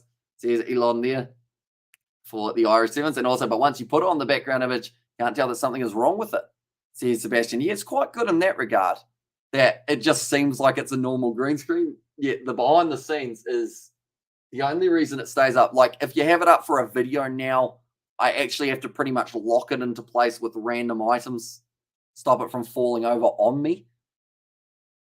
But it's a bit disappointing because I got that less than a year ago, and it's actually like supposed to be a top brand one, but it just isn't. I'm going to call them out. It was an Elgato green screen, just didn't quite do what I hoped it would. Like we got Elgato recording devices and whatnot, still a good brand, but your green screens are not good, unfortunately. Advancing there, Marnus tries to hit it to the leg side, doesn't get it through currently, just steaming through a couple more overs here, the West Indies. We've hit that quiet patch for the bowlers, whereas it's become a little bit more of a fun patch for the batsmen. I should update my scoreboard. There we go, 175 for 3 as they currently sit. Roston Chase pitches it up. Work to the leg side again. Looking for the 2, and they might. Do they get there for Thomas? Yeah. Get in the second run as well. Good. Between the wickets, Elon Irish 7. What? For the rugby sevens that was taking place. It's Cape Town sevens this weekend. We're going to be covering those on the channel. It's a bit tricky because some of the Champions Cup games overlap with the sevens, and I have no idea what to do in that regard. I don't know whether to do some of a Champions Cup game and then have just the scoreboard on screen while I'm away, because I tried finding a commentator and I wasn't able to find one. So unless I pay my parents a lot of money to get up at like 2 a.m. on Sunday, which I don't believe they would because my mum's got bowls on Sunday and my dad's probably got golf, I'm in a bit of a pickle of trying to decide it. I reckon you can keep it while it still does the job. It's not like the Xbox incident, which undoubtedly required a replacement, says Sebastian. Yeah, that was a shame with the Xbox, wasn't it? But it's an iconic Kiwi lads clip, I guess you could say. Find a Northern Hemisphere girl and send her a message to show Bob's and Vision. Yeah, normally a good opening line, isn't it? And what a rugby should invent instead of sevens, 5-a-side all props. That would be a great matchup. And I don't like single life. I wait for special lady for Mary, says Shish. Maybe don't lead with that you eat cake off your friends. It might scare her away a little bit. But, once you know, you kind of know, but you can't be sure. You just got to make sure that you're not overcommitting. It's like most things in life, isn't it? Cricket, for an example. You don't want to overcommit to the shot or else you're going to chip it up and you're going to go out. And that could be the case with a relationship as well. You want to play it with soft hands. You want to slowly tap it around the middle. I don't know why I went in that analogy, but I'm not too happy about it either. It sounds like I've dug myself a bit of a hole. That's going to be another boundary for Marnus. Labuschagne moves up to 68 runs on the board in the 50-run partnership for Marnus Labuschagne and Travis Head. I feel like Head being out there has actually really increased Marnus's output. And my advice from earlier, yep, always, how was your job other than this? Says, Shish, I do a bit of building on the side just so that I can, fund myself and fund the channel. As I show you your money and muscles, Shish. I flex me muscles while balancing mountains of cash on my arms to attract the females. There you go. I'm in a bit of a pickle there, Sebastian. I feel like I don't know which one I have less of, muscle or money. Do you like whiskey or beer? I mean, not to the extent of I'd have it very often. And I think with the streaming schedule, like I mentioned, like when Monday comes around, I pretty much feel hungover anyway, just from doing a whole heap of streaming. Like it sounds weird to say, but when you do like 30 hours of being awake, and then you get 2 hours sleep, and then you do another 20 hours of being awake, your body starts to go, hang on, what are we doing here, bud? That's a great shot from Travis Head. Another 4 runs now. And Ian Smith has said it's poor from the West Indies. Seems like they're just trying to get through those overs without much intent for their bowlers. Braithwaite, Roston, Chase, it's doing nothing. They need some pace, or they at least need something a bit different. I would have given Thomas another over or two. They're building a great reputation on YouTube too. Says Elon there. Yeah, that's the thing. Like, we love, I say we, referring to the other Kiwi lads. We haven't really had them on the channel too much, but I guess mainly I just love the fact that anytime, it's a misfield as well from the West Indies. This is starting to get a little bit scrappy from them the last 20 minutes. But yeah, I love the fact that when we get to about a Tuesday in the week, I know that it's only a few days away from streaming. Like, I always say it, whether there's one person watching or 1,000 people watching, like, we're still going to love doing these streams, no matter the hour of the night, no matter whether the channel's monetized or not, whether there's a like on the video or 50 dislikes, as long as someone's enjoying it, that's what we care about. And to an extent, I feel like the fact that we got recognized, it sounds like weird to say, but it's kind of like, it just makes you want to do it more. Because at the end of the day, that's one person who throughout Super Rugby, every time that we were live streaming, had someone to talk to. Because, like, a lot of you guys, I don't know situations in your lives or what's going on behind closed doors, but, like, you just know that on a weekend, if you want someone to chat to, if you got no one to talk to, anything along those lines, you're having a rough day, just pop on the Kiwi Lads. And we're going to be here. We're going to talk to you. My goal was to read every message of the chat. Sometimes that backfires because I read some pretty weird stuff. Hey, shush. But, we're going to read out the messages. We're going to have a chat, and you just get to talk to more people who also love watching the sport as well. And Pyramids of Cash, imagine that, says Nate. And also that will be the end of the session. I should mention that is 55 overs down, 189 for 3 here for the Australians. Yeah, man, you've built a solid foundation. Awesome, off to the corner to find a female, says Gareth. And also, if you're lacking in the muscles department, a puffer jacket is useful. I see. Okay, I'll take it into consideration. I don't have a puffer jacket at the moment. I have some Puma shorts on. Do ladies like brands? Because I got a Puma down on my leg. Quiz, says Gareth. I think maybe chips might be on the cards here for this break. I'm not actually too sure, though. So what I might very, very quickly do, what I will do is for the first 8 minutes of this break, or do I have it for that? No. See, I'm very, very decisive. First 8 minutes, I'll just quickly go and eat a plate of hot chips because it might be a good idea. I could show the vlog. You guys want to see the vlog while I'm away? Is that something that you'd be interested in? Because I can share it, but I don't know whether or not that is something you guys will actually want to see while I'm missing. And anyone who doesn't know about the vlog will just be very confused and probably leave.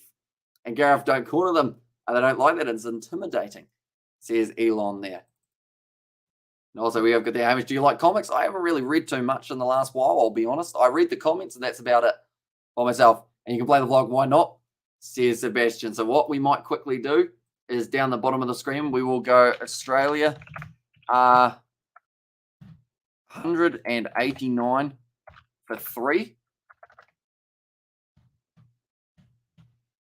after 55 overs at T. Right, so pretty much the gist of this, ladies and gentlemen, is we're going to be away for about 5 minutes or so, maybe 8, because that's how long the vlog is. And we will be back afterwards.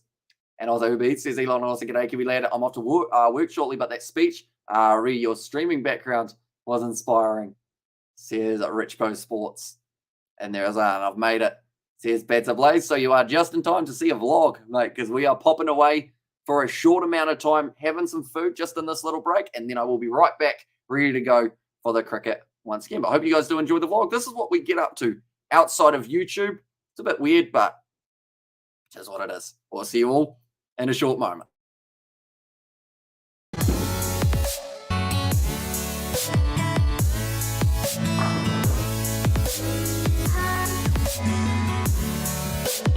bad effort though. Oh.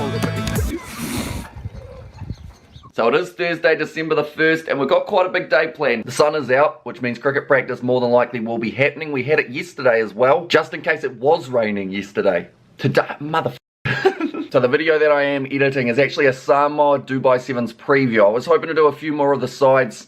Sadly ran out of time. I managed to film this one last night, so there I am with the green screen in behind. What I have to do is take that green screen out, add a background, edit it down because I make a lot of mistakes, and then get it exported. So that Samoa Sevens preview is now exporting, so while it's doing that, as you can see, it was going to take about 15 minutes, so I decided why not get a head start. I'm currently outside at the gym.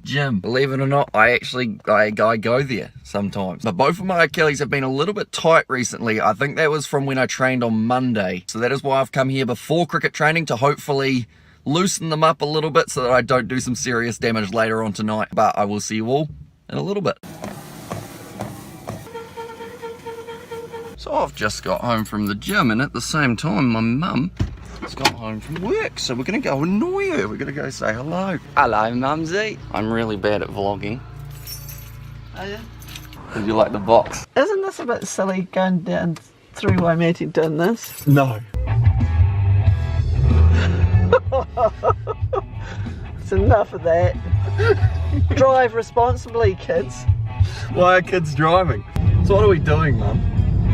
Oh, we're returning some clothes that you over-ordered. The speed limit. I'm not there yet. Right, now we're going to find a park. Oh, there's not many available. There's literally one right there, the first one outside the post shop. Easy peasy. Hello. Well, there's heaps of people around. There are, it's Christmas, isn't it? Yeah, first day of December, everyone gets their things going. Oh, there's a Christmas tree. Oh, this is our event centre. You should be a tour guide. It should be. Are you enjoying the array of tunes that we got, Mumsy? Oh, they're alright. They're alright? Isaac's music, isn't it? Oh, I better not say too much then. Right, so it's currently 10:05. I'm doing a vlog.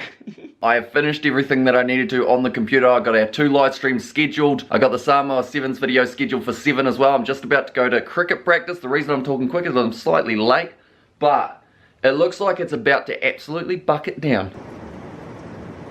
So it has been a little while since I've done an update, but we are actually now sitting at almost 11 PM at night. We've done the live stream for the first match between West Indies and Australia. We've had cricket training. It went alright. It got a little bit wet at times, and currently it is bucketing down. I'm going to go outside, show you guys exactly how wet it is. At about midday Saturday, George and Isaac are going to come around, so I will have to be awake for that. And then I have got the Dubai Sevens all through Saturday night, and then waking up early on Sunday to do the podcast. It is a busy weekend. Right, so we have just finished Pakistan versus England. Due to bad light, they did have to stop a little bit earlier, so it's currently 12:45 AM here in New Zealand. It's actually my birthday, but we have still got a lot of stuff to do before I will be going to sleep. We've still got the thumbnails to make for the Dubai Sevens. I'm also just about to have my tea. Even though it is currently past midnight, that is when I will be having my main food, and yeah, go from there. So it's, what day is it? It's Saturday. Okay. Right, so it's Saturday morning. I have gone to sleep. Well,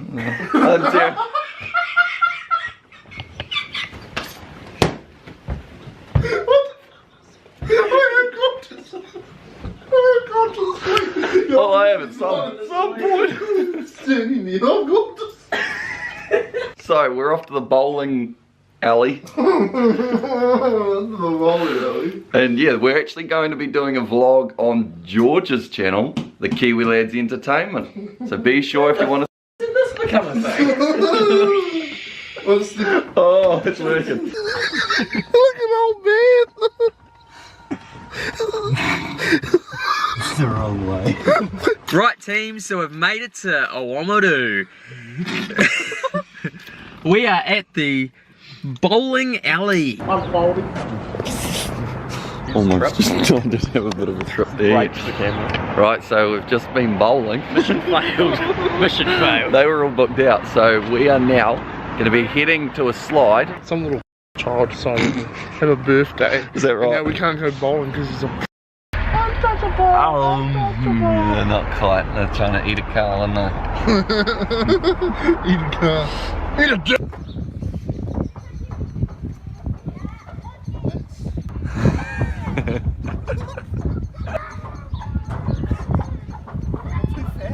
Hey, what? It wasn't a bad effort though. Oh.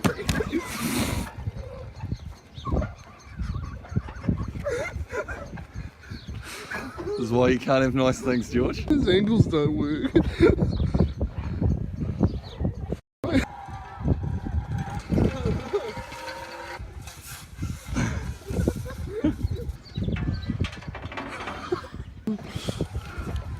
It's falling over.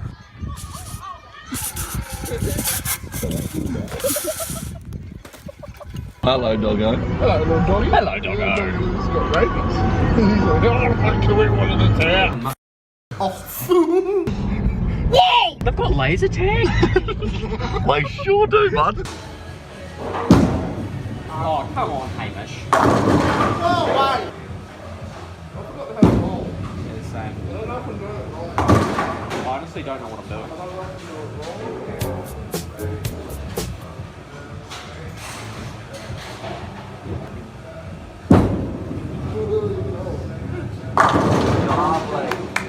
Make that ball squirm. I heard two.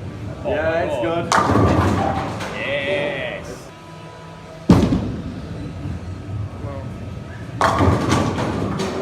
Oh my god. Not really. That's good, George. He's back. He nailed it. Oh no, yeah.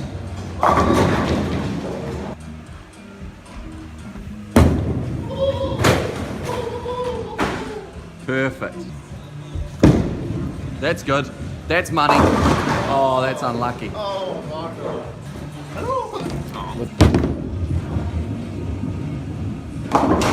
Straight down the middle. I couldn't do a straight face. I've also missed them.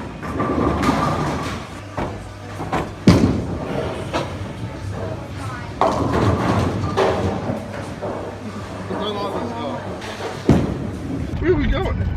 Isn't this Macca's here? No, the Macca's is next door. Carload of us, of the Kiwi lads, we're all 23. We're all 23. We are. What's today's day? The 3rd of December.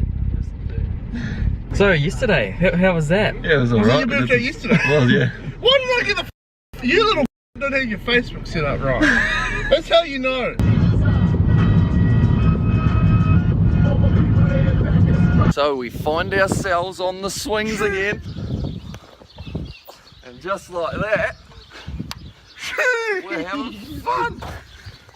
Oh. Right, so it's Sunday morning. We've just finished filming the Kiwi Lads podcast. All the boys are still here, although Isaac is about to leave. Yeah, my going to hang out with his grandma. He is going to hang out with the grandma. Hopefully you have a good brunch, bud. Thanks. What are you going to get for brunch? Eggs Benedict. It's so simple. What do you mean?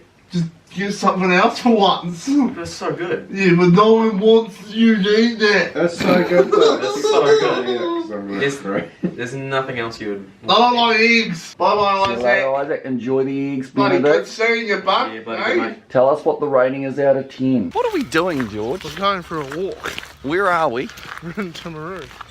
We actually know where we are, We're just, as such. there's a hill there. Yeah, we just made friends with a duck. Have a liquid here. Have a bit of a liquid, my boy. He probably can't drink that. He might die.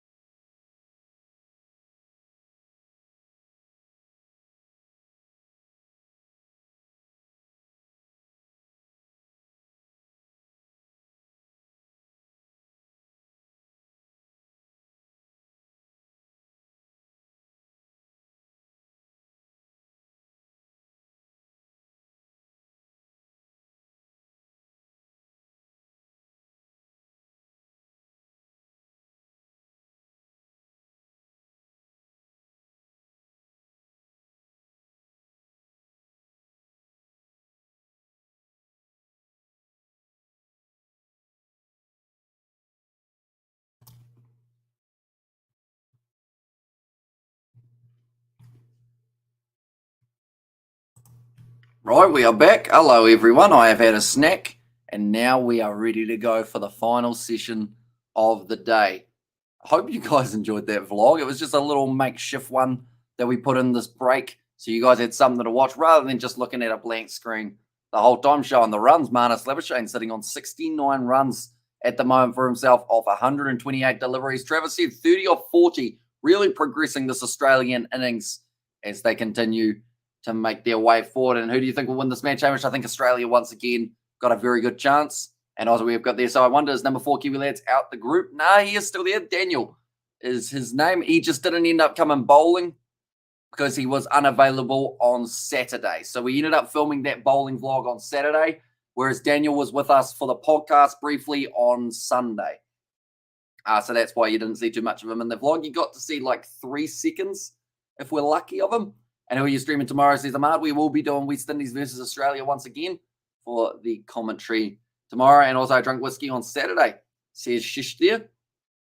And also we have got there George and Hamish are just great to get the best duo, says Pads Ablaze. And we have got plenty more coming up in the near future. We have got a vlog once a week, each week of December. We'll see how that's going, whether or not you guys are still keen on weekly vlogs. And then we might do it throughout January as well. But currently, it's not too far away from the 3rd session of the day getting underway. Now, Australia, they can get out of this one without losing another 2 wickets. I would say they're on really good track of making that 500. Whereas if the West Indies can get these 2 men out, Travis Head and Marnus Labuschagne, relatively quickly, maybe with that new ball, they can expose the tail, create a little bit of hope for them. Although Cameron Green, Alex Carey, they can still bat very well. Do you like comics? Nah, not for me. Mainly because I don't really have the patience to read them. I would rather watch a movie. But then saying that, I haven't actually watched any of those like Batman or DC or Marvel comics anyway. So, yeah. Comics, the only comics I used to read were probably The Simpsons. They had like a comic one that I had as a book, and then maybe like Garfield at a stretch. Not saying I can't read either. That is true. I just get by slightly. Don't know. Steve Smith, they are just showing there again that dismissal. Lost his wicket, was a duck for Smith. Now the West Indies about to make their way out onto the field. So the ruling of this matchup, you've got 2 hours of the session, and then you're allowed an extra 30 minutes to try and get through the rest of your overs. They are just showing Mendley there. They're talking about him. He had 2 overs that he bowled, and then from there, unfortunately, pulled up lame. So they've had to use 7 different bowlers. Only a few of them have been effective. You'd have to say Thomas has been pretty strong. Holder's been good. Alzari Joseph not looking too bad. And also the other pace bowler. It's not been too bad. And Anderson. Philip Hamish, I like pizza. Do you like? I do like pizza. It's a good type of food. Can fill you up. A lot of sodium in there, though. You got to be careful how many bits of pizza you eat. I learned that 1 whole pizza is the equivalent of, I think it's 3 days worth of salt intake, which I don't really care about, but it's just interesting. That is a stat, you know, you never know.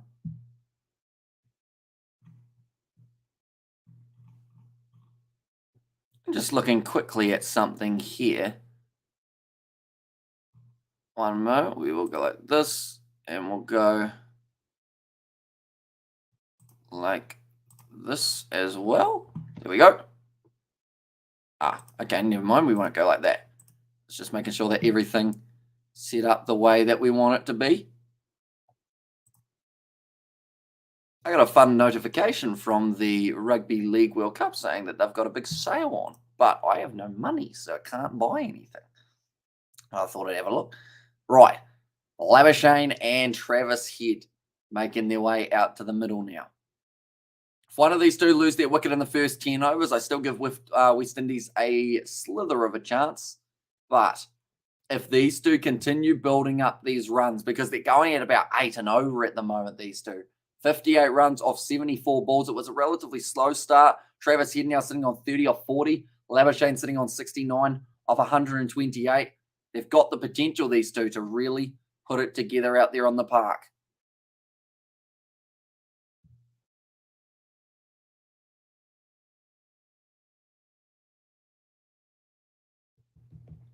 There we go.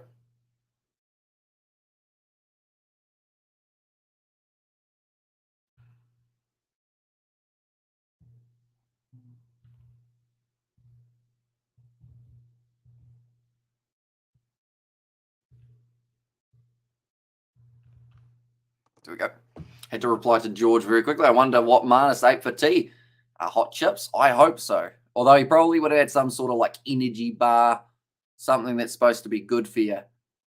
But yeah, like while that vlog was going, I actually hadn't finished the chips at the time that it finished, which is why you guys saw the scoreboard back up. I was absolutely scoffing those chips.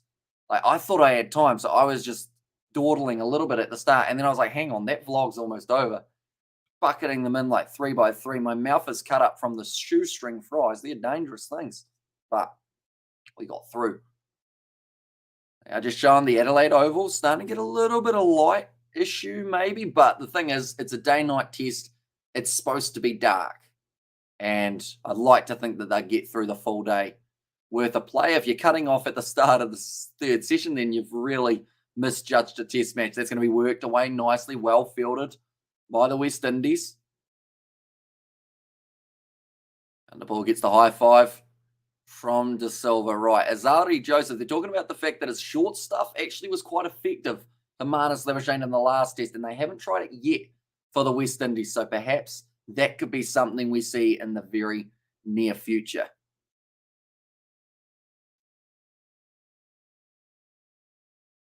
Right, Alzari Joseph once again charging in. The scoreboard's updating, which is what we love to see as well. It's a good ball, squares him up. But he's played it extremely well. Marnus just gets his bat on the ball.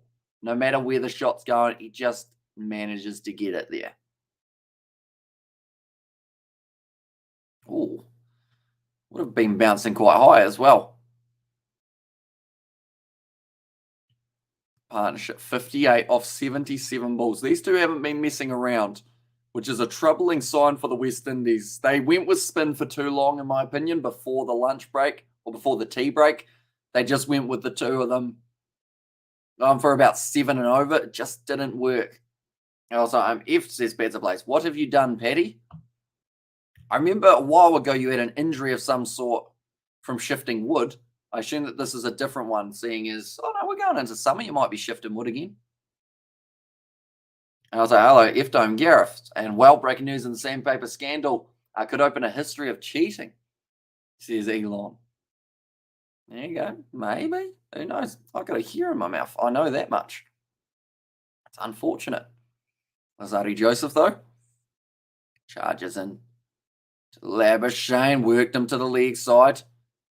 Down to the deep backwards square leg. Had a few drinks. I see. Okay. Well, be sure you sleep well. It's currently a Thursday, Padza, so hopefully you haven't got work or anything tomorrow.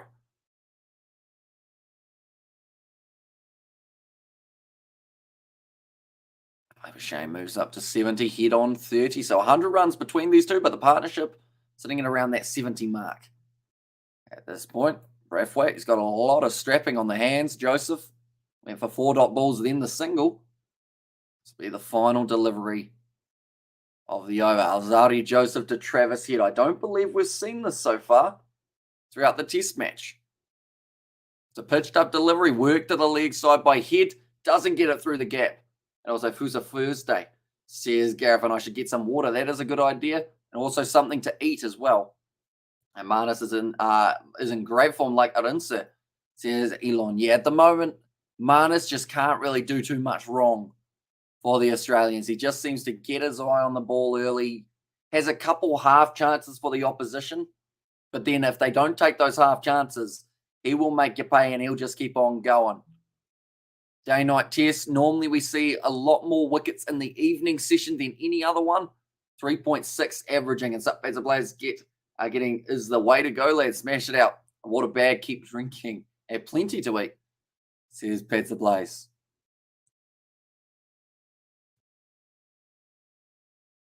And just showing the nighttime sky in Adelaide. It is getting relatively dark, which means the swing might be coming back, but there's still another 24 overs left for the West Indies before they get that ball with the bright pink new ball in hand.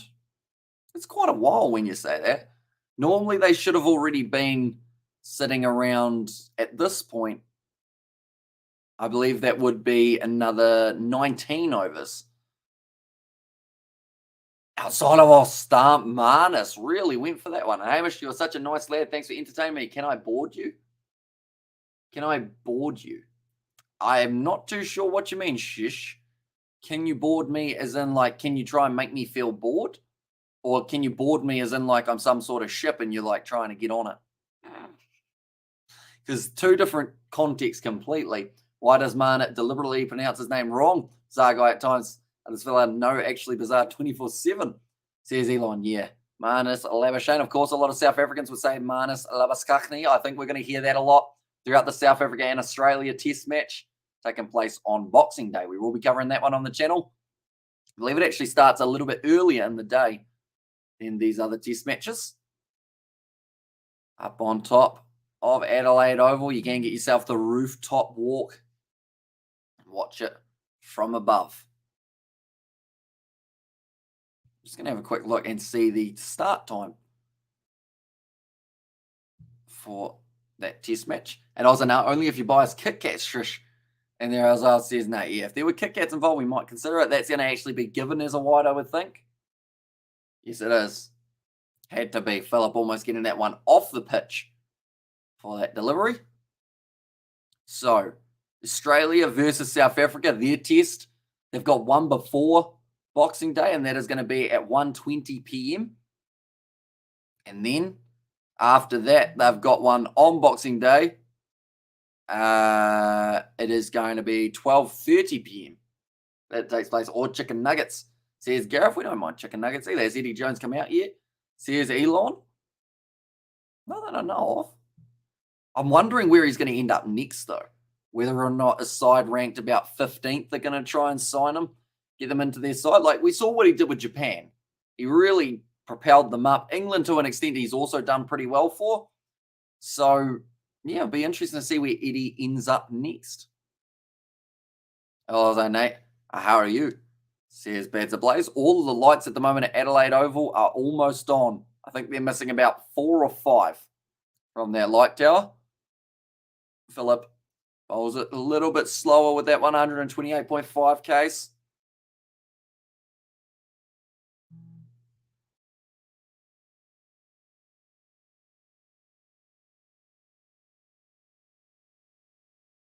$191 on the board for the Australians. I think they're going to close out the day with about 260, 270 runs.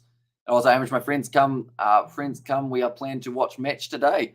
Says just so. Hopefully you do have a good time with your friends in the evening. They've got a plane flying up in Adelaide at the moment. Philip outside of our stump leaves it alone. Or Labuschagne. Ever since he did that massive swinging cut shot that he missed, he seems like he isn't going as aggressive. Good, brother. Good to hear from you. Good to see you here, lad. Says Nate, and also Eddie's coming home. Him and Rassi going to rule the world. Says Gareth.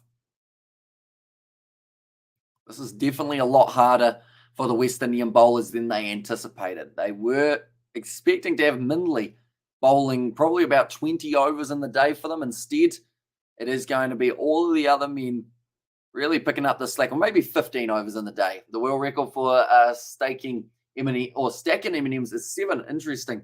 See, Marnus is the record holder. Well, is that right? Well, there you go. Stacking an M&M. And also, Hamish, nice to talk to you. Nice to talk to you too, Shish. Been fun. But we are going to be back tomorrow for another day of the cricket. West Indies versus Australia. So be sure, if you haven't already, ladies and gentlemen, hit that subscribe button. It's hugely appreciated. And we have got plenty more coming in the future as well. Also, yeah, we had Mum. Oh, I'm good, mate. How you been? Said Gareth.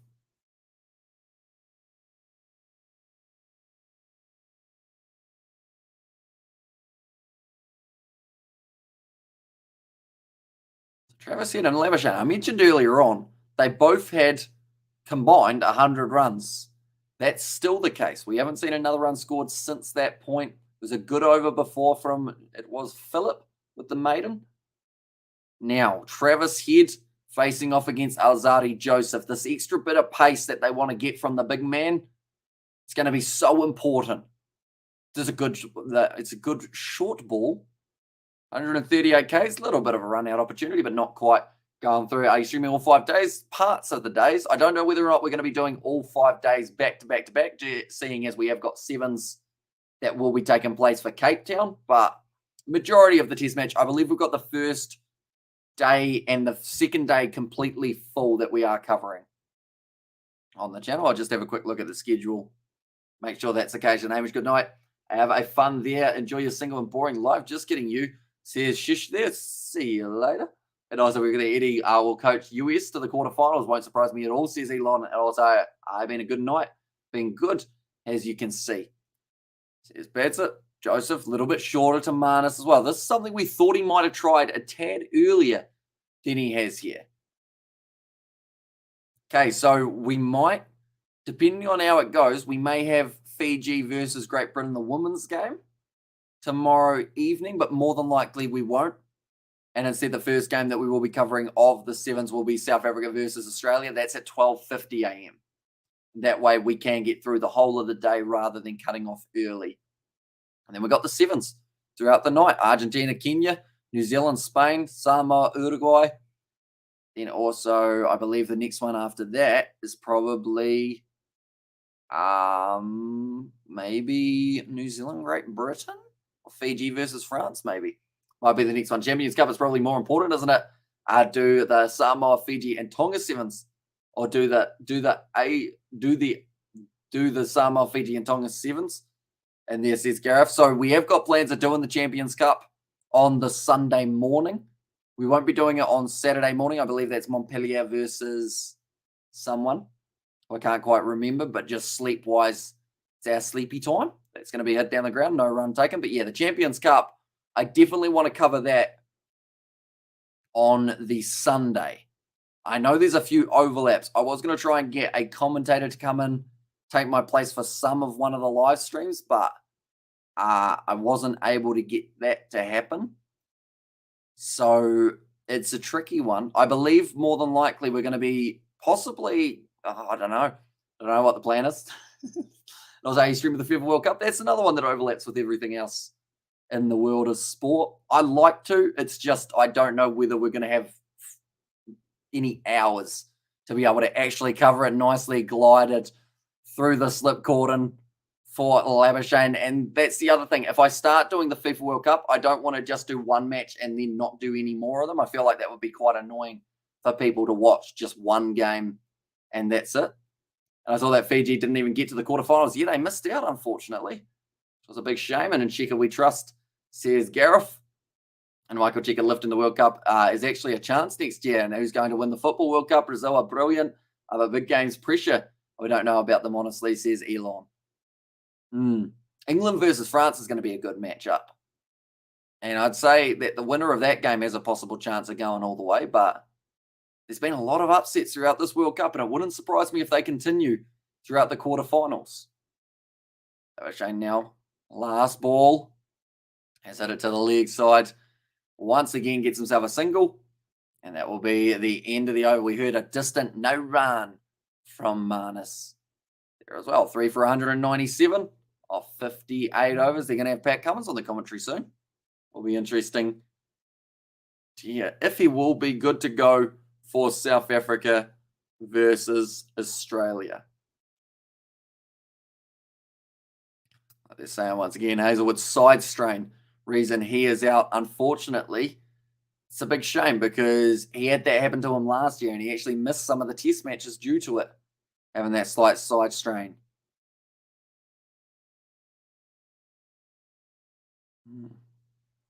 Now, Azadi Joseph, last ball, actually 144. Is Sonny Bill going to fight Gallen?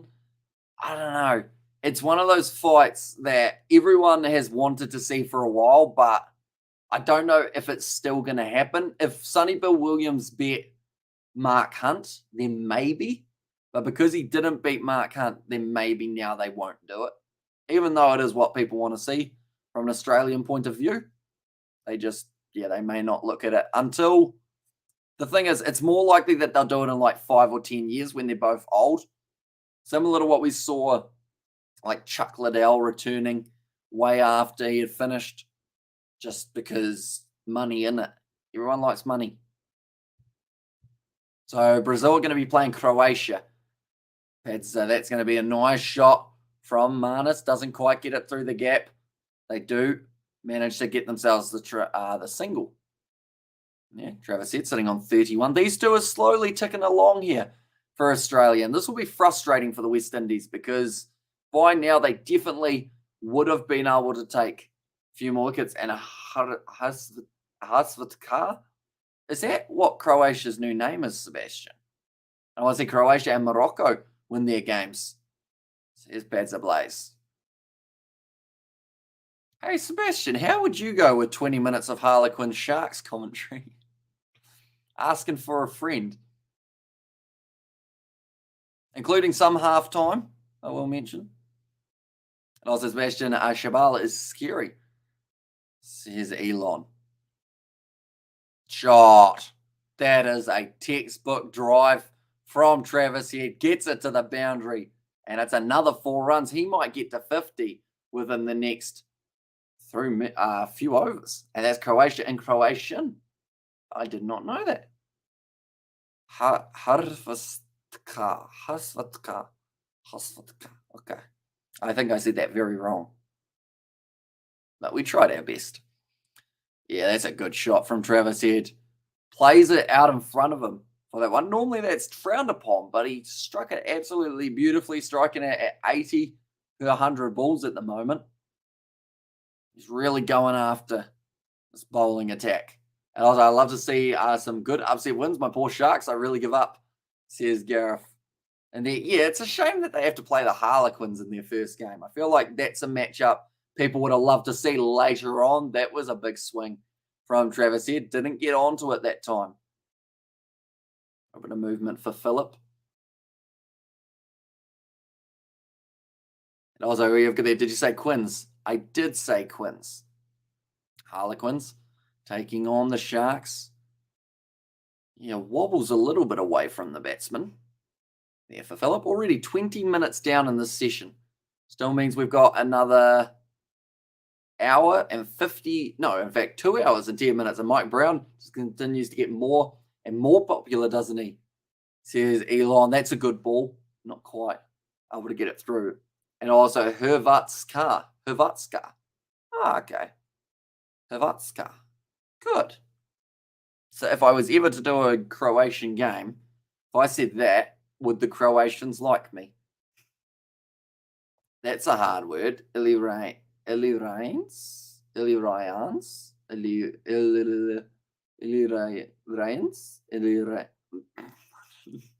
that Afrikaans, Gareth? Go the Quins. Here's Beds Ablaze. Oh, inside edge from Travis Head. He absolutely swung through that one. Mayers has to field it. 2 to finish off the over. Phillip, expensive again, going for the 7 runs. West Indies need to try and stop this, or else this will be a bit of trouble. 5th duck on Australian soil for Steve Smith. And then from there, 73 runs. And they will like you because you're not Serbian. Ah, I see. Did Serbia, did they make it to the round of 16? Or did they miss out? I'm going to have a quick look. I think they made it to the round of 16, didn't they? Or not? No. Did they make it? I'm going to have a look at the table. Where are they? Serbia. They finished 4th in their group below Brazil and Switzerland. That was a tough group, though, to be fair. Australians just really putting the pressure back on the Windies. 73 runs off 98 deliveries here between the two, and Brazil looking good, but who knows? Hrvatska unpredictable at the moment. And Luka Modric and Luka Doncic share more than just names. They share sporting abilities that are from another universe, says Elon there. I have an opinion on this but Bane of the men might hate in me again, says Gareth. Jason Holder. Play to the lead. So if anyone's wondering what I'm doing at the moment, one of my ribs has gone numb, so I'm just trying to get the feeling back in it. Probably not ideal, but I think that's just from slightly slouching.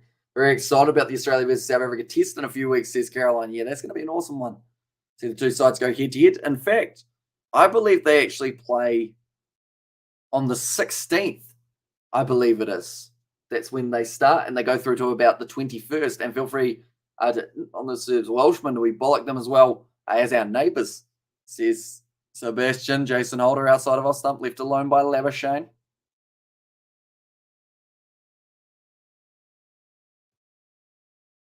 Almost 30 overs left, or just over 30 for the West Indies remaining now.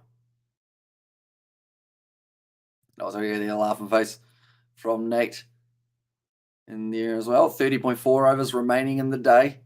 Australia, if they're sitting on about, I would say the run rate that you're going at the moment, they're getting above 300. Who are the next three batters, Hamish? It will be Cameron Green, Alex Carey, and then Mitchell Starc. So still a lot of batting talent for the Australians. Nice shot down the ground from Labuschagne. Goes straight to the man at mid-on.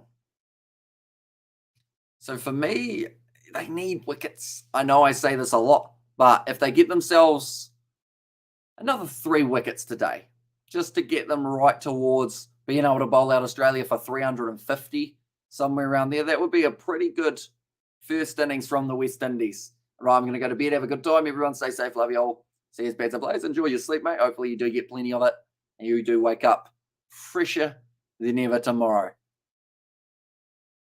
No run taken by Marnus. Partnership 73 of 103 deliveries.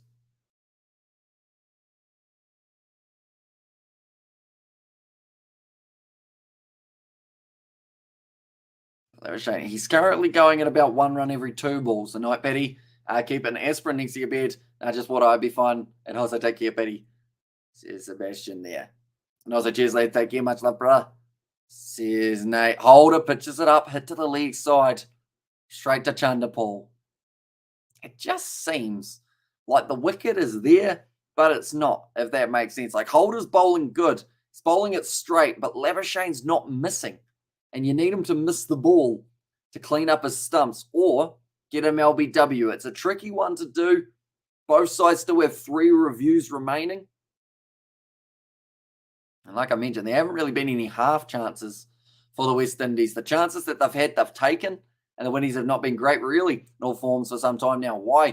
They used to own T20. I think it's just about refinding that next generation of talent. Like, in this side, you'd have to say there are still a few shining stars for the Windies, but there are still a lot of players who, I mean, you could say are in the team because there was that spot available and they haven't really proven themselves yet. But that is something that's a bit exciting.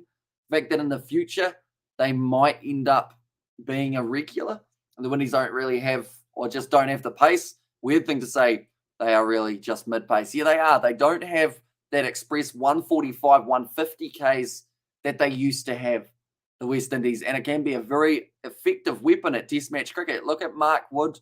Look at Jofra Archer for a couple examples from England. Harris Ralph for Pakistan recently making his debut. I can see him with a bright future because of that extra pace. Create that indecision from the batsman. Mitchell Starc can get it going at some stages up to around that 145 mark. Another single taken by Travis Head.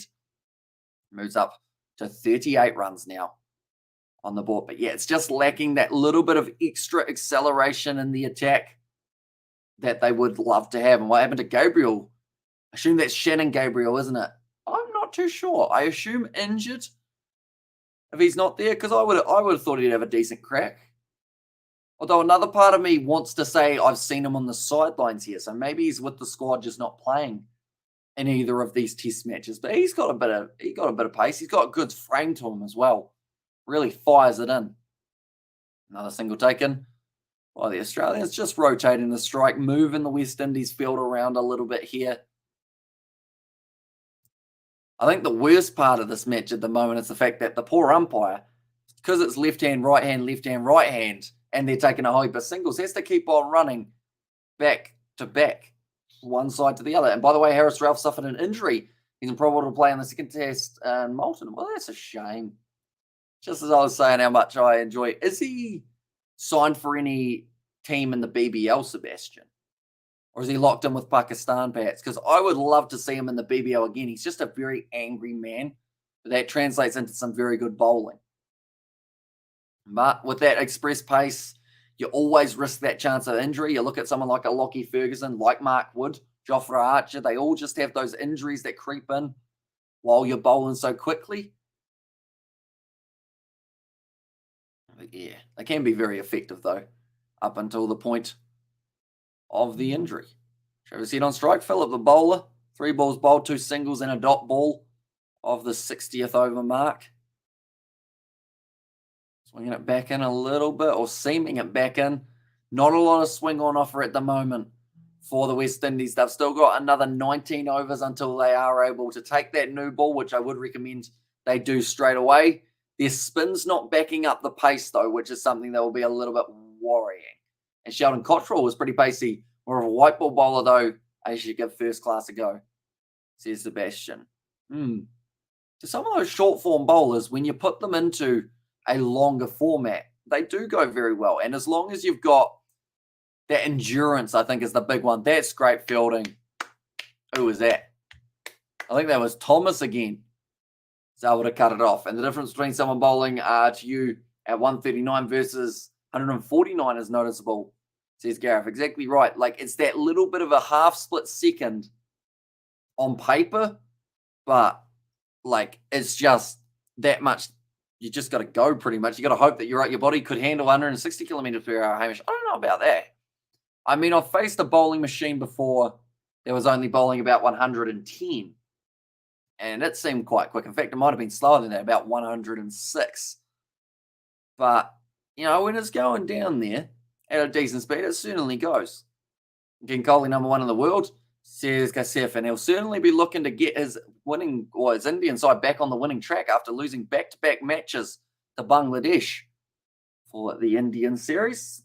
We're looking to turn it around, but he's a good player, so he should be able to do so. We need Cameron Green to get a good bat, says Nissen, and Creepy Crawley, says Sebastian there as well. But it looks like now it's going to be Pat Cummins joining the commentary box alongside Brian Lara and Adam Gilchrist. Yet to get a little bit of insight, possibly. And Jimmy Anderson has that skill. That's why he is a sexy stats man, says Elon. Nice shot.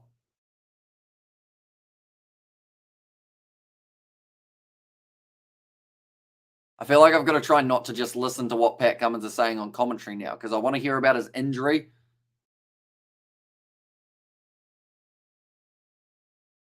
Saying it's a good day so far, Pat Cummins.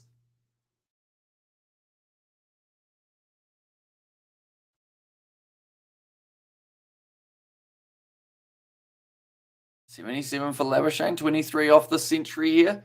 Anybody could handle bowling at 160 kilometers per hour. You have the body like Brett Lee, who has stranded, if he was stranded on a desert island for a month. That's the nicest thing anyone's ever said to me, Tony. Fun fact, there's a tortoise called Jonathan that is over 190 years old. When did he get his name Jonathan of, Mum's my question. Was it only recently that they were like, we need to name him, like the last 20 years or so? Because I feel like Jonathan's not really, maybe John could be quite an older name, but Jonathan sounds kind of hip. And Jimmy Anderson, sexy stats. Sexy man, sexy stats man. Pole shot from Marnus, 121 Ks. Holder not really getting that express pace down there at the moment.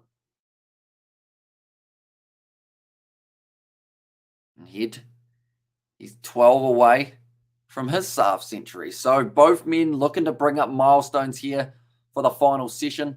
29 overs less. That's Jonathan become this channel's spirit animal, says Gareth. I'm going to look up Jonathan the tortoise.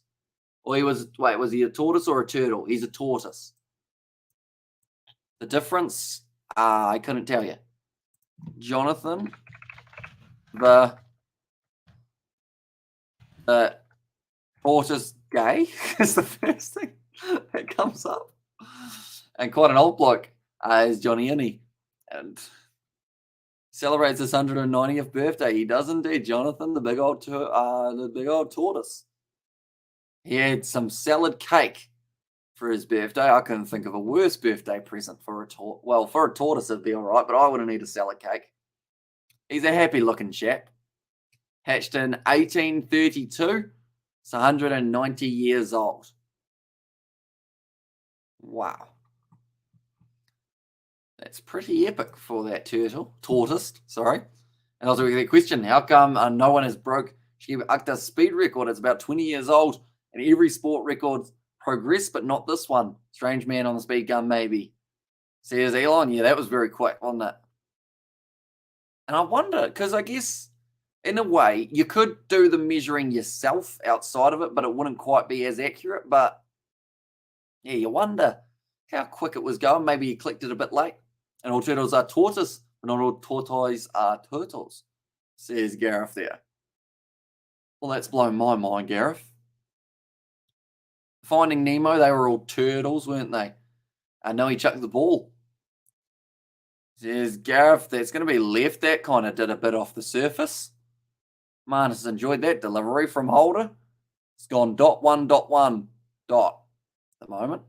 Marnus sitting on almost the same runs as the partnership between these two. 77 for the partnership, 78 for Marnus Labuschagne.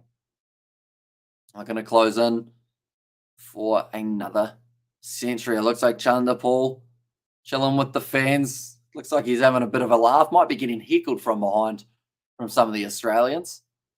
He's quite a young player, Chanderpaul, so probably getting something to do with his age thrown at him. Older there once again. That one stayed a little bit low. And Marnus has stayed down. And also turtles like water, tortoises don't. Really? And Nemo was a clown. Nemo, you clown, says Elon. Is that right? Turtles like water, tortoises don't. I'd still wait to face Sean Tate, who is absolutely rapid, says Gareth, and an angry man.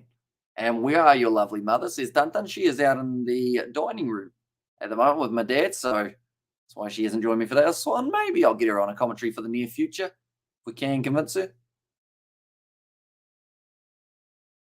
Okay. So they're just saying that Marnus normally during the break has a protein shake or a protein bar and then just talks to anyone who will listen about his batting. Tapping the bat in the bedroom. There's Pat Cummins as well.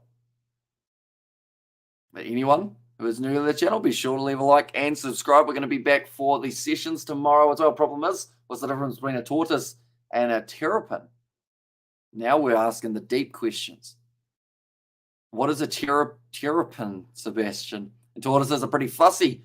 Who doesn't like water except John Daly, says Elon there. Nice ball from Joseph. Back into the bowling attack, sitting 15 overs at the moment. He's bowled 1 for 47. The wicket's got to be coming soon for the West Indies if they want a chance of stopping Australia getting 300 today. 28 overs remain in the day. Another 18 overs before we get to see the new ball. I think that's when we're going to start seeing something happening for the West Indies. That's a better ball. Joseph almost a little bit of round arm in that delivery. 11 runs left for Travis Head. And also we have got the hello. How you doing? Black Caps boy, says Chinese Rose. I'm doing all right. I don't think I've ever been, I guess, addressed as Black Caps boy, but I'll take it. They're going to be playing against Pakistan in the near future for the Test series. That will be an exciting one. Marnus will get a double ton, says Elon there. And Terrapin, bitten, nasty biting things, says Gareth. And no, says Nissan GTR. So he's been more economic from the Cathedral end, but from the City end was the side that he picked up his wicket from. Another shorter ball does only get it up to hip height of Travis Head. Let's play it nicely. And also Google says terrapins are a species of turtle. If me, that changes everything. So then the difference between a turtle and a serapin, I guess, or terrapin, might be the next question that gets asked. If they're both turtles, I think Marnus will be out at around 90, says Chinese Rose there. Okay. Do you know which bowler will get him, Chinese Rose, in your prediction? Who do you think will be the man who can dismiss Marnus Labuschagne? Sadi Joseph, that's going to be a pitched up delivery. Travis Head goes after it, trying to get it through cover. Doesn't connect the way he would have liked, though. Just the 2 balls remaining. I thought for a second they were giving that as a no ball. Jason Holder, good option. Very good bowler. And yes, they live in dams and mucky water. And also we're asking the good questions on this channel. Exactly right. Does a meerkat swim? I believe so, because if I'm not wrong, when I was a lot younger, we went to a zoo in Australia, and the meerkats. Oh no, actually, no, they weren't the meerkats. They were the otters. But one of them was like grabbing some of a bush and then running it back to its den. And then the other would come back out and it would do the same thing. Good bit of fielding there. Tried to cut it off. I do manage to get just the single. Good fielding from the West Indies.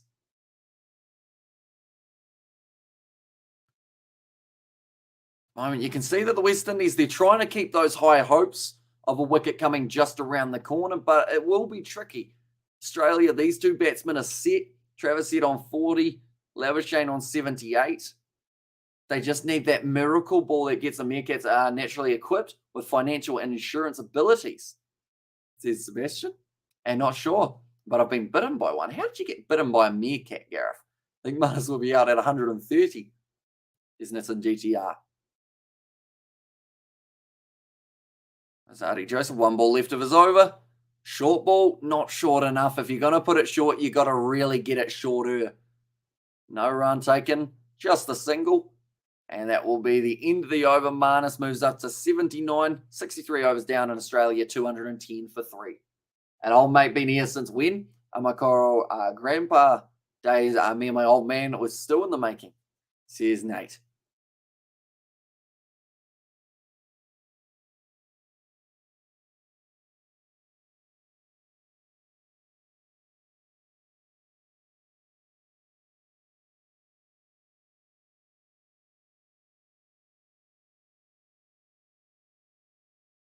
Okay, I'm just listening to David Warner. Apparently, he had a captaincy lifetime ban, but he was considering trying to get it revoked or something. How many Ashes series has Jonathan witnessed since he was born? Jeez. He's witnessed a lot. Has he witnessed them all? When did the Ashes start? I'm going to have a look.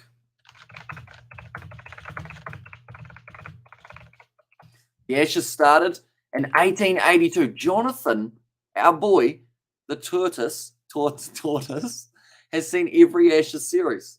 Well, he may not have watched them, but he's been alive during them. What's the cause behind West Indies' decline in Test cricket? Is it T20 or NBA?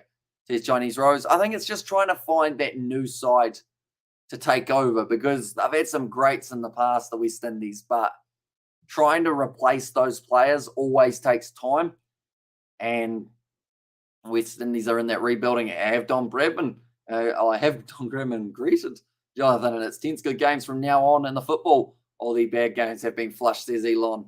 And our neighbours have one as a pet. His name was Blixim. I got a hold of my ankle once. Horrible things, says Gareth. Nice. I didn't realise you could have a meerkat as a pet. Did it also bite them, or did it only bite you? Maybe Jonathan met Darwin, says Gareth. Hold of 2 balls of his 18th over. And he's been bowling in this matchup a lot more than he would have been anticipating. But that is due to the injury of Minley. It did mean that the West Indies, the other bowlers, had to pick up the slack. Maybe why we've seen some some spin throughout the day also. And NBA is responsible for this 100%. Says Elon there, and yes, Darwin. Says Nate. Hold it over the wicket to Travis Head. Once again, gets himself another single.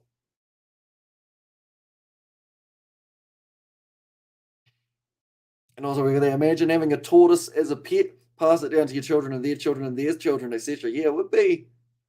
You'd feel like you got a lot of responsibility by the time you get to about the 5th generation looking after it, wouldn't you? You definitely don't want to be the one who had the tortoise when it sadly passed away. Jonathan met Darwin, says Chinese Rose, and also they make good pets. Same thing as having a ferret, I guess. How do celebrities stay so cool, says Nissan GTR. I'd assume a fan. But in what regard, Nissan GTR? And many generations, says Nate. Okay, Travis here just having a bit of a chat with the umpire, I think it was. Or was it Marnus? No, he's having a chat with Marnus down the other end. Anyone who is new to the channel, be sure to hit that subscribe button. We have currently got another hour and 47 minutes, I believe, remaining of the day. And also, Marnus is a funny guy, but his batting is no joke, says Elon. Yeah, he bats to stay at the crease for a long time, considered trying to pull for that one, decided against it in the end. He's not happy that was given as a dot ball rather than a wide, though, and they have many fans, says Nissan GTR fan. 20 left for Marnus to get his century, and also 9 left for Travis Head to have the half century. This partnership has really taken the West Indies out of the game to an extent, unless they can get themselves one more wicket here soon. Short ball, nicely played by Marnus Labuschagne, turns it down to square leg to Chanderpaul, who's up to 81 runs. That's the end of the over, 213 for 3. Just going to have a quick look. What is the time in Trinidad and Tobago? It's currently 5:44 a.m. What is the time in Jamaica? 4:44. So yeah, it's still a very early morning start for anyone who is getting up early in the West Indies to watch this. And how does it look when Brock Lesnar bats on Undertaker's fast bowling? Says Chinese. It would be quite a spectacle, I would think. See, they haven't, not as many fans as Hamish. He's getting stopped outside bottle stores. Yeah. The thing is, though, that's probably the only time that's going to happen in the next, 2 years. I don't see it as a regular occurrence. I don't think we get to that stage, mainly because we probably don't go out enough. The chances of us being out and about when someone else is out and about, probably relatively slim. They might see us at the KFC or the night and day. 2 days test match, says Bojan there. So currently we are on day 1, and 4 to go after this one. Zadie Joseph, he's got a very bright yellow watch on, which I have only just realised now. Oh, how many days it is? 5 days that this one will be taking place. I know his interest in them, but not that he ate them. Savage Charles Darwin was specifically interested in tortoises when he visited the Galapagos. He liked studying them and eating them. So Jonathan definitely didn't cross paths with Charles Darwin. Oh, he kicks it wide, or doesn't kick it wide. He chops it wide there for Marnus with the cut shot. Another 4 runs. Moves up to only 15 away from the century. And also Scott Robinson is fairly good at coaching rugby. He is decent. It's a question of who's he going to coach next. Will it be an international side, or will he stick to the Crusaders? There were rumours that he might be Leinster's coach in the future as well.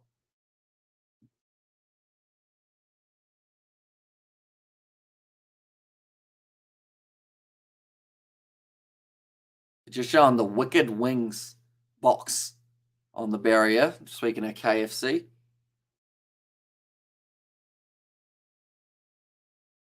Now Labuschagne facing off with Joseph. Doesn't seem troubled by the pace, although that one hurried him up a little bit. 138 Ks for Joseph. So his pace isn't terrible. We haven't seen a single 6 in this innings from the Australians yet, but they have had 35 fours scored throughout the first 64.3 overs.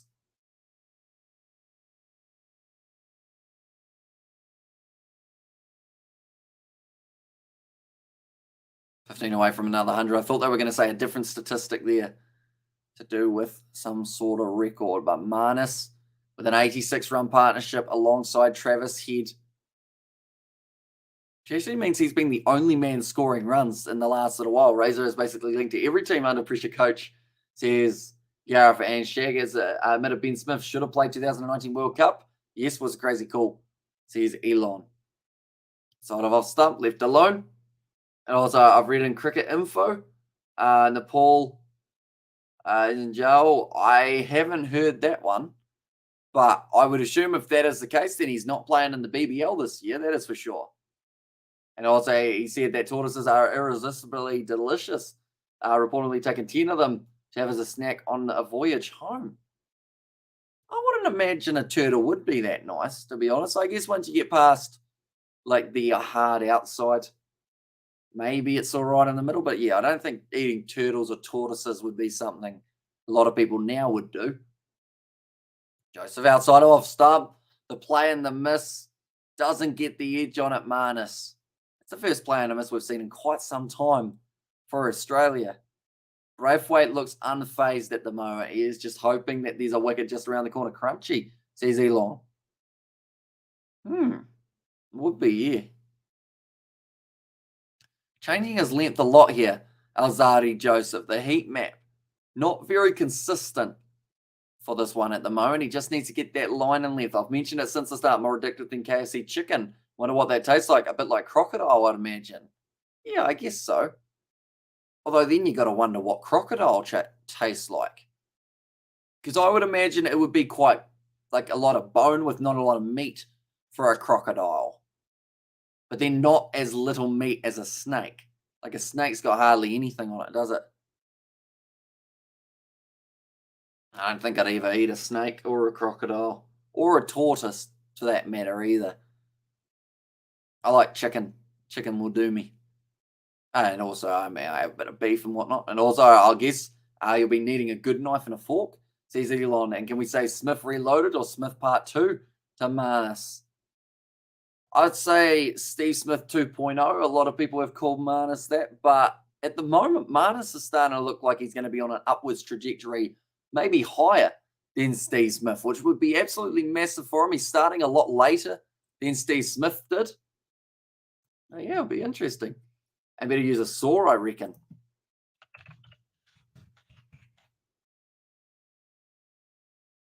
This. I'm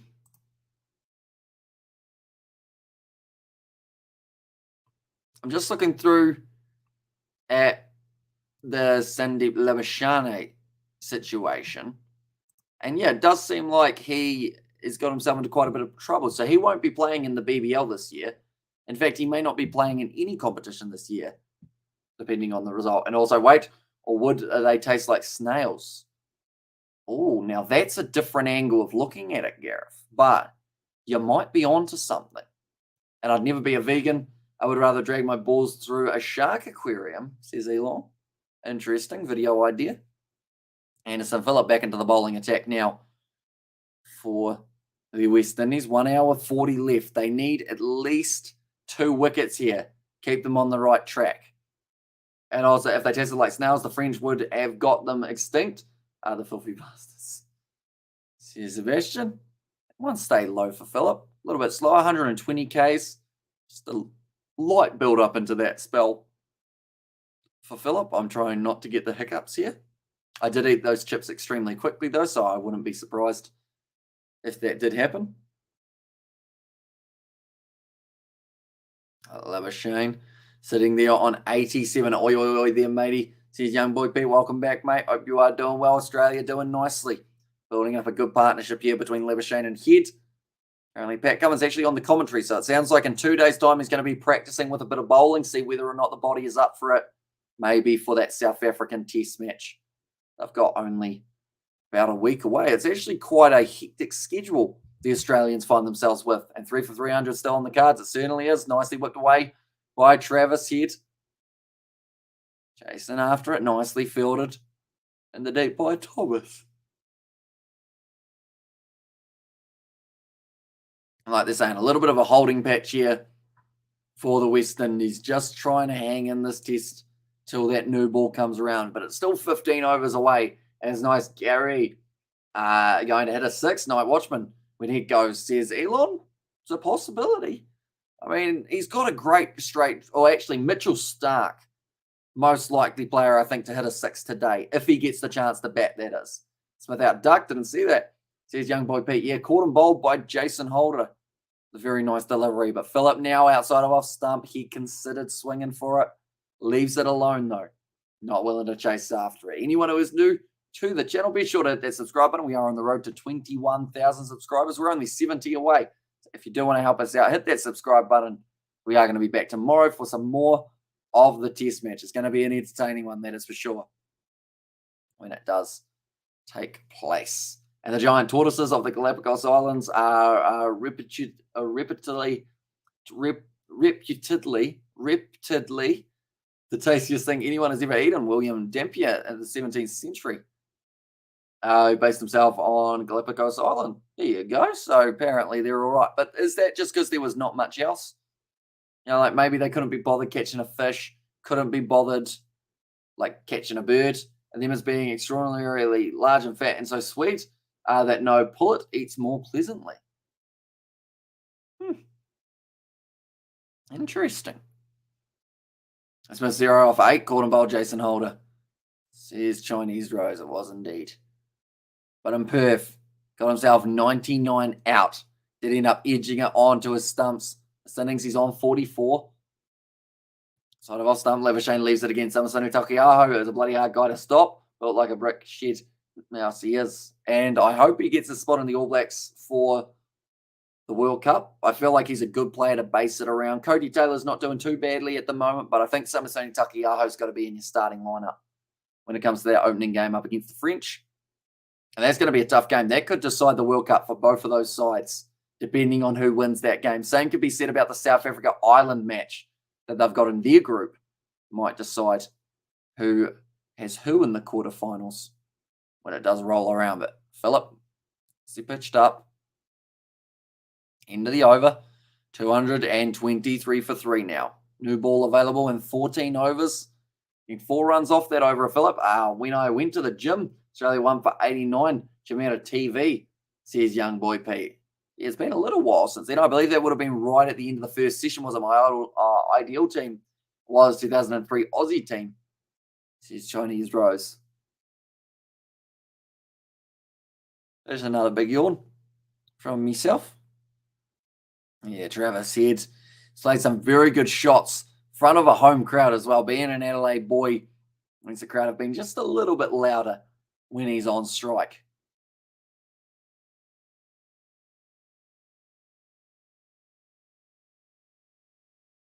And on the commentary of Pat Cummins. And also, why did the All Blacks select Peter Gus Sowakula? Or why did the All Blacks select Peter Gus? He's gone to France. Cringe, says Elon. I mean, to be honest, it makes sense of why he went overseas, because if they're going to give him one game, pretty much lock him in for the All Blacks and then not allow him any more game time, he might as well be going somewhere making some money. So that will be rather than being at the Chiefs, I believe, like he would have been this season. But do you know what club he's gone to, Elon? Do let me know. And also, are you following the FIFA World Cup? I've been doing my best. A lot of the games have been overlapping with other sports that we've been covering, so that's made it a little bit tricky. But, yeah, we have been watching a few of the games. I know that the FIFA World Cup quarterfinals are coming up tomorrow morning, or the next day's morning. So Joseph wide ball. Travis Head goes after it, and it's a great shot. Race into the boundary there for Head. And Gilchrist putting Sri Lanka and India in this to the sword in the World Cup final, says young boy Pete. A 2-day test match, or it is a 5-day test match, Pujan. And I don't blame him. He was class in Super Rugby and don't know why Fozzie let him go. Here's Gareth. And here as well with Travis Head. He's playing all his shots today. Definitely out through that cover/point region. He's liking the ball when it's put there. Struck it well. Raced it away to the boundary. Right. Travis Head once again. Going to be on strike, sitting on 48. 2 runs away from getting his half century. But leg side is whipped away. He'll get 1. I believe they will get the 2. Yes, they do. Well batted by Travis Head. Brings up the half century again. I think 48 nations played for the next World Cup, 2026, says Chinese Rose there.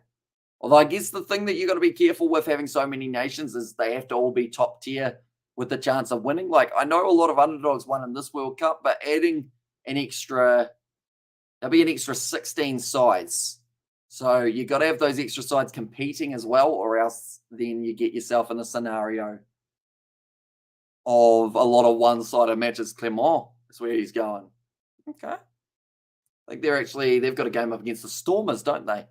Coming up in the near future for the Champions Cup.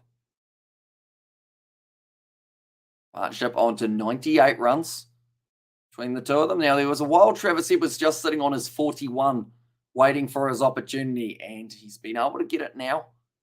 Get a bit of strike, scoring a few more, 50 off 66 deliveries. The shorter ball, Joseph head out through the backward point region again.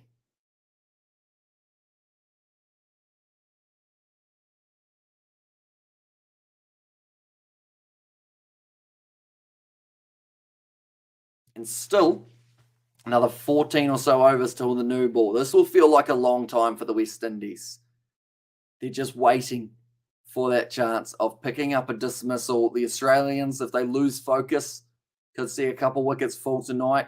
As we get closer to the end of the day, the question of a night watchman starts to rumour a little bit, and they should have given Peter Gus more game time for the ABs, says Elon. But I think the big problem there is because they had Sam Cane at number 7, took away a spot from someone else. You know, you could have transferred Adi Savia to 7, had Peter Gus at number 8, could have had Peter Gus at number 6 maybe.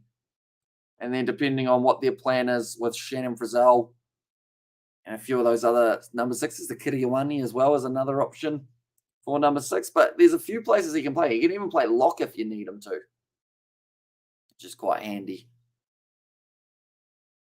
Or any side really. And maybe he told them he was going to France and that's why he wasn't kept in the squad. That is also a possibility. Maybe there was more kind of behind the scenes going on. That's a rough looking cover drive from Marnus. Was a little bit too close. Get out through the gap he wanted. In fact, that was Travis Head. No, it wasn't. It was Marnus. That was just the last ball of the over. 230 for 3 here.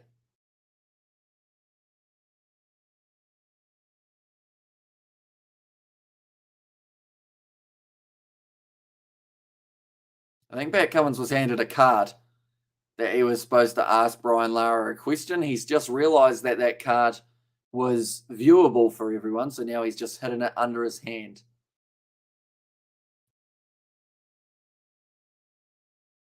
And he's just hidden it under his seat, or behind himself, I should say. There, I think he wasn't supposed to show that he actually read it off the sheet rather than coming up with it himself. Apparently just the one slip for the West Indies at about second or third slip here. Travis Head on strike, partnership of 99 now between these two Australians. Oh, that's close, but he's got the inside edge. Phillip, he'll be a bit disappointed. Oh, sneak that one through, because if they can get a wicket now before the new ball, exposes one batsman to that shiny new pink one. Yeah, inside edge. It would have been a close LBW shout at 87 is unlucky number to Australia. He could play wing, to be honest, says Elon there.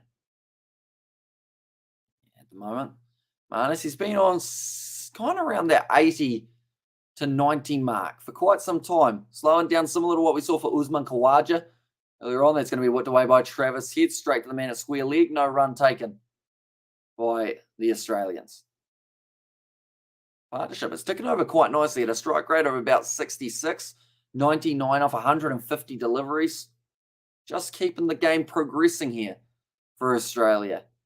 A lot of people want to see the West Indies get themselves a bat at some point tomorrow. If they can get into it, probably second session, that would mean that they've been able to bowl Australia out, but they need more wickets. Phillip, once again, that's just a back foot punch from Travis Head. He's going to be bringing up the 100-run partnership, moving up to 101, 151 deliveries there. I wish to start in Las Vegas. That was Vegas stays in Vegas, says Nissan. Outside thinking from you there. But nicely done by Travis Head. Bring up that 101-run partnership with Marnus Labuschagne. I believe probably contributed about the same amount as Marnus, maybe a few more, 53 compared to Marnus's maybe 47. I don't believe we've had any extras recently.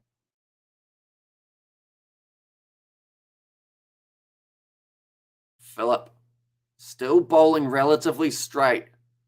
Labuschagne and Head partnerships, they average 65 at the crease together. It's extremely impressive.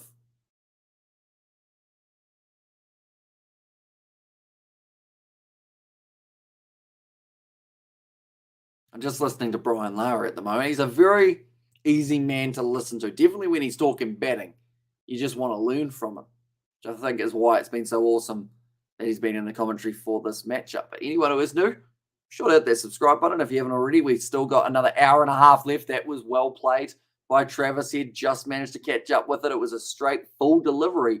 The AB's got Akira, Satutu, Grace, Savia, Papali, Blackhead, Jacobson, still pick Kane, says Gareth. Yeah, the choices that they've made in the past are a bit questionable, to say the very least. But I see Blackhead is back training for the Crusaders, so that makes me excited. And hopefully he's going to be match fit for the All Blacks season. coming up, and yeah, gets to play at their World Cup. It's just more of a question of where are they going to put him, because I don't think his work rate's going anywhere. Even if he's injured, I feel like he's still one of those guys who no matter what he has to do, he'll still do it with 110%. Phillip, nice pitched up delivery. Once again, Labuschagne unable to squeeze it through mid-on. And the Springboks have so much wing depth, with big question marks around 12 if de Allende gets injured. Phillips will be nice, but they want size as they have midgets out wide in Arinsa and Colby. So I know Andre Esterhuizen is a possible option at 12. I don't know whether people would consider him as the same caliber as Damien de Allende, definitely because he hasn't really had a huge amount of time. The crease. So currently having a bit of a change in the commentary box. Still people up on top of the Adelaide Stadium watching over this game of cricket. It looks like spin is coming back into the attack. Number 38. No, actually, that's Thomas, isn't it? It's going to be Thomas getting another crack. Maybe Pollard. Maybe. Unless you go Pollard 10, bit more size there, and then you go de Allende on the outside. Oh, sorry, Willems are on the outside. So you have your size at your 10 rather than your 12. Yeah, that South African backline always seems to have a solid 12 in there, though. Partnership, 102 of 154 deliveries for the Australians. Taking over very nicely indeed. 87 not out for Marnus Labuschagne. He's been on it for a while, but now back into the attack. It will be Devon Thomas. He picked up that wicket early of Usman Khawaja, an important breakthrough, and now has another opportunity to try and create that opportunity. I guess opportunity is the key word here, isn't it? To create that chance of getting another wicket. They've only got the one slip. He doesn't have a huge amount of pace, so it may not carry even if there is an edge. But Travis Head facing off against the right-hander Thomas. He's going to be going over the wicket. Cut away straight away from Travis Head. Slashes out to the man at deep point. Gets the single for his troubles.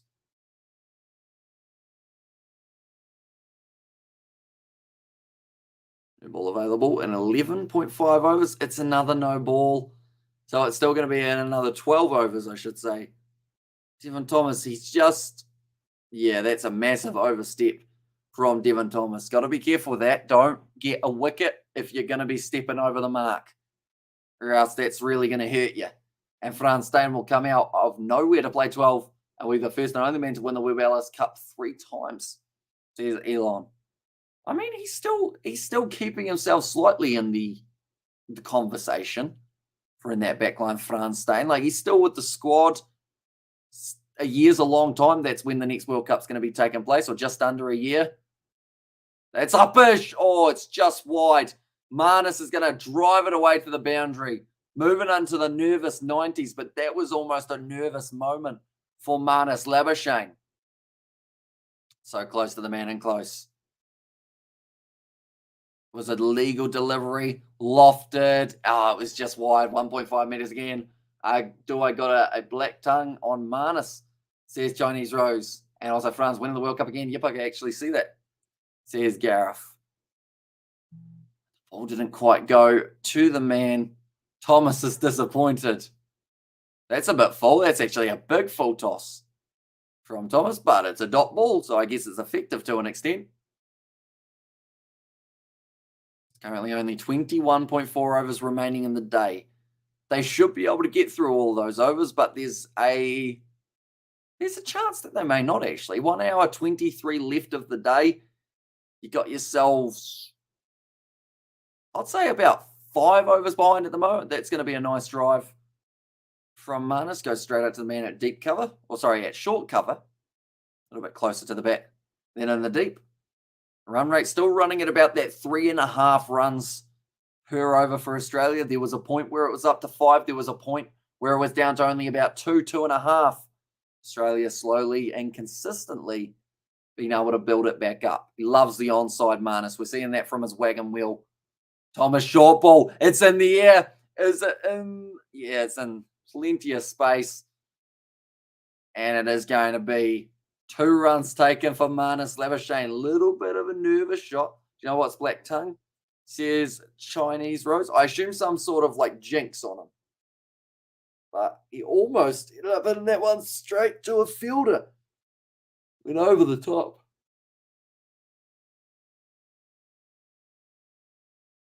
I was just saying it could have been a bit of a slower ball there. Rob Thomas, he's got a good variation of pace. Currently gone for 7 off the over. It's the Yorker. Well played by Labuschagne. Gets him behind it. And also, we've got Faraz in the chat. It said there is only one king, and his name is Babar Azam. And he's a very good player, Babar Azam. And also, bro, Babar Azam is the real king, says Faraz. And then a black tongue sounds kind of scary, says Gareth in there. Yeah, it sounds a bit interesting, doesn't it? A black tongue. Maybe if you've eaten like a squid that still had its ink. And also the Geordie Rico combo is surely the best going forward. It's a combination I've actually wanted since the start of 2022. It's taken them until pretty much the end of 2022 to realise that it could be an option. But I think they're still going to go Havili 12. I just got that little bit of a feeling that they'll stick with that for a bit longer. And also black tongue negativity, says Chinese Rose there. But the current partnership, 110 runs. Labuschagne sitting on 93. Like they're saying, Steve Smithy was dismissed for a duck, so they lost 2 wickets for 2 runs. And Faraz Alam is a real princess, says Jay Hayes. Welcome in, Jay. Hope you're doing all right. Australia doing very well here, building up a partnership. And Babar Azam is averaging under 50, says Gareth. And they're under 50. That's quite impressive, isn't it? But who else has got high averages at the moment? Labuschagne's probably got a decent average. He'd be up there in the conversation. Steve Smith, he just got a duck, so that probably hurt him a little bit for that one. It's here now, 55 off 73. Phillip charging again, hit to the leg side. And also Shane Warner's a true king. I feel like I can agree to that. So the king of spin, bro, 60 average in ODI. What are you talking about? The Babar Azam, I love watching him bat. Him and Muhammad Rizwan, probably my favorite batting combination to watch. Because even if Pakistan, like one of them, if they're going slow, the other just picks it up. And then they just switch around. And also their test matches, says Gareth. And there's, like they're saying, a little bit cool in the evening for Adelaide. It's supposed to get to 26 degrees in the near future. I believe that's tomorrow's forecast. And then the day after, 32 degrees Celsius it's going to be. So it's going to be a bit warm. Oh, Jay, we were talking of the mangoes, as you know, the other day. I actually ended up getting a mango Powerade. Whoa, that's close. He's stepping across there. It would have been worth a shout, but no one liked it. Straying down the leg side just a little bit. But yeah, I got a mango Powerade water thing because I remembered our chat of mango and I was missing them. By the way, Manus is test if unstoppable. And also we have got that Babar Azam is yet to be tested in Australia, New Zealand, England, or South Africa, says Chinese Rose there. Apparently some birds flying around the Adelaide Oval. Supposed to be the day-night test. The last hour is always the most interesting when it comes to that new ball swinging around. They've got another 11 overs till they get to experience that, though. And also we have got their mango Powerade. Lo, you really want a mango, don't you? I would love a mango. But they don't have the good ones over here. So I ended up getting, it's like a mango Powerade water. It's like sugar-free. It was all right. Like, I wouldn't rave about it. Did I keep the bottle? Yes, I did. I hid it down here in the corner. Powerade Active Water. Look at that right up in the corner. Mango. Lovely. Supposed to be quite good for you. Vitamins and stuff. Sodium. Shot from Travis here. That's going through the gap. And that will be another 4 runs for Travis here. Babar Azam is playing in deep pitches at home. Doesn't make him good credit. And there says Chinese Rose, and also mangoes are the best, says Nissan GTR. They are very good. Slowly coming back into season, I believe. Fingers crossed. I'm actually going to very quickly search for mangoes, see if they're back. And Active Water keeps the bees. Yeah. Keeps them active, doesn't it? What we got in it? water, food acids, minerals, sodium chloride, potassium chloride, calcium phosphate, magnesium sulfate, sweeteners, vitamins B3 and B6. Flavored water, isn't it?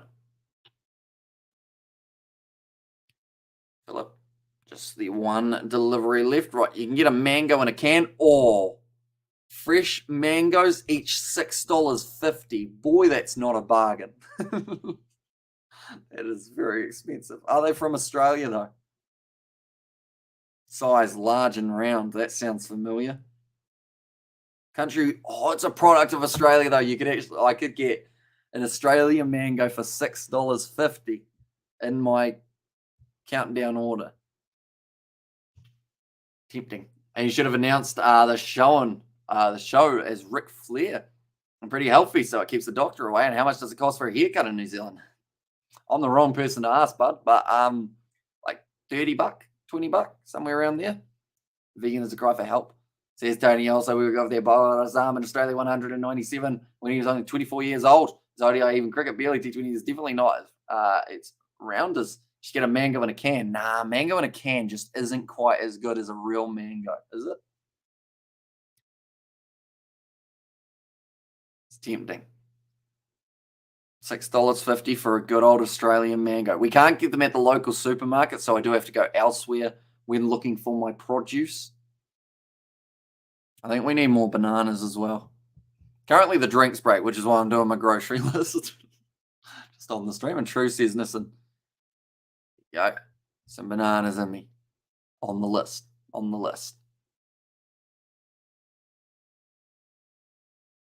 Drinks break already. Currently an hour 15 left. It's been flying by the moment this match. Up to all of today has been. Frozen mango pieces are usually in shops. They are, but the shameful thing, well, not the shameful thing, but the sad thing is for us, they are from Peru. So they're Peruvian mangoes. Nowhere near as sweet. Almost a little bit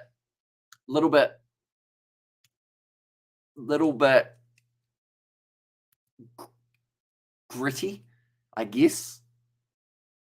Not gritty, but like they're rough, you know? And also we have got the Barbara is still a kiddo in front of Coley and Smith, says Chinese. And also the vegans, oh dear, bless the confused, says Elon there. Just watch Barbara Azam against Sri Lanka when he scored 119, please. What that, bro? Says Varaz. Just showing the catch for Steve Smith. The dramatic dive probably wasn't necessary. From there, he did the jump after taking the catch.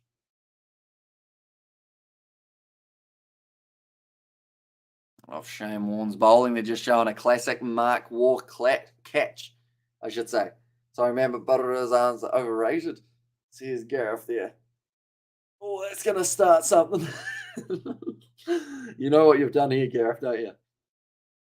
We're going to get more caps. Why did New Zealand not get them from Australia? I don't know.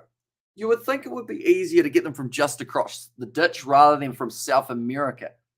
And Butterazan's overrated. OMG, bro, are you serious? Says Perez. And sorry, I've just got two, says Gareth. Just about to get back underway. Marnus having an up and go. Currently enjoying himself at the crease.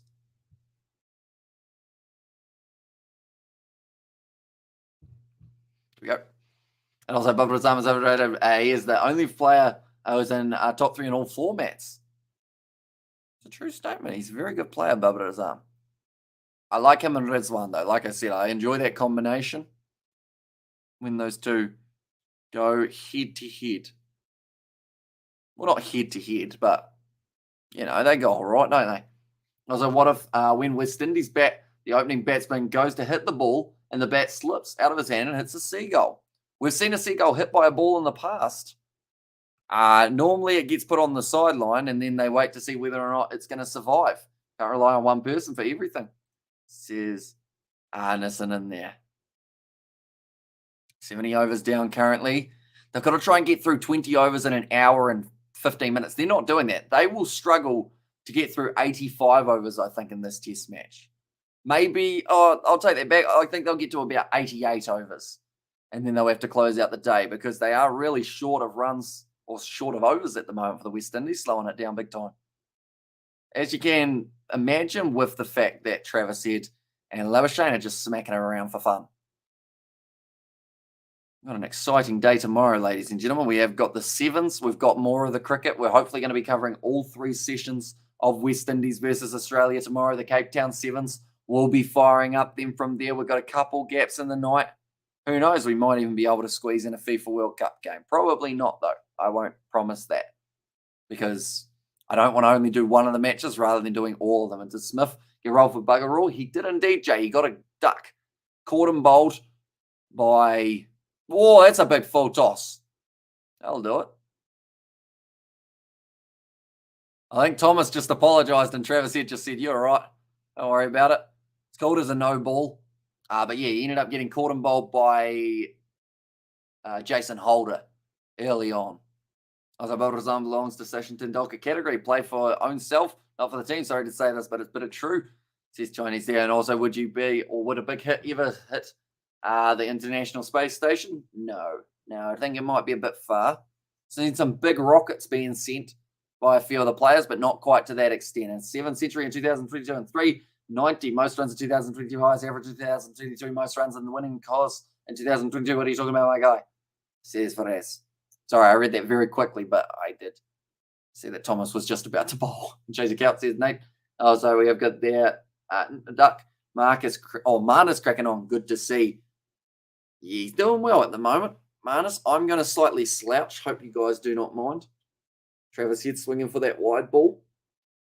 Not quite getting it right. Yeah, my rib around there has gone numb again, which is not ideal. I think it's just from sitting still for so long that it loses feeling. So that's why I've bent over, but I've slouched down a bit. Probably not good for the posture, but it will be all right for the rib for now. Joseph, he's bowled 18 over. Same with Holder. Phillips bowled 15. Losing the bowler early. Another big full toss. Going to be going through. Looking like my leg spin deliveries. It's normally full toss, then a double bounce to the next ball. Travis Head sitting there on 62. Labuschagne on 93. He's only 110 on 66 balls versus England while chasing 200 in T20 and won that game by 10 wickets, 122 on 59 balls while chasing 205. A T20 selfish player, says Perez. And there as well. This is not one to fire you up at all, Perez. But I am curious because I didn't actually watch the game live. How did he go in the final of the World Cup? I honestly do not know. In fact, I'm going to look it up now because I didn't get to watch that one, unfortunately. But I do want to see. I assume he would have done all right, like 50? 50, but Babar Azam uses an illegal bat. It's too wide. Ooh, it's heating up. It's heating up now. Nice and solid there from Marnus. Gets him behind the ball. Right, November, was it? Yeah, it was in November. Final of the T20 World Cup. 137 for 8 they got. How many did Babar Azam have? Babar Azam got 32 of 28. Not bad. Overall, second highest scorer for that World Cup final. Dylan White's name is a spelling mistakes all round. And Chase 349 versus Australia's got 100 on 70 balls. Selfish player low, says Perez. It's going to be worked out to the leg side once again. Very well timed by Labuschagne. Just cut off in the deep there. To be fair to Perez, he's got all the stats available, doesn't he? He seems to have the answer for each scenario. And Bro Bubba played slow in the World Cup final because everyone is getting out, so he needs to hold the wicket, says Perez. See, like I said, I didn't actually see it. So I wasn't sure how he went, but he was second highest run scorer in that World Cup final. Google, says Jay. It's a very useful tool, isn't it? They're just showing the wickets. Caught and bowled. Jason Holder did very nicely. Like they're saying the West Indies, they were slightly back in it, and then this partnership happened. Final, doesn't he play? Gareth. I know that currently there's going to be some furious. That's the typing going. Currently 9 overs away, 252 for 3. And also, what about 114 versus Australian ODI while chasing 349? And also, we have got there Alvarez and look after Coley and Smith. ODI and T20 here. We're talking on real cricket test, says Chinese Rose. Chase into the bowling attack, a little bit leg side-ish, no run taken. Travis here, I think, was a bit keen to get off the mark. He has a bit of a smile and he goes, there wasn't much there. Sorry, Hamish, I'll start. It's up to you, really. I don't mind. I was very correct with everything. Says this in there. Oh, that's a full toss too. Everybody going for full tosses at the moment. A bit of a misfield. Throwing it to the bowler's end to Silver. Oh, sorry, the keeper's end to Silver there. -5 away from the century. Now, if they can get him out or Travis Head out before the new ball, that's their best chance, really. But they need to do that. Everyone's looking behind them at the moment. Nathan Lyons hiding in a hoodie and whatnot. Doesn't look padded up, so the night watchman scenario isn't in effect as of yet. Another single taken. Labuschagne moves up to 96. 1 boundary away. 8.3 overs, so that's going to sit you down for about 51 balls left before the new ball can be taken. A little bit of an advance there from Travis Head. Hits it straight out to short cover. Fields it nicely. Looking like he's starting to blink like this a bit. That's something Ross Taylor used to do back in the day when it was late in a test match. You'd do that, say he couldn't see, and then that was normally the end of the day. A little bit of advancing there from Travis Head. Doing very well. I was going to hit the like button. I'll hit the like button. Don't be slack, says Jay Hazy. You heard the man. If you haven't already, be sure to leave a like and subscribe. Let us know how much you love mangoes. Gonna be well bowled by Chase. Babrazam wants to be a hairdresser, says Tony there. It's a noble profession. Got to be done. No, hair gets long, doesn't it? End of the over. As I said, he's only actually 36 away.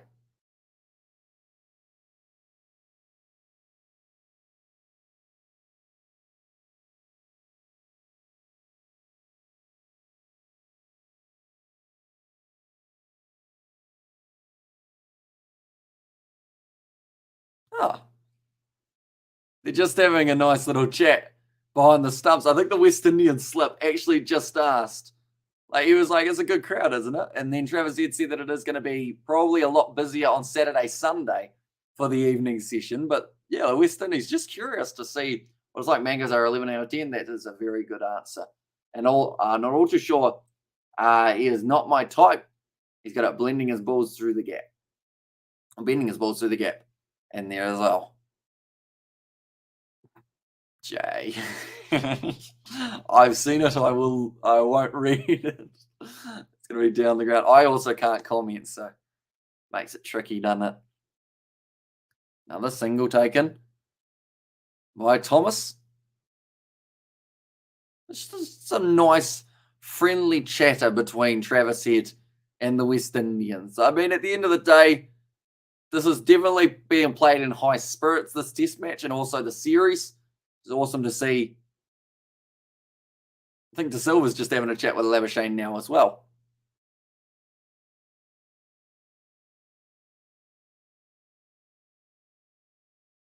Tapping his bat here, Marnus. Up to the stumps. That's going to be a great shot from Marnus. Labuschagne. That'll be another century for Marnus. He's gone 200, 100, 100. All in this West Indian series. Marnus Labuschagne soaking in the crowd at Adelaide Oval here. It's a celebration from Travis Head, his batting partner. They've already got 100 runs between them. His 10th test century in 30 matches. Third this series. Listen, listen, listen.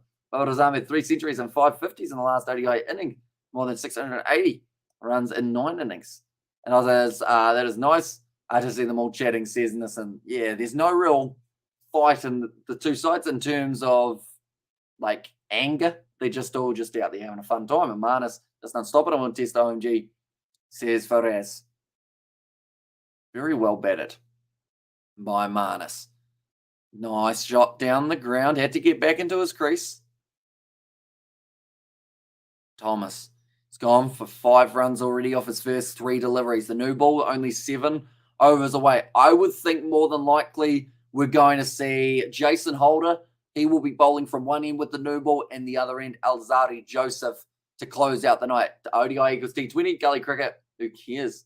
Says Chinese, and also he's taking up all the oxygen in the chat. All nicely done. And also we have got there, you got a passport, Amish. You can fly over to Queensland and get a seasonal job as a mango picker after 3 months. You'll never want to see mango ever again. Either that or I would end up just falling more and more deeply for the mango. Like, because I struggle, of course, because I haven't had it that much. I struggle to see how I would get sick of an Australian mango. If they weren't $6.50, if they were like $2 each, I would buy 50 of them. Well, I wouldn't buy 50 of them. I'd buy 10 of them and see if I'm sick of them after that. Bubba Razan will try next year. Let's go to beauty school, says Tony there. And yes, we know Bubba is good. He's a talented player. It's okay, says Gareth. And there as well. Second new ball, 7 overs left. 261 on the board currently for the Australians. This partnership has been a brutal one for the West Indies bowling attack with just 1 hour left on the clock. I don't think they're getting through the 17 overs or so that they need to. By the way, just named a player was in the top 10 or just all formats. Bubba Razan is in the top 3 in all formats, says Faraz, and earn good money also and free accommodation and free mangoes. That's what I'm liking. Forget the money, forget the free accommodation. The mangoes save $6.50 every time I eat one of those. You get to see, I get to judge mangoes as well, wouldn't I? I get to go like, right, what makes a good mango? How do I pick a good mango? What do mango trees look like? Are they trees or plants that the mango would grow on? I should know this, seeing as I do enjoy quite a few of them. And congrats to Marnus. Says Chinese Rose. Yeah, he's been playing very well, Marnus. Hasn't really given the chance for the West Indian players to get him. Oh, what a feeling. I've got down the bottom corner, and that feeling will be electric for Marnus. They're saying trees, mate. I'm going to look up a picture of a mango tree. Decent delivery there. Go like this. Go like this. How many mangoes grow on a tree? Mango tree. Oh, look at that beautiful picture. Why are mangoes purple? It's really weird. I should get a mango tree, even though it won't grow. I should get a mango tree and see how good it can go. So there's mango farm. Hang on, there's a farm rather than just a few trees.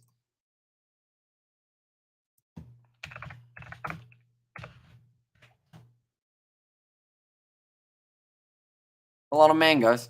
Mangoes go underground in the mango root in there. Wow. A lot of mangoes. They're all green though. Those ones are better. Those ones that are slightly kind of that yellow orange, I think they're the best ones, aren't they? Eat the tree. The tree might be tasty as well if it's anything like the mango. Frost and Chase. Just the 1 run off the first 4 deliveries of this over.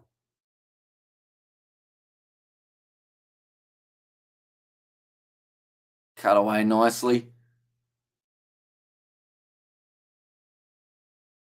On down the ground. Kerry O'Keefe sounding like a pot boiling at the moment. Laughing, or the kettle boiling. I'll have a Shane. 102. League side hits it away. No run taken. That'll end out the over. The build up to the new ball still continues for the West Indies. This is going to be such an important, I would say, after the 6 overs, this next 10 overs decides this test match. It's brutal to say, but they need those wickets and they need them now. They want a chance to leave some mango trees are eatable as well, are they? Well, there you go. the more I learn about mangoes, the more I forget about other fruits. Just showing Marnus's wagon wheel. He hasn't actually had anything go down that kind of offside drive region at long on, or long off, sorry. And he lost 2-0 versus Bangladesh. Lol, says Ferez. They did. That's a great cut. Great bit of fielding, though, from the West Indies. They take the single. They considered throwing it. They decided against it. What's their name? What's the name of that average Pakistani batsman's haircut now and then? Oh, who cuts here now and then? And apples grow on trees. There you go. It's not the same, is it? Like, apples are all right. Don't get me wrong. They're all right. They do the job that they're required to do. But they don't really light the world on fire, do they?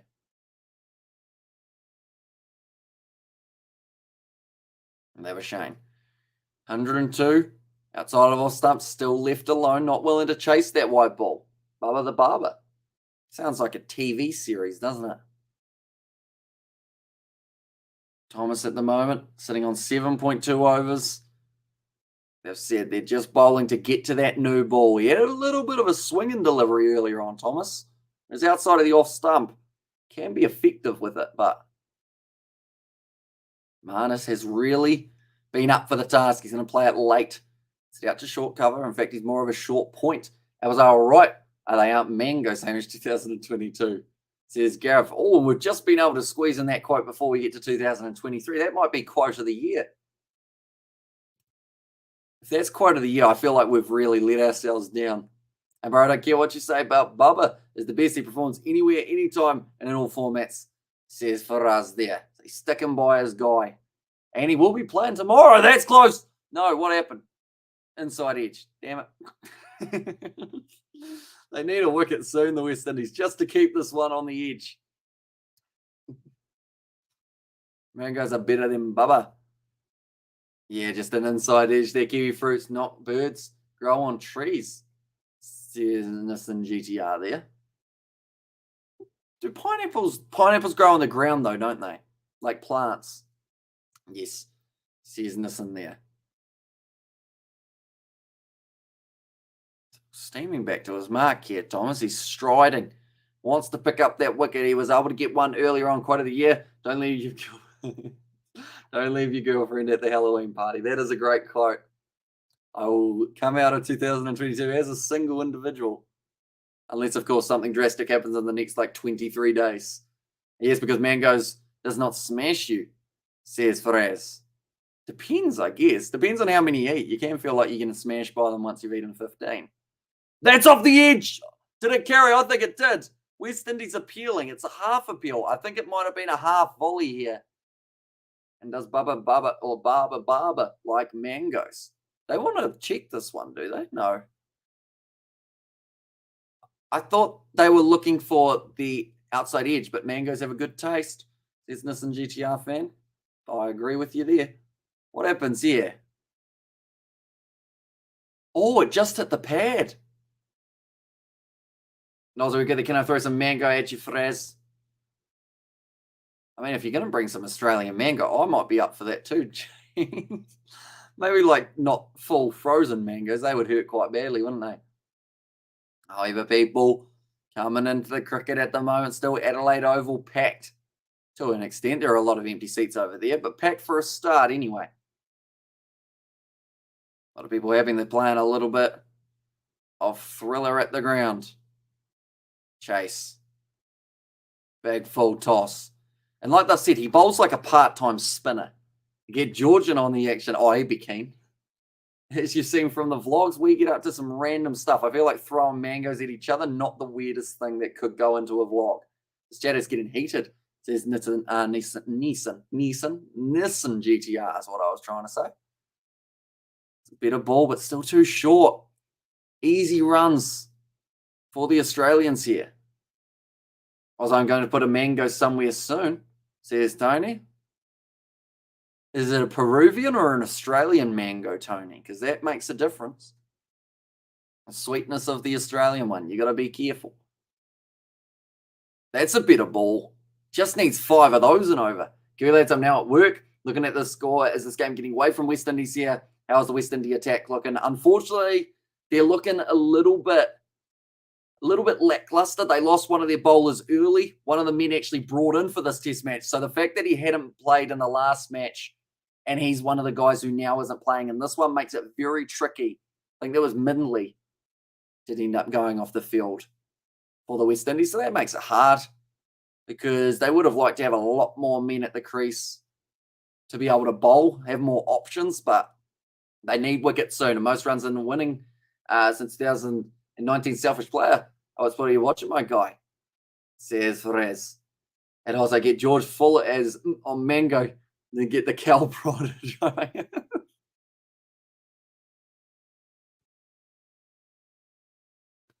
It's an idea. I'm going to star that one. I'll pitch that to George J. The thing is, he'd be keen on it up until the last part. Maybe. Get George Seven fleshing. This would get out of control. Mango guy's a thing, especially this time of year when you're scoffing them green with chili powder on it. Is that a yes? I had to ask him. I'll pitch it to him, though. I'll take a photo. See if he's keen on that idea. Here we go. Don't mention the last part. Wait, so we're not going to tell him that that's the idea of it. So we're just going to get a kettle. The thing is, he's got kettle, so maybe he's got a prod. If not, I'll just get a stick. Just poke him. Only 4 overs left. Those kids are very happy to be on TV. He looks like a mix of Ben Stokes and Johnny Bairstow. That young child, poor thing. No. It's going to be pitched up. Marnus slices it away. You let him figure out the outcome. Says Jay. Do we at least give him like an adult diaper so that he's got that as the backup?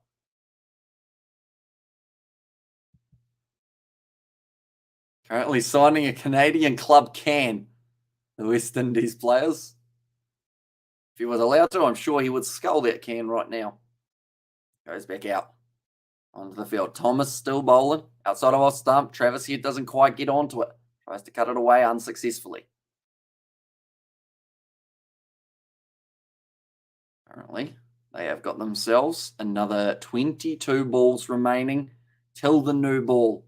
And they've got, well, they're supposed to have 10 overs, but I don't believe they're going to get all those 10 overs in. We may see about 8 or so, a note box of shorts and tracky decks with work boots. I feel like that video would be too brutal to go on YouTube, wouldn't it? And also, Mango guts the thing, says Gareth, rather than Mango Guy. I was like, is there a guy called Mango Guy? Because I feel like I should take that name before someone else gets it. It'll be a great shot from Travis Head. 34s now in this innings for the Australians. Just plays it late, that cut shot. Gets it away to that backward point region. And not good news for the West Indies at all. I'm curious who are the best West Indian bowlers you've seen respected. For me, with Marshall, Garner, Ambrose, and Holdings, are definitely old school bowlers of the West Indies. I feel like currently there's no figure in the West Indies side to that caliber. And I think that's why they are struggling a little bit. They haven't got someone who made a guy sit deep in his crease because he knew if you were up a little bit further, you were going to get a bouncer from him and really hurry you up. Like, they don't have that 150k bowler that could turn it around. I mean, most well-known West Indian bowler at the moment is probably Jason Holder, but I wouldn't say that he is anywhere near that level of Marshall, Garner, Ambrose, and Holding. Can he get there? It's a tricky one. Those guys were legends, but still got plenty of time, Holder, to try and keep on improving. Needs to pick up a lot more wickets to get into that conversation. And they're the best. No one since gets close. No pants, just a box to cover his earplugs, says Gareth. Yeah, you might start questioning what we're doing at that point if I'm like, here's a box, take your pants off. Okay, they're saying that Australia, they lost 2 wickets and 10 deliveries. That looked like a little bit of a game-changing moment for the West Indies. But after that, it's just really Australia's day. As you leave Walsh out, that's a good point. Walsh. Whoa, that's full. but 2 full toss. Another run taken. End of the over, 77 overs down now, and it is 278 for 3.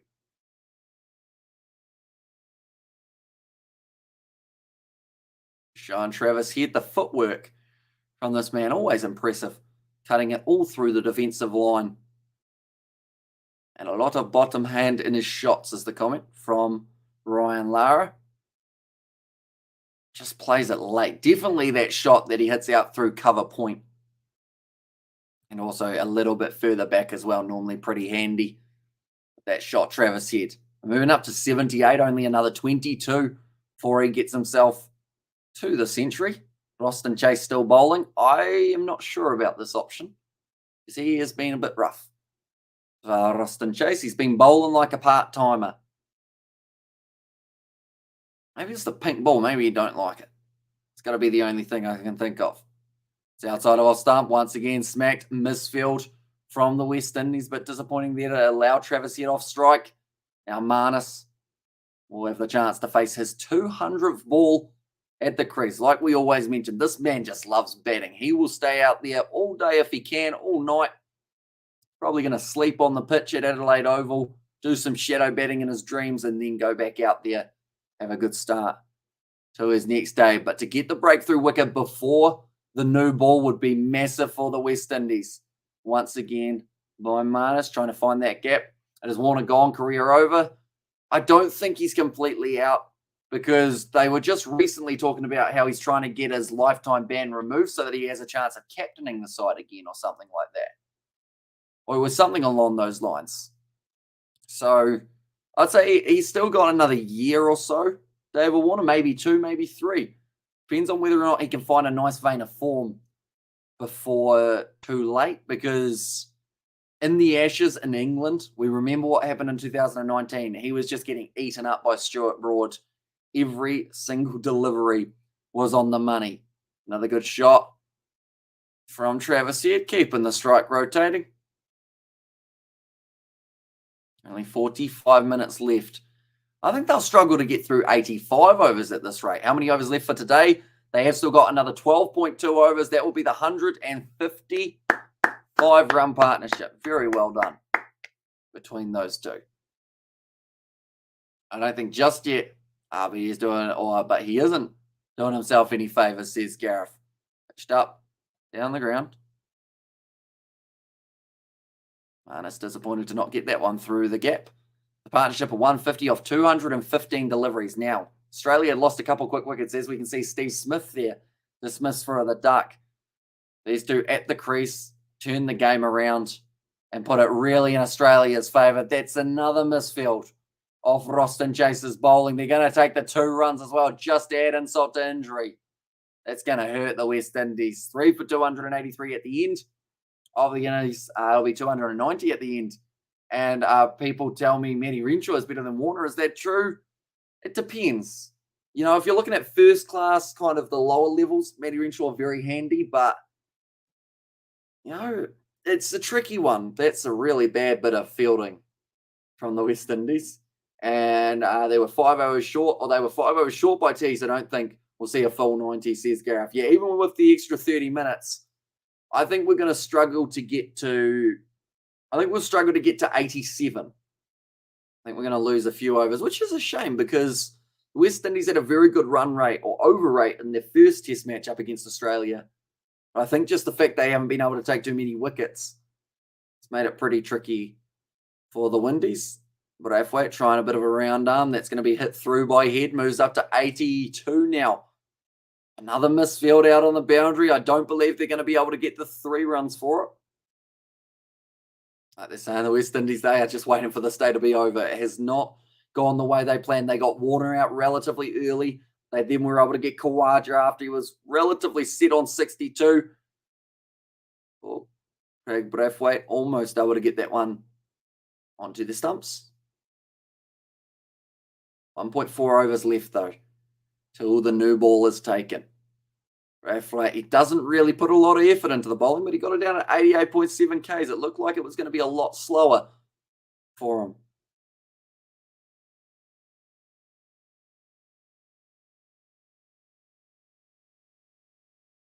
Okay, 16 overs a spin throughout 78 overs of bowling. Now, they did decide to use spin after 10 overs, they're mentioning. So, seems like a weird choice to not have brought it back. That one was a little bit quicker from Brathwaite. 95.9 likes to mix up the pace quite a bit. If I was him, I'd go for the slightly loftier, slightly pitched up delivery here. And slower. No, he's dragged it down. Probably lucky. It did work out the way it did. 91.8 for the speed gun. Right, here comes Marnus. Last delivery of the over. Just whipped to the leg side. Gets himself the single. Renshaw opening in red ball. But dodgy that. Maybe they can convert Brazil. Says Gareth. That's the end of the over. 287 for 3. And one last over before we see the new ball in action. They're just showing 300s in a row. Joins a very exclusive club. Yusuf for Pakistan. Gavaskar for the Indians. This is actually versus the West Indies, I should mention as well. But Labuschagne has been able to put on some very good runs. Since becoming a dad, done very well. And also, do you rate Michael Ness, or is he a big downgrade? I'd say compared to Hazelwood, or in fact, he's coming for Cummins, hasn't he? So compared to Cummins, you'd say yes, a bit down, but still very capable player. So I'm not sure how he'll go on this surface. I feel like Scotty Boland might get a little bit more success in the pink ball stuff, but Michael Nessa, normally line and length is his bread and butter. So if he can replicate what he normally does in other competitions, he should be all right. And at the end of the day, it was a forced change due to injury anyway, so they had to find someone. Advancing down the wicket a little bit there, Travis Head. Only 4 more balls. Oh, the new ball, Brathwaite. Currently only 14 minutes left.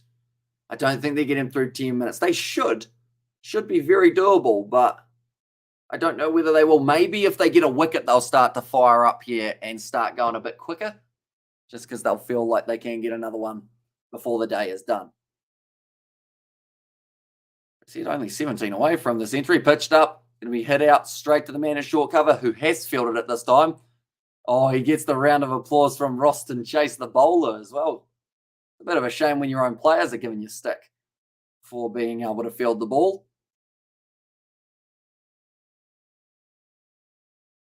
Straight down the ground, Roston Chase fields. 1 ball left.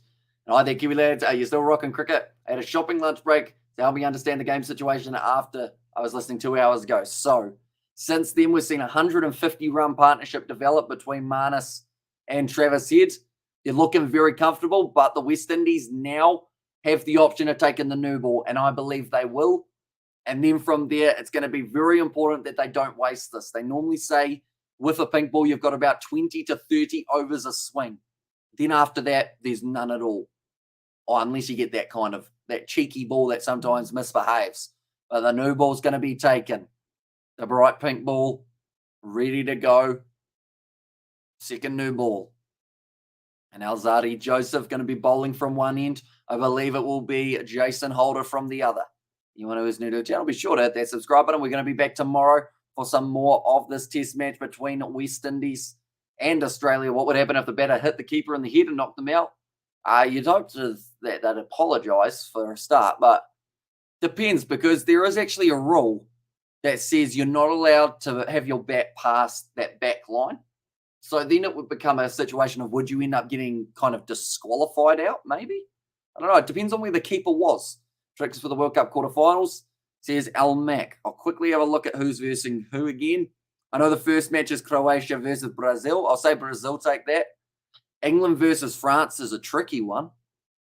But I'm going to actually, Sebastian here. If Sebastian's here, I say England. If Sebastian's not here, I'll go France. For that matchup. Then also in the World Cup quarterfinals, who else we got? Got Netherlands, Argentina. That's a pick'em game. I'm going to go Netherlands in a penalty shootout. In fact, Netherlands in extra time going to win that one. We'll go with. And then Portugal, Morocco should be Portugal, but Morocco causing a bit of a problem. The World Cup at the moment, but I'll go Portugal, Ronaldo. And that's so I get through. Oh, okay, that swung. Straight away, Mayers has noticed that as well. Wasn't there an Ian someone for the West Indies a while back? Oh, we need someone special and someone lively. Bounces and some boundaries. Come on, fellas, says Roof. And now that they've got the new ball, they may be able to get a little bit of swing going. That moved nicely. A little bit of shape on offer here for Alzarri. Joseph just needs to get it right. If they can get Marnus or Head out tonight, they'll be happy enough, but still disappointed. They've only taken the 4 wickets in the day. And with it only being another 35 minutes left on the clock, now it's that question of, does the night watchman come into play? Will we see a Nathan Lyon out there to bat, or will they continue with the order and give it to Cameron Green? Nicely worked away by Marnus to the leg side, a little bit too straight from Alzarri. Joseph, nice work in the field. Keep it to just the single.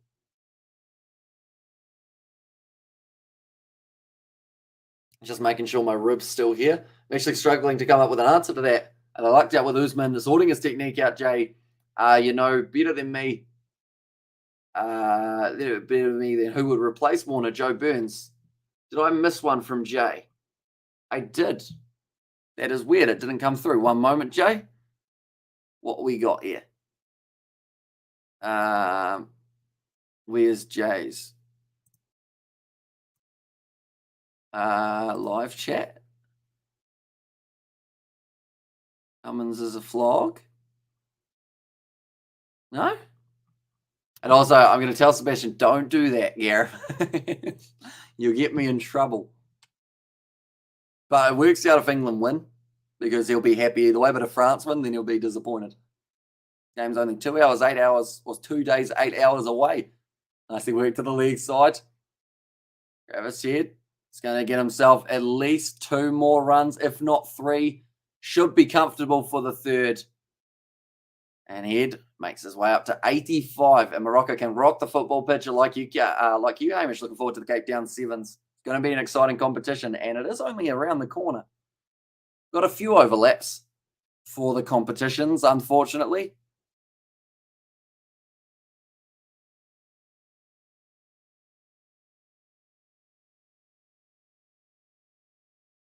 Okay, we've currently got a group of nuns reading out of I think it was a Bible. Labuschagne currently on strike, 111 in the pocket. That's a good ball and a good length from Joseph. It's a shame that that ball went through, because this left-hand, right-hand combination seems like it is also proving difficult for the West Indies throughout the matchup. I've just noticed, though, we have ticked over to 7 hours live on this live stream. Anyone who hasn't already, be sure to hit that subscribe button. We have been going for quite some time, but we've got tomorrow that we will also be covering on the channel, so be sure to hit that subscribe button. We will be back very soon. I want Argentina to win since they beat Australia, says Nissan GTR. And there's a good chance that they will. Netherlands, one of those games that could be 50-50. One of those sides will walk away with the victory, and the other side probably would have been close, but not quite. That's a good ball from Alzarri. Joseph trying to field it there for the West Indies down the ground. Nicely worked by Thomas.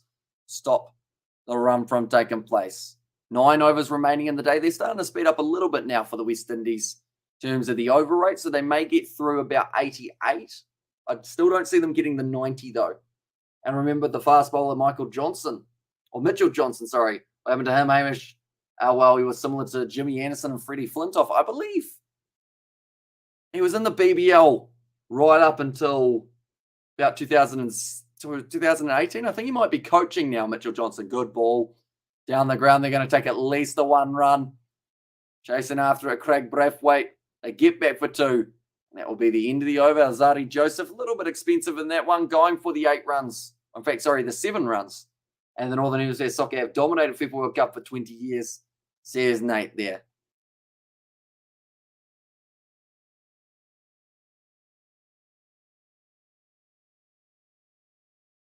Okay, those guys were pointing at something. I'm not too sure what they were pointing at.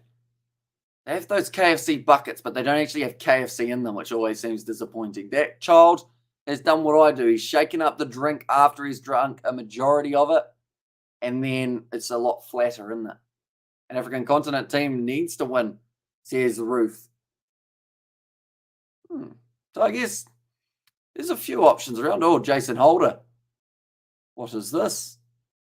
He's got himself an armband on. Does he normally have that? Yeah, he does, I think. It just looks different when he's got the sleeve rolled up. 18 overs, 5 maidens, 35 runs. The 1 wicket for Jason Holder. That was the wicket of Steve Smith. The economy are just under 2 and over as well. Been pretty impressive. Now with the new ball, good opportunity to get that breakthrough. And they certainly need it. I've said that for the past 2 hours. In fact, I've said it for the last almost 4 hours that these two batsmen have been at the crease. They need their breakthrough, and they need it soon. Well bowled, played late by Marnus Labuschagne. They've got 3 slips in the gully once again in the field. And Oceania should get direct entry to the World Cup, make it easy for New Zealand to qualify, says Al Mack. Yeah, they were a bit disappointed to miss out in the game up against Costa Rica.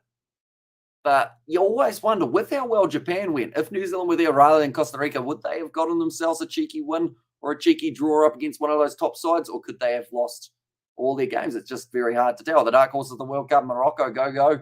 Says the roof in there. Yeah, they're looking very strong, Morocco. Little bit of swing, little bit of movement there for Jason Holder. Only 114 Ks, though. His pace is really down here for Jason Holder. I'm not too sure whether or not that's strategic or whether he just isn't quite getting it down there as quick as he'd like. Partnership, 164 runs off 236 deliveries.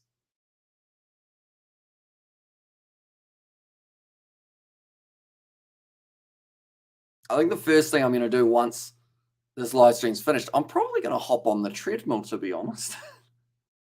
Just because I feel like I want to free up my ankles and my knees. They've been sitting here since about 5, somewhere around there. And if they don't get Labuschagne out today, they're going to struggle. They certainly will. And yeah, I don't like Steve Smith. Glad they got his wicket. Marnus is still standing. There's Ruth. Marnus, he just loves batting. Going to be out there for a very long time. The cameras are starting to show it's getting a lot darker out there at Adelaide Oval. Holder. Can he get that ball to do what he needs it to? Just get Marnus Labuschagne out. 119 Ks once again. 24,449 in attendance for the first day of the Adelaide Oval Test match. They will be looking to get a lot more. Oh.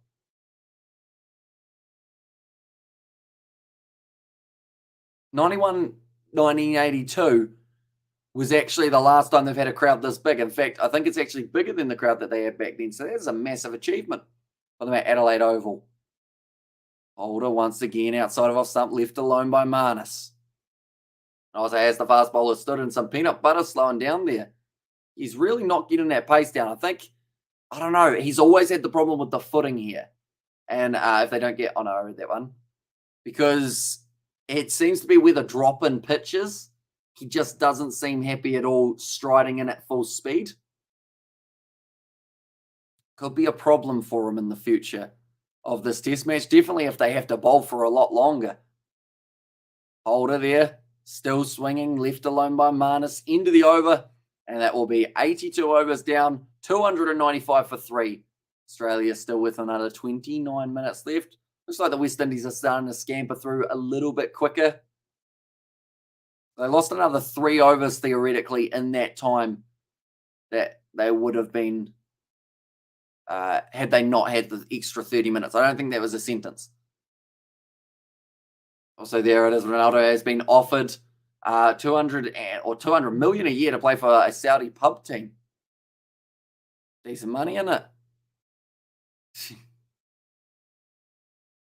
Just showing the bucket stacks that you always see at the ground. It's a shame.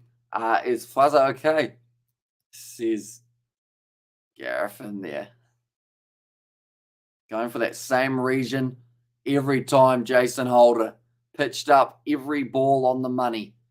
And also, is there a way to become a moderator? Pretty much it is just whenever the streams start to get a little bit more hectic, we will look for extra moderators. And they're normally the ones who have been on all the streams in the past, just so that we know that, like, I guess we're going to have people watching over the streams while they do take place. But yeah, we haven't really scouted any new moderators in the past few months. I think the last one that we got as moderator was Nate, if I'm not wrong. And also, we have got I had some Greek cousins over in Adelaide. Hi, folks. Do they have shoe problems, feet? They must take a hell of a beating, I imagine, to their toes. That's a good shot from Travis Head. Well fielded and deep from West Indies, though. Oh, he slips over. Hopefully, he hasn't hurt himself. They've already lost one of their bowlers. He gets back up. He's all right. Now, Travis Head moves into the 90s. Like they said, 8 overs to try and get to the 100, and he's already sitting there on 90 runs.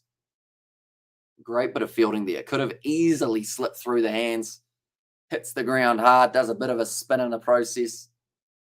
Slips over while trying to throw it in. Azadi Joseph, as always, facial expression does not change.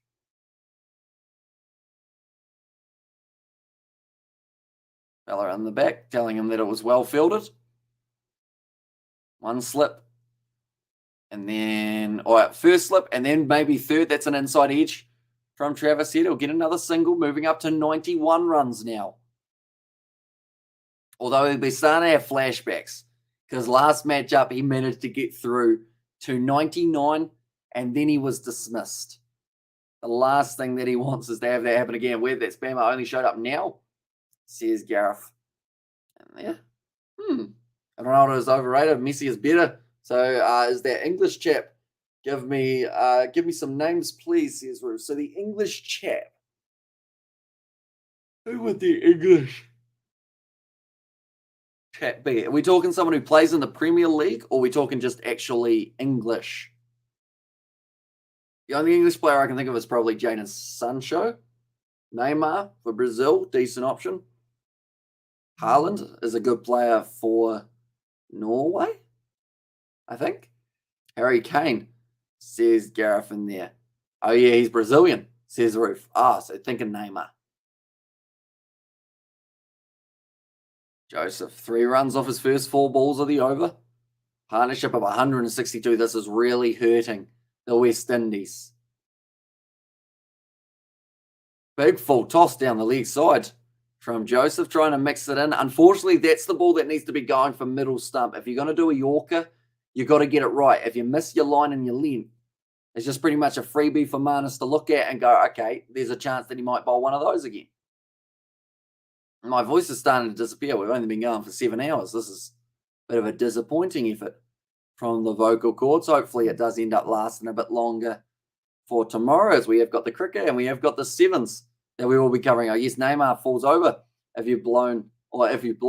And his direction, nice shot from Labuschagne. Works it down to the fine leg boundary. Another 4 runs on the board, and that's going to be the 300 runs for the Australians. 302 for 3 now.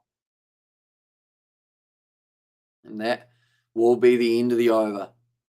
Like they've said, Azadi Joseph down the leg side. Labuschagne very quick when it comes to whipping that ball away to the leg side. And Joseph, he's just disappointed in the bowling, wasting the new ball. Liverpool, Manchester, Rashford. Says Gareth in there. Marcus Rashford, another option perhaps. Jason Holder. I don't know why, but this is the over that I think something's going to happen. Gareth, you're funny. Ballerina Supremo, Ronaldo Super Diva, says Ruth. This over or the next holder over? I think there's going to be an edge, or there's going to be an LBW shout or something that looks as if there could be a wicket. We'll see how it ends up going. Travis Head on strike. 91 runs on the board. CP said, howdy, welcome in, mate. Hope you're doing fantastic. Hope you're excited for Cape Town Sevens as well, just around the corner. Holder getting the ball to move across. Travis Head, he leaves it on length. Still another 7 overs to go. Hey, Carl, says Gareth. They're just looking for someone with pads. I see that Alex Carey's in there. He doesn't look like he's got pads on. Or does he? Maybe he does. We can't see his legs. It's 300 runs. Come on, Ed.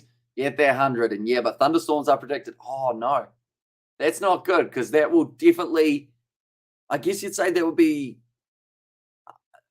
more beneficial to probably some of those Northern Hemisphere sides, wouldn't it? The likes of Ireland, they normally play pretty well in the rain. The UK or Great Britain. just because some of the lower or the Southern Hemisphere teams enjoy that offload game that may be, oh, that's a good ball from Holder. Currently 36 degrees right now. CCP, geez, there's a bit warm. There's some Cape Town sevens, isn't it? There's going to have to be a lot of drinks run out onto that field. And that Welshman, memories fading, Harry Kane. Welshman, you're looking at Gareth Bale, I assume. Oh, and that would be Gareth Bale. Says Gareth. Of course, you'd know the man by the first name. ICP, Cape Town, and Hamish, another Cape Townian. Says Ruth. And there, so yeah, I really hope that the sun stays out for a little bit of it and we don't get much rain. Pitched up shot. Such a brilliant shot from Travis here, but it's 40% rain, but it's Cape Town weather. We're talking about 4 seasons in one day, mate, says CP. So yeah, it may end up being pissing down one moment and then completely fine the next. As long as when Samoa, Fiji and whatnot play, it's sunny or at least dry. It's all I ask for because I love seeing the way that they get that ball offloading. Although we've actually seen quite a bit of offloading coming from some of the Northern Hemisphere sides. In South Africa, tell you what, Duarte, where's he come from, CP? Because he is a beast out there on the field. He's just a pocket rocket, keeps going. Nicely played off the back foot by Travis Head. Moves up now to 96. As summer comes to New Zealand, yeah, a little bit. I think it's supposed to be quite nice tomorrow. We had 18 degrees today. And to be honest, when Travis said to get 99, so Alex Carey or Cameron Green get on. Oh, that's harshness. And surely you give him the 100 first. A very odd in Cape Town today, 35. Who Hamish, it is, I know his last name's Duarte. Did play in the last Dubai Sevens.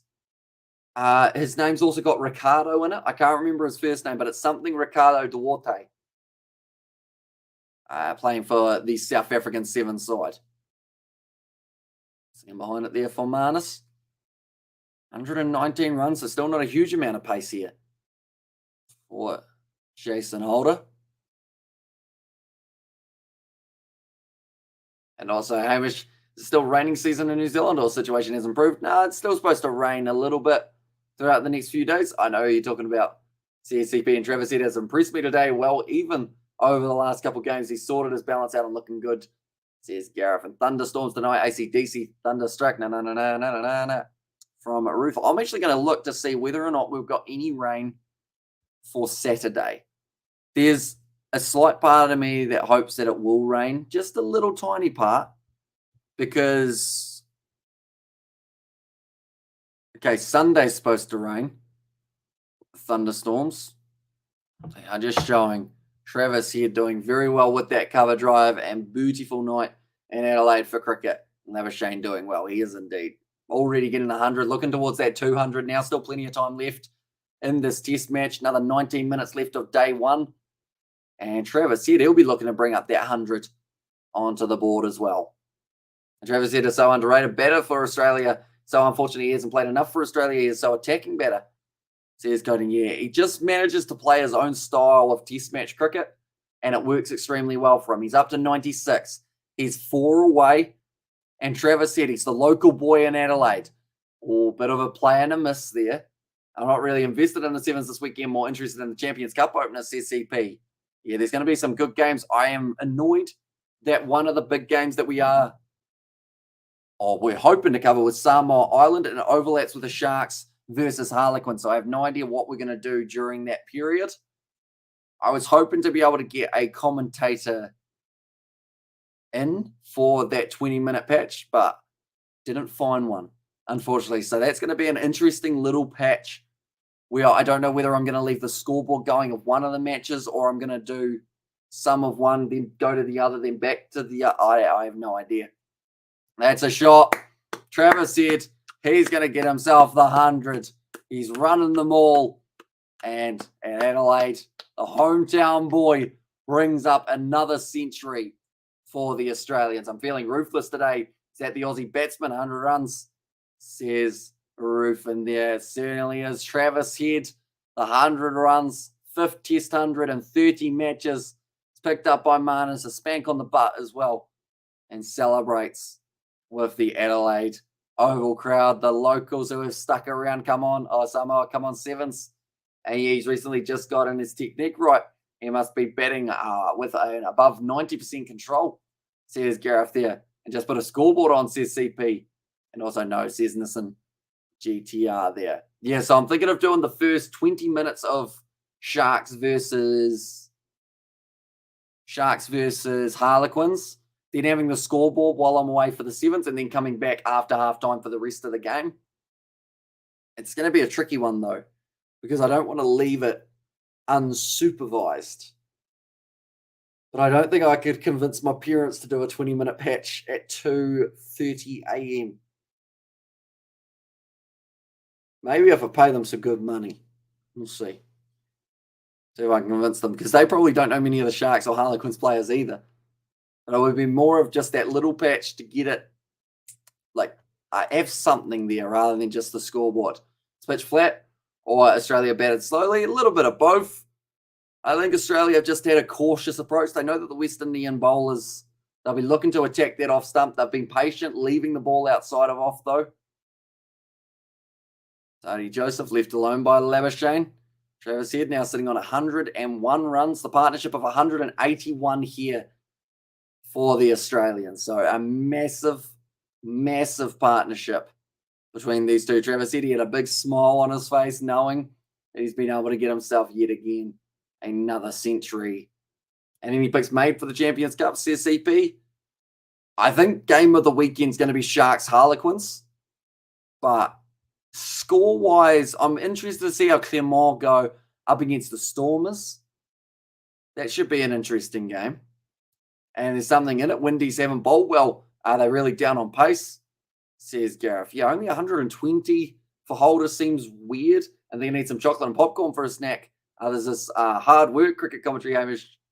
Kiwi lads rock this match. Says Ruth. Yeah, we have been going for 7 hours, 20 minutes on the channel at the moment. I'm going to bed now. Good night. Says this in GTR. We will see you later on, mate. Hope you do have a good sleep.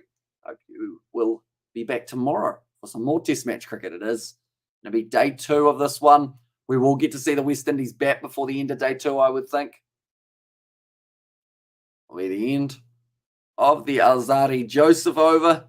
5 overs remaining in the day, and they've got 15 minutes to get through it, so 3 minutes per over should be doable as long as they do go through at a decent rate. I don't think the Stormers will win, but at least go home with a bonus point, says CP. Although they've got a strong side, the big factor is the fact it's played in France.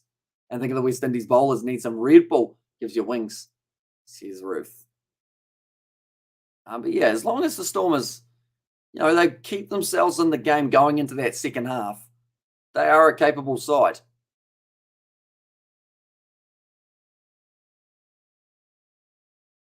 Just showing some of the Travis Head shots. He's been on the front foot playing absolutely brilliantly throughout it. And France is snowing. Is it snowing right now? Interesting. I wonder how much snow. No, they should have something to clear off the snow. I was going to say, I would have slipped with that one.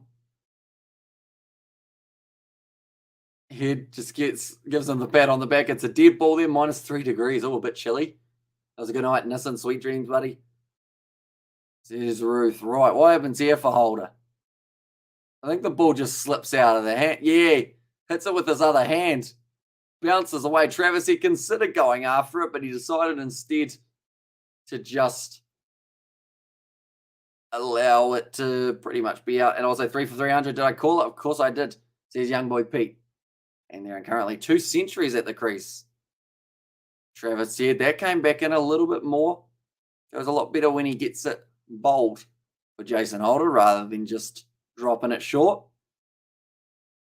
So at home in test matches, he's got an average of 55.88 with 500s. He has never got an overseas 100 for Travis Head in his 11 test matches. He also only averages 24 when he's playing overseas. And also we have good there. Just look how Head is keeping his head. He struggled with that before, says Gareth. And also what time is the first game tomorrow for the 7, says CP. So the first game that we are going to be covering on the channel, it was going to possibly be South Africa versus Fiji. No, that's a lie. Was possibly going to be Fiji versus Great Britain for the women's. That will be at 11:44 p.m. But more than likely, it will be Australia versus South Africa, which is at 12:50 a.m. New Zealand time, 20 minutes after the cricket day ends. And big score, these bowlers are tired. Hope they didn't party too late last night, says Ruth. But yeah, but that is the plan. Or that Fiji Great Britain game a little bit earlier on. And women's playing as well. They certainly are. So that would be a women's game between Australia and South Africa. 600 runs plus still on the cards. Says young boy Pete. Another single taken.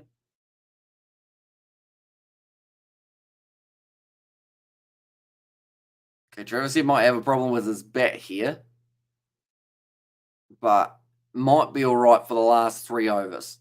Seeing as they are running a little bit low on time. In fact, he's actually signaled that he's going to need a new one.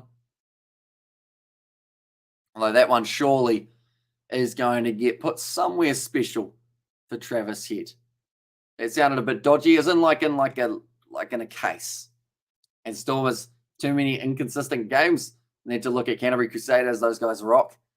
So here's Roof, pitched up by Holder outside of off stump. Still only 122 Ks here. Don't know whether it's stiffness from the last test match or whether Holder's just not really steaming in the way he normally would like to. But been a little bit disappointing for Holder in terms of the pace that he's been able to show. He got himself to the wicket of Steve Smith. So caught him bowled. The question here is, in this last 10 minutes, would he even be able to get down and take his own catch if it was needed?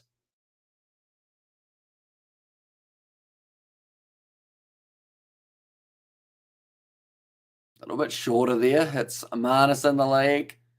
They get there for the single. It's a leg by.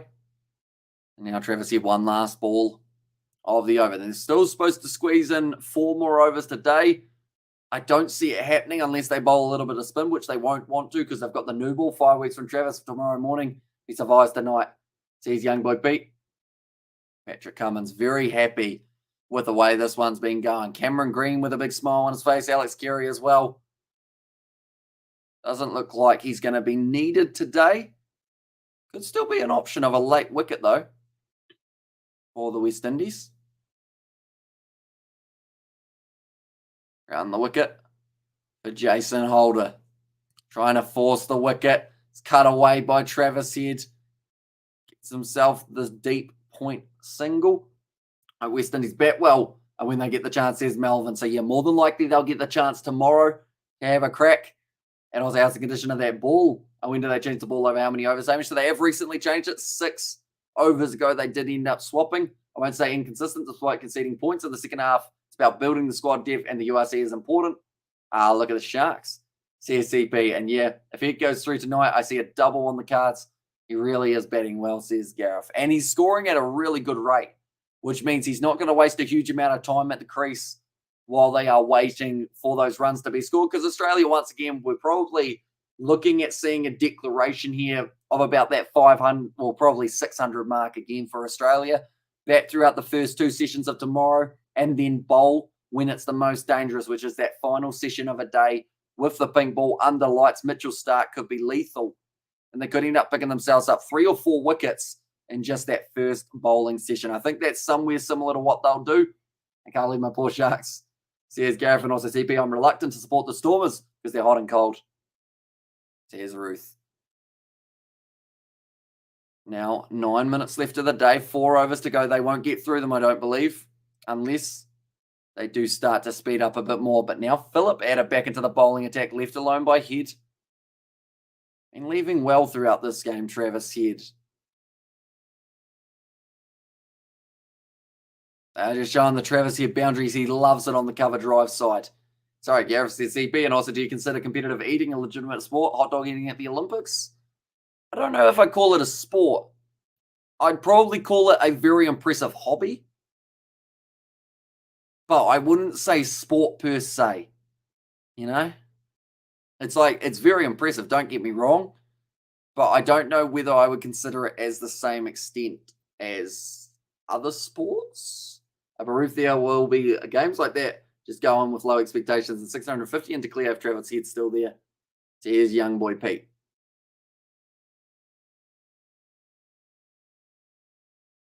Phillip once again. Nicely done on the outside of the off stump.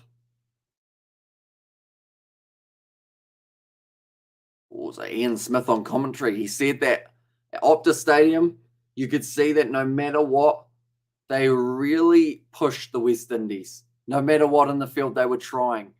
Whereas in this one, it seems like maybe there's not really that much passion being shown by the Windies.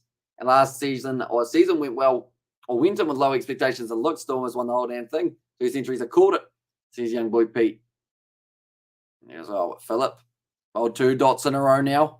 Side of our stump, nice shot from Travis here, well fielded and close at short cover. Hurt his hands by the looks of it.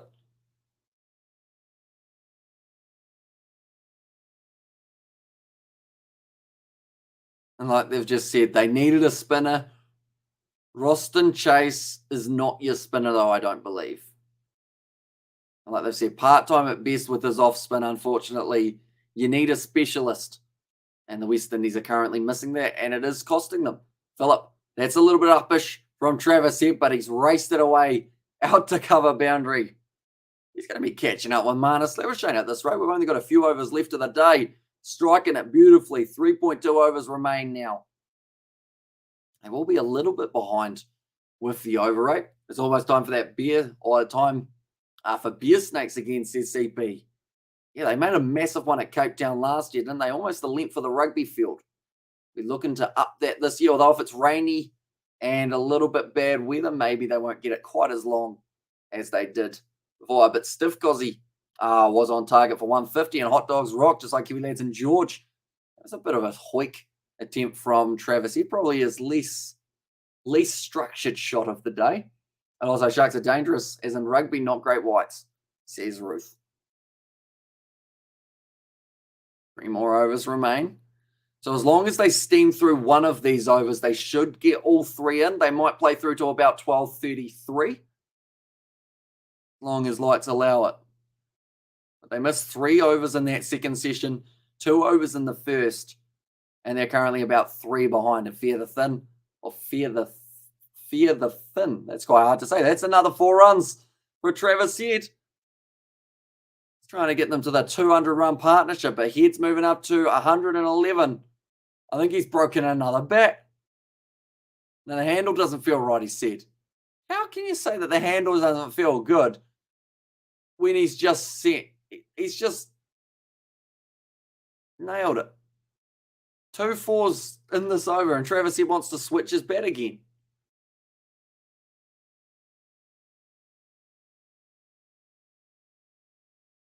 Oh. Okay, they're saying that maybe Travis Head might have been changing the grip on the bat he got the 100 with as Shark slogan, as says CP. But that is the end of the over. And Roof, a Shark supporter because he's a guy sitting in the fetal position in the corner. We got nilled by Cardiff. We had no concept of getting a proper coach or proper fly half, says Gareth. Roston, Braithwaite.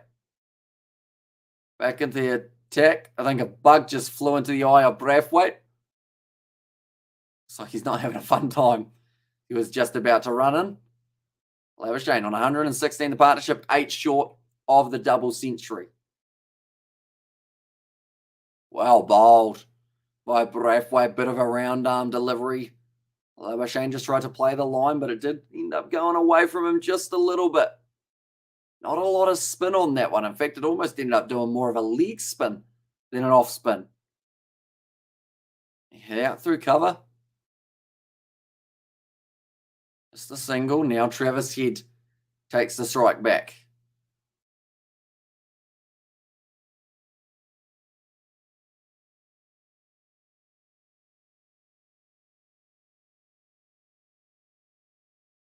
$19 1/3 hours. It's how long that they've been batting in this series. That's how long Cameron Green has waited. He's the next batsman in. They have never reached him at this stage. And also, Stormers are windy, Sharks are deep. And also, I was happy earlier. Says Gareth. And Cameron Green might not be tonight, because if they lose a wicket now, that goes into the end of the day. Well bowled, but well played by Marnus. Hit to the man at short mid-wicket. Partnership of 194. 2 more balls back of Braithwaite. Like they're saying, probably time to squeeze 1 more over in. Drag down. Nicely fielded by Braithwaite. I think they've almost got to go spin from the other end as well if they want to get through an extra over, but then they'll still be slightly short. Yeah, so you're better off just going with one of your best bowlers, hoping he can get the wicket. Another run down the ground, close out the 88th over, 326 for 3, and time for just one more. Anyone who is new, be sure to hit that subscribe button. We're going to be back tomorrow with some more of the test match. Yeah, they got 3 minutes. So, if they're quick enough, you could get through a spin over here. But if it's Roston Chase bowling, you're probably going to look at a couple boundaries. So that will slow down that kind of momentum. And also we have got Gareth, I live next door to Nick Mallett in 80s. And obviously in Orbs. That's when it's aboard of the Storm. Has also spoke to Skulkberger at training season years ago, or session years ago. Tell you what, I had a shocker reading that, didn't I? Legends, says Ruth. Better than my reading those two. That is for sure. Right, so they're going to be 1 over short. Oh. Okay, Phillip was going to be bowling, but now he's put his vest back on.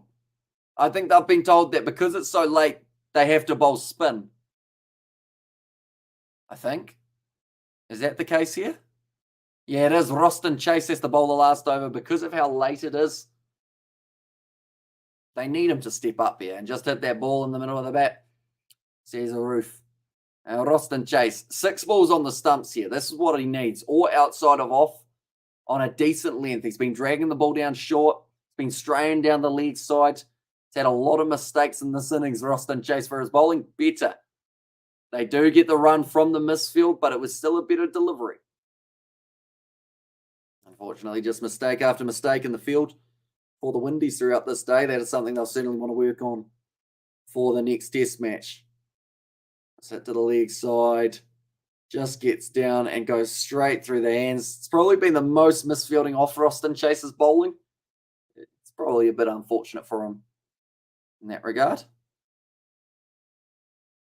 With leg side-ish, Travis Head will once again take the single. The partnership moves up to 199 now. They're getting close to that double century. And how's the fielding, Hamish? It has been below par.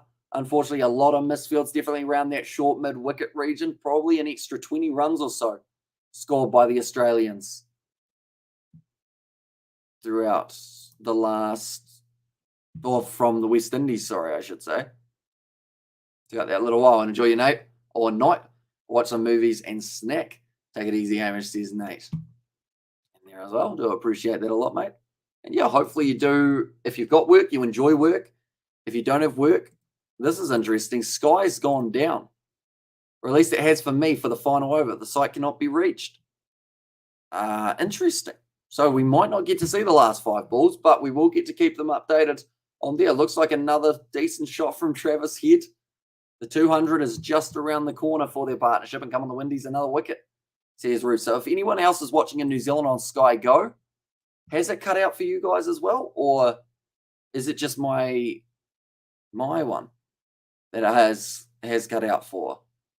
Yeah, it says Sky Go can't be reached. I'll try a different website. YouTube can be reached. So I think it's just Sky has cut out for the final few balls. So hope there's not a wicket, or else that would be a bit unfortunate to miss it on the final couple of the moments. Still 2 balls left. Marnus on strike. 120 runs under his belt. Travis Head sitting there on 114. Australia are going to close out this day with a very, very solid partnership. Almost the 200 runs between them. And there's still 8 hours to go, says Nate. It's going to be a long one, but hopefully you do get through it, mate. Hopefully it gets a little bit easier as the hours go on. Just like the cricket, counted in sessions. You know, your first session's 2 hours, and you've done 7 to 8 hours, Hamish. We have indeed. We're sitting currently 7 hours, 37 minutes on this live stream. I did end up not going to cricket practice because the first session was on. I don't think I'm playing this weekend either because the cricket and the sevens are on. So I guess I'm fully committed to cricket that I'm not playing in, but cricket that is happening in the world. At the moment, currently, still that 88.4 overs down. I wonder if commentary's cut out everywhere then. And also we have got the Hamish is the Marathon Man Supremo, says Roof. I really hope that the site not being reached for Sky Go is something that they fix by tomorrow, or else that's going to be unfortunate. So what we're going to do is we're going to go Sky Go on my phone and see if that works. See if all Sky's down or just on the PC. Because worst comes to worst, I can just have my iPad set up tomorrow to be able to watch. But by the looks of it, I think it's all of Sky's down rather than just some of it. That's not good news for them. Could be my Wi-Fi, maybe. Although currently it looks like it's not going too bad for time-wise, or in terms of up in the top corner. I think either my Wi-Fi's cut out or Sky is cut out for me. It's one of the two. Because YouTube still seems to be slightly working, although the thumbnails aren't coming up for the videos, which makes me think maybe my Wi-Fi isn't quite doing what it's supposed to. Yeah, hopefully we can see the last two balls, find out who's going to get the last runs. It doesn't seem like it's going to let us, though. Refresh that one. I think the Wi-Fi may have gone down. In fact, the reason I say that is I cannot go on Google at the moment, but the live stream's still running. So I don't even know if you guys can actually see me at the moment or whether I am streaming to myself. Can you guys still see me? Do let me know in the chat, ladies and gentlemen. Do you have a Rubik's Cube to play with when your brain is tired? Maybe a crossword puzzle. I think normally my way of chilling out after doing so many streams is just sleep. I think that's the best way to be able to do it, because if I try and concentrate on anything else other than sleeping, I think I just tire myself out a little bit more, which isn't too ideal. But I don't know if you guys can still see me yet. So, with that being said, the day I believe of the cricket is over. My Wi-Fi has cut out, so I can't see the last two balls. I don't know if you guys can still see me. Do let me know. And also, thanks so much for the mammoth session. Finished 330 for 3. Close of play. Yes, I can see you. Okay. So you guys can still see me. For some reason, my Wi-Fi, it's as if my upload speed is fine, but the download speed has completely gone away. So I think I'm going to have the rest of the evening maybe with no Wi-Fi. Might get an early night after all. But I do thank you all very much for tuning in. Like I mentioned, we've been going for a long time, 7.5+ hours on this live stream. We're going to be doing possibly the same thing tomorrow as well. If you are new, be sure to leave a like and subscribe to the channel. And yeah, I will see you all for day 2.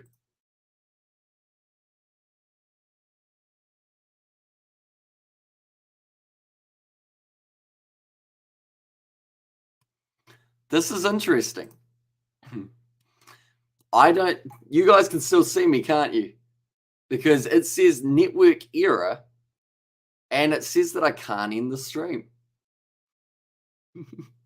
Having trouble connecting. Please connect your internet. And also, I'm so sad about Shane Warne. He was super cool. Missed him still. Spin wizard, says Ruth. I wonder what I'm supposed to do now. If you guys can still see me, the live stream theoretically should be over.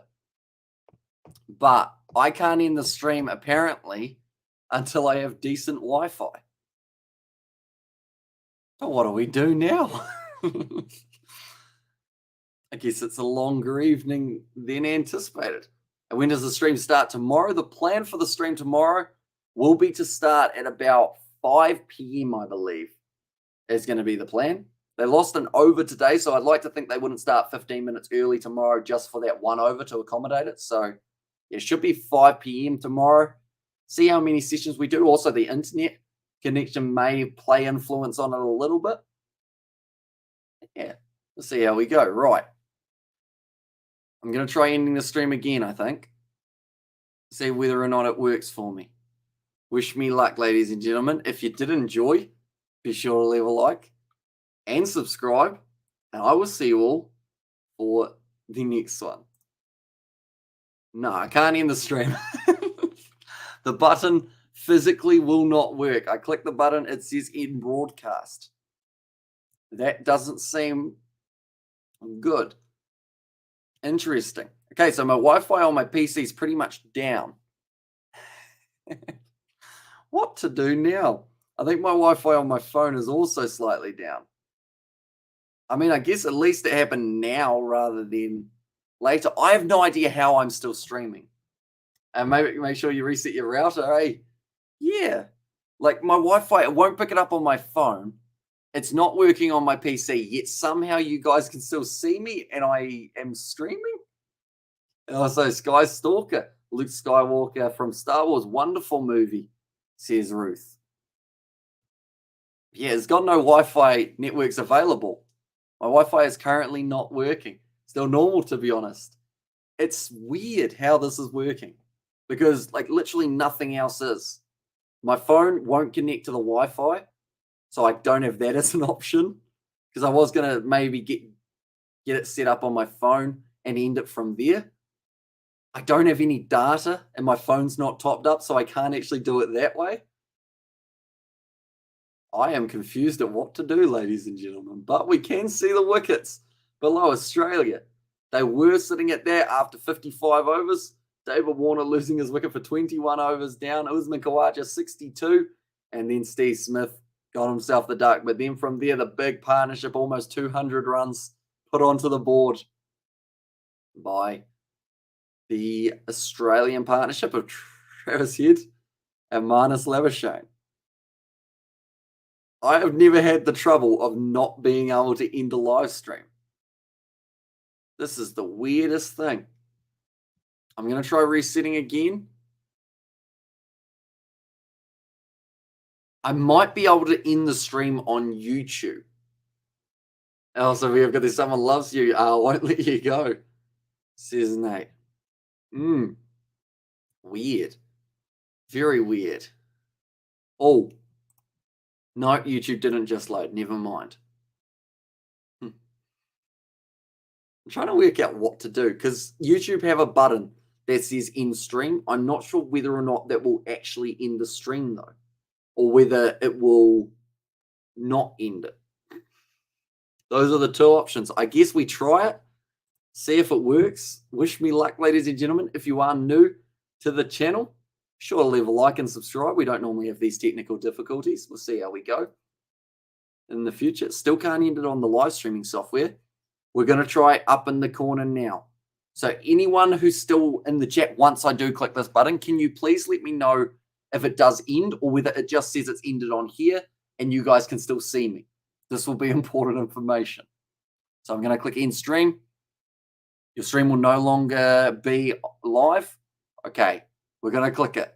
And 3, 2, 1. I will see you all later.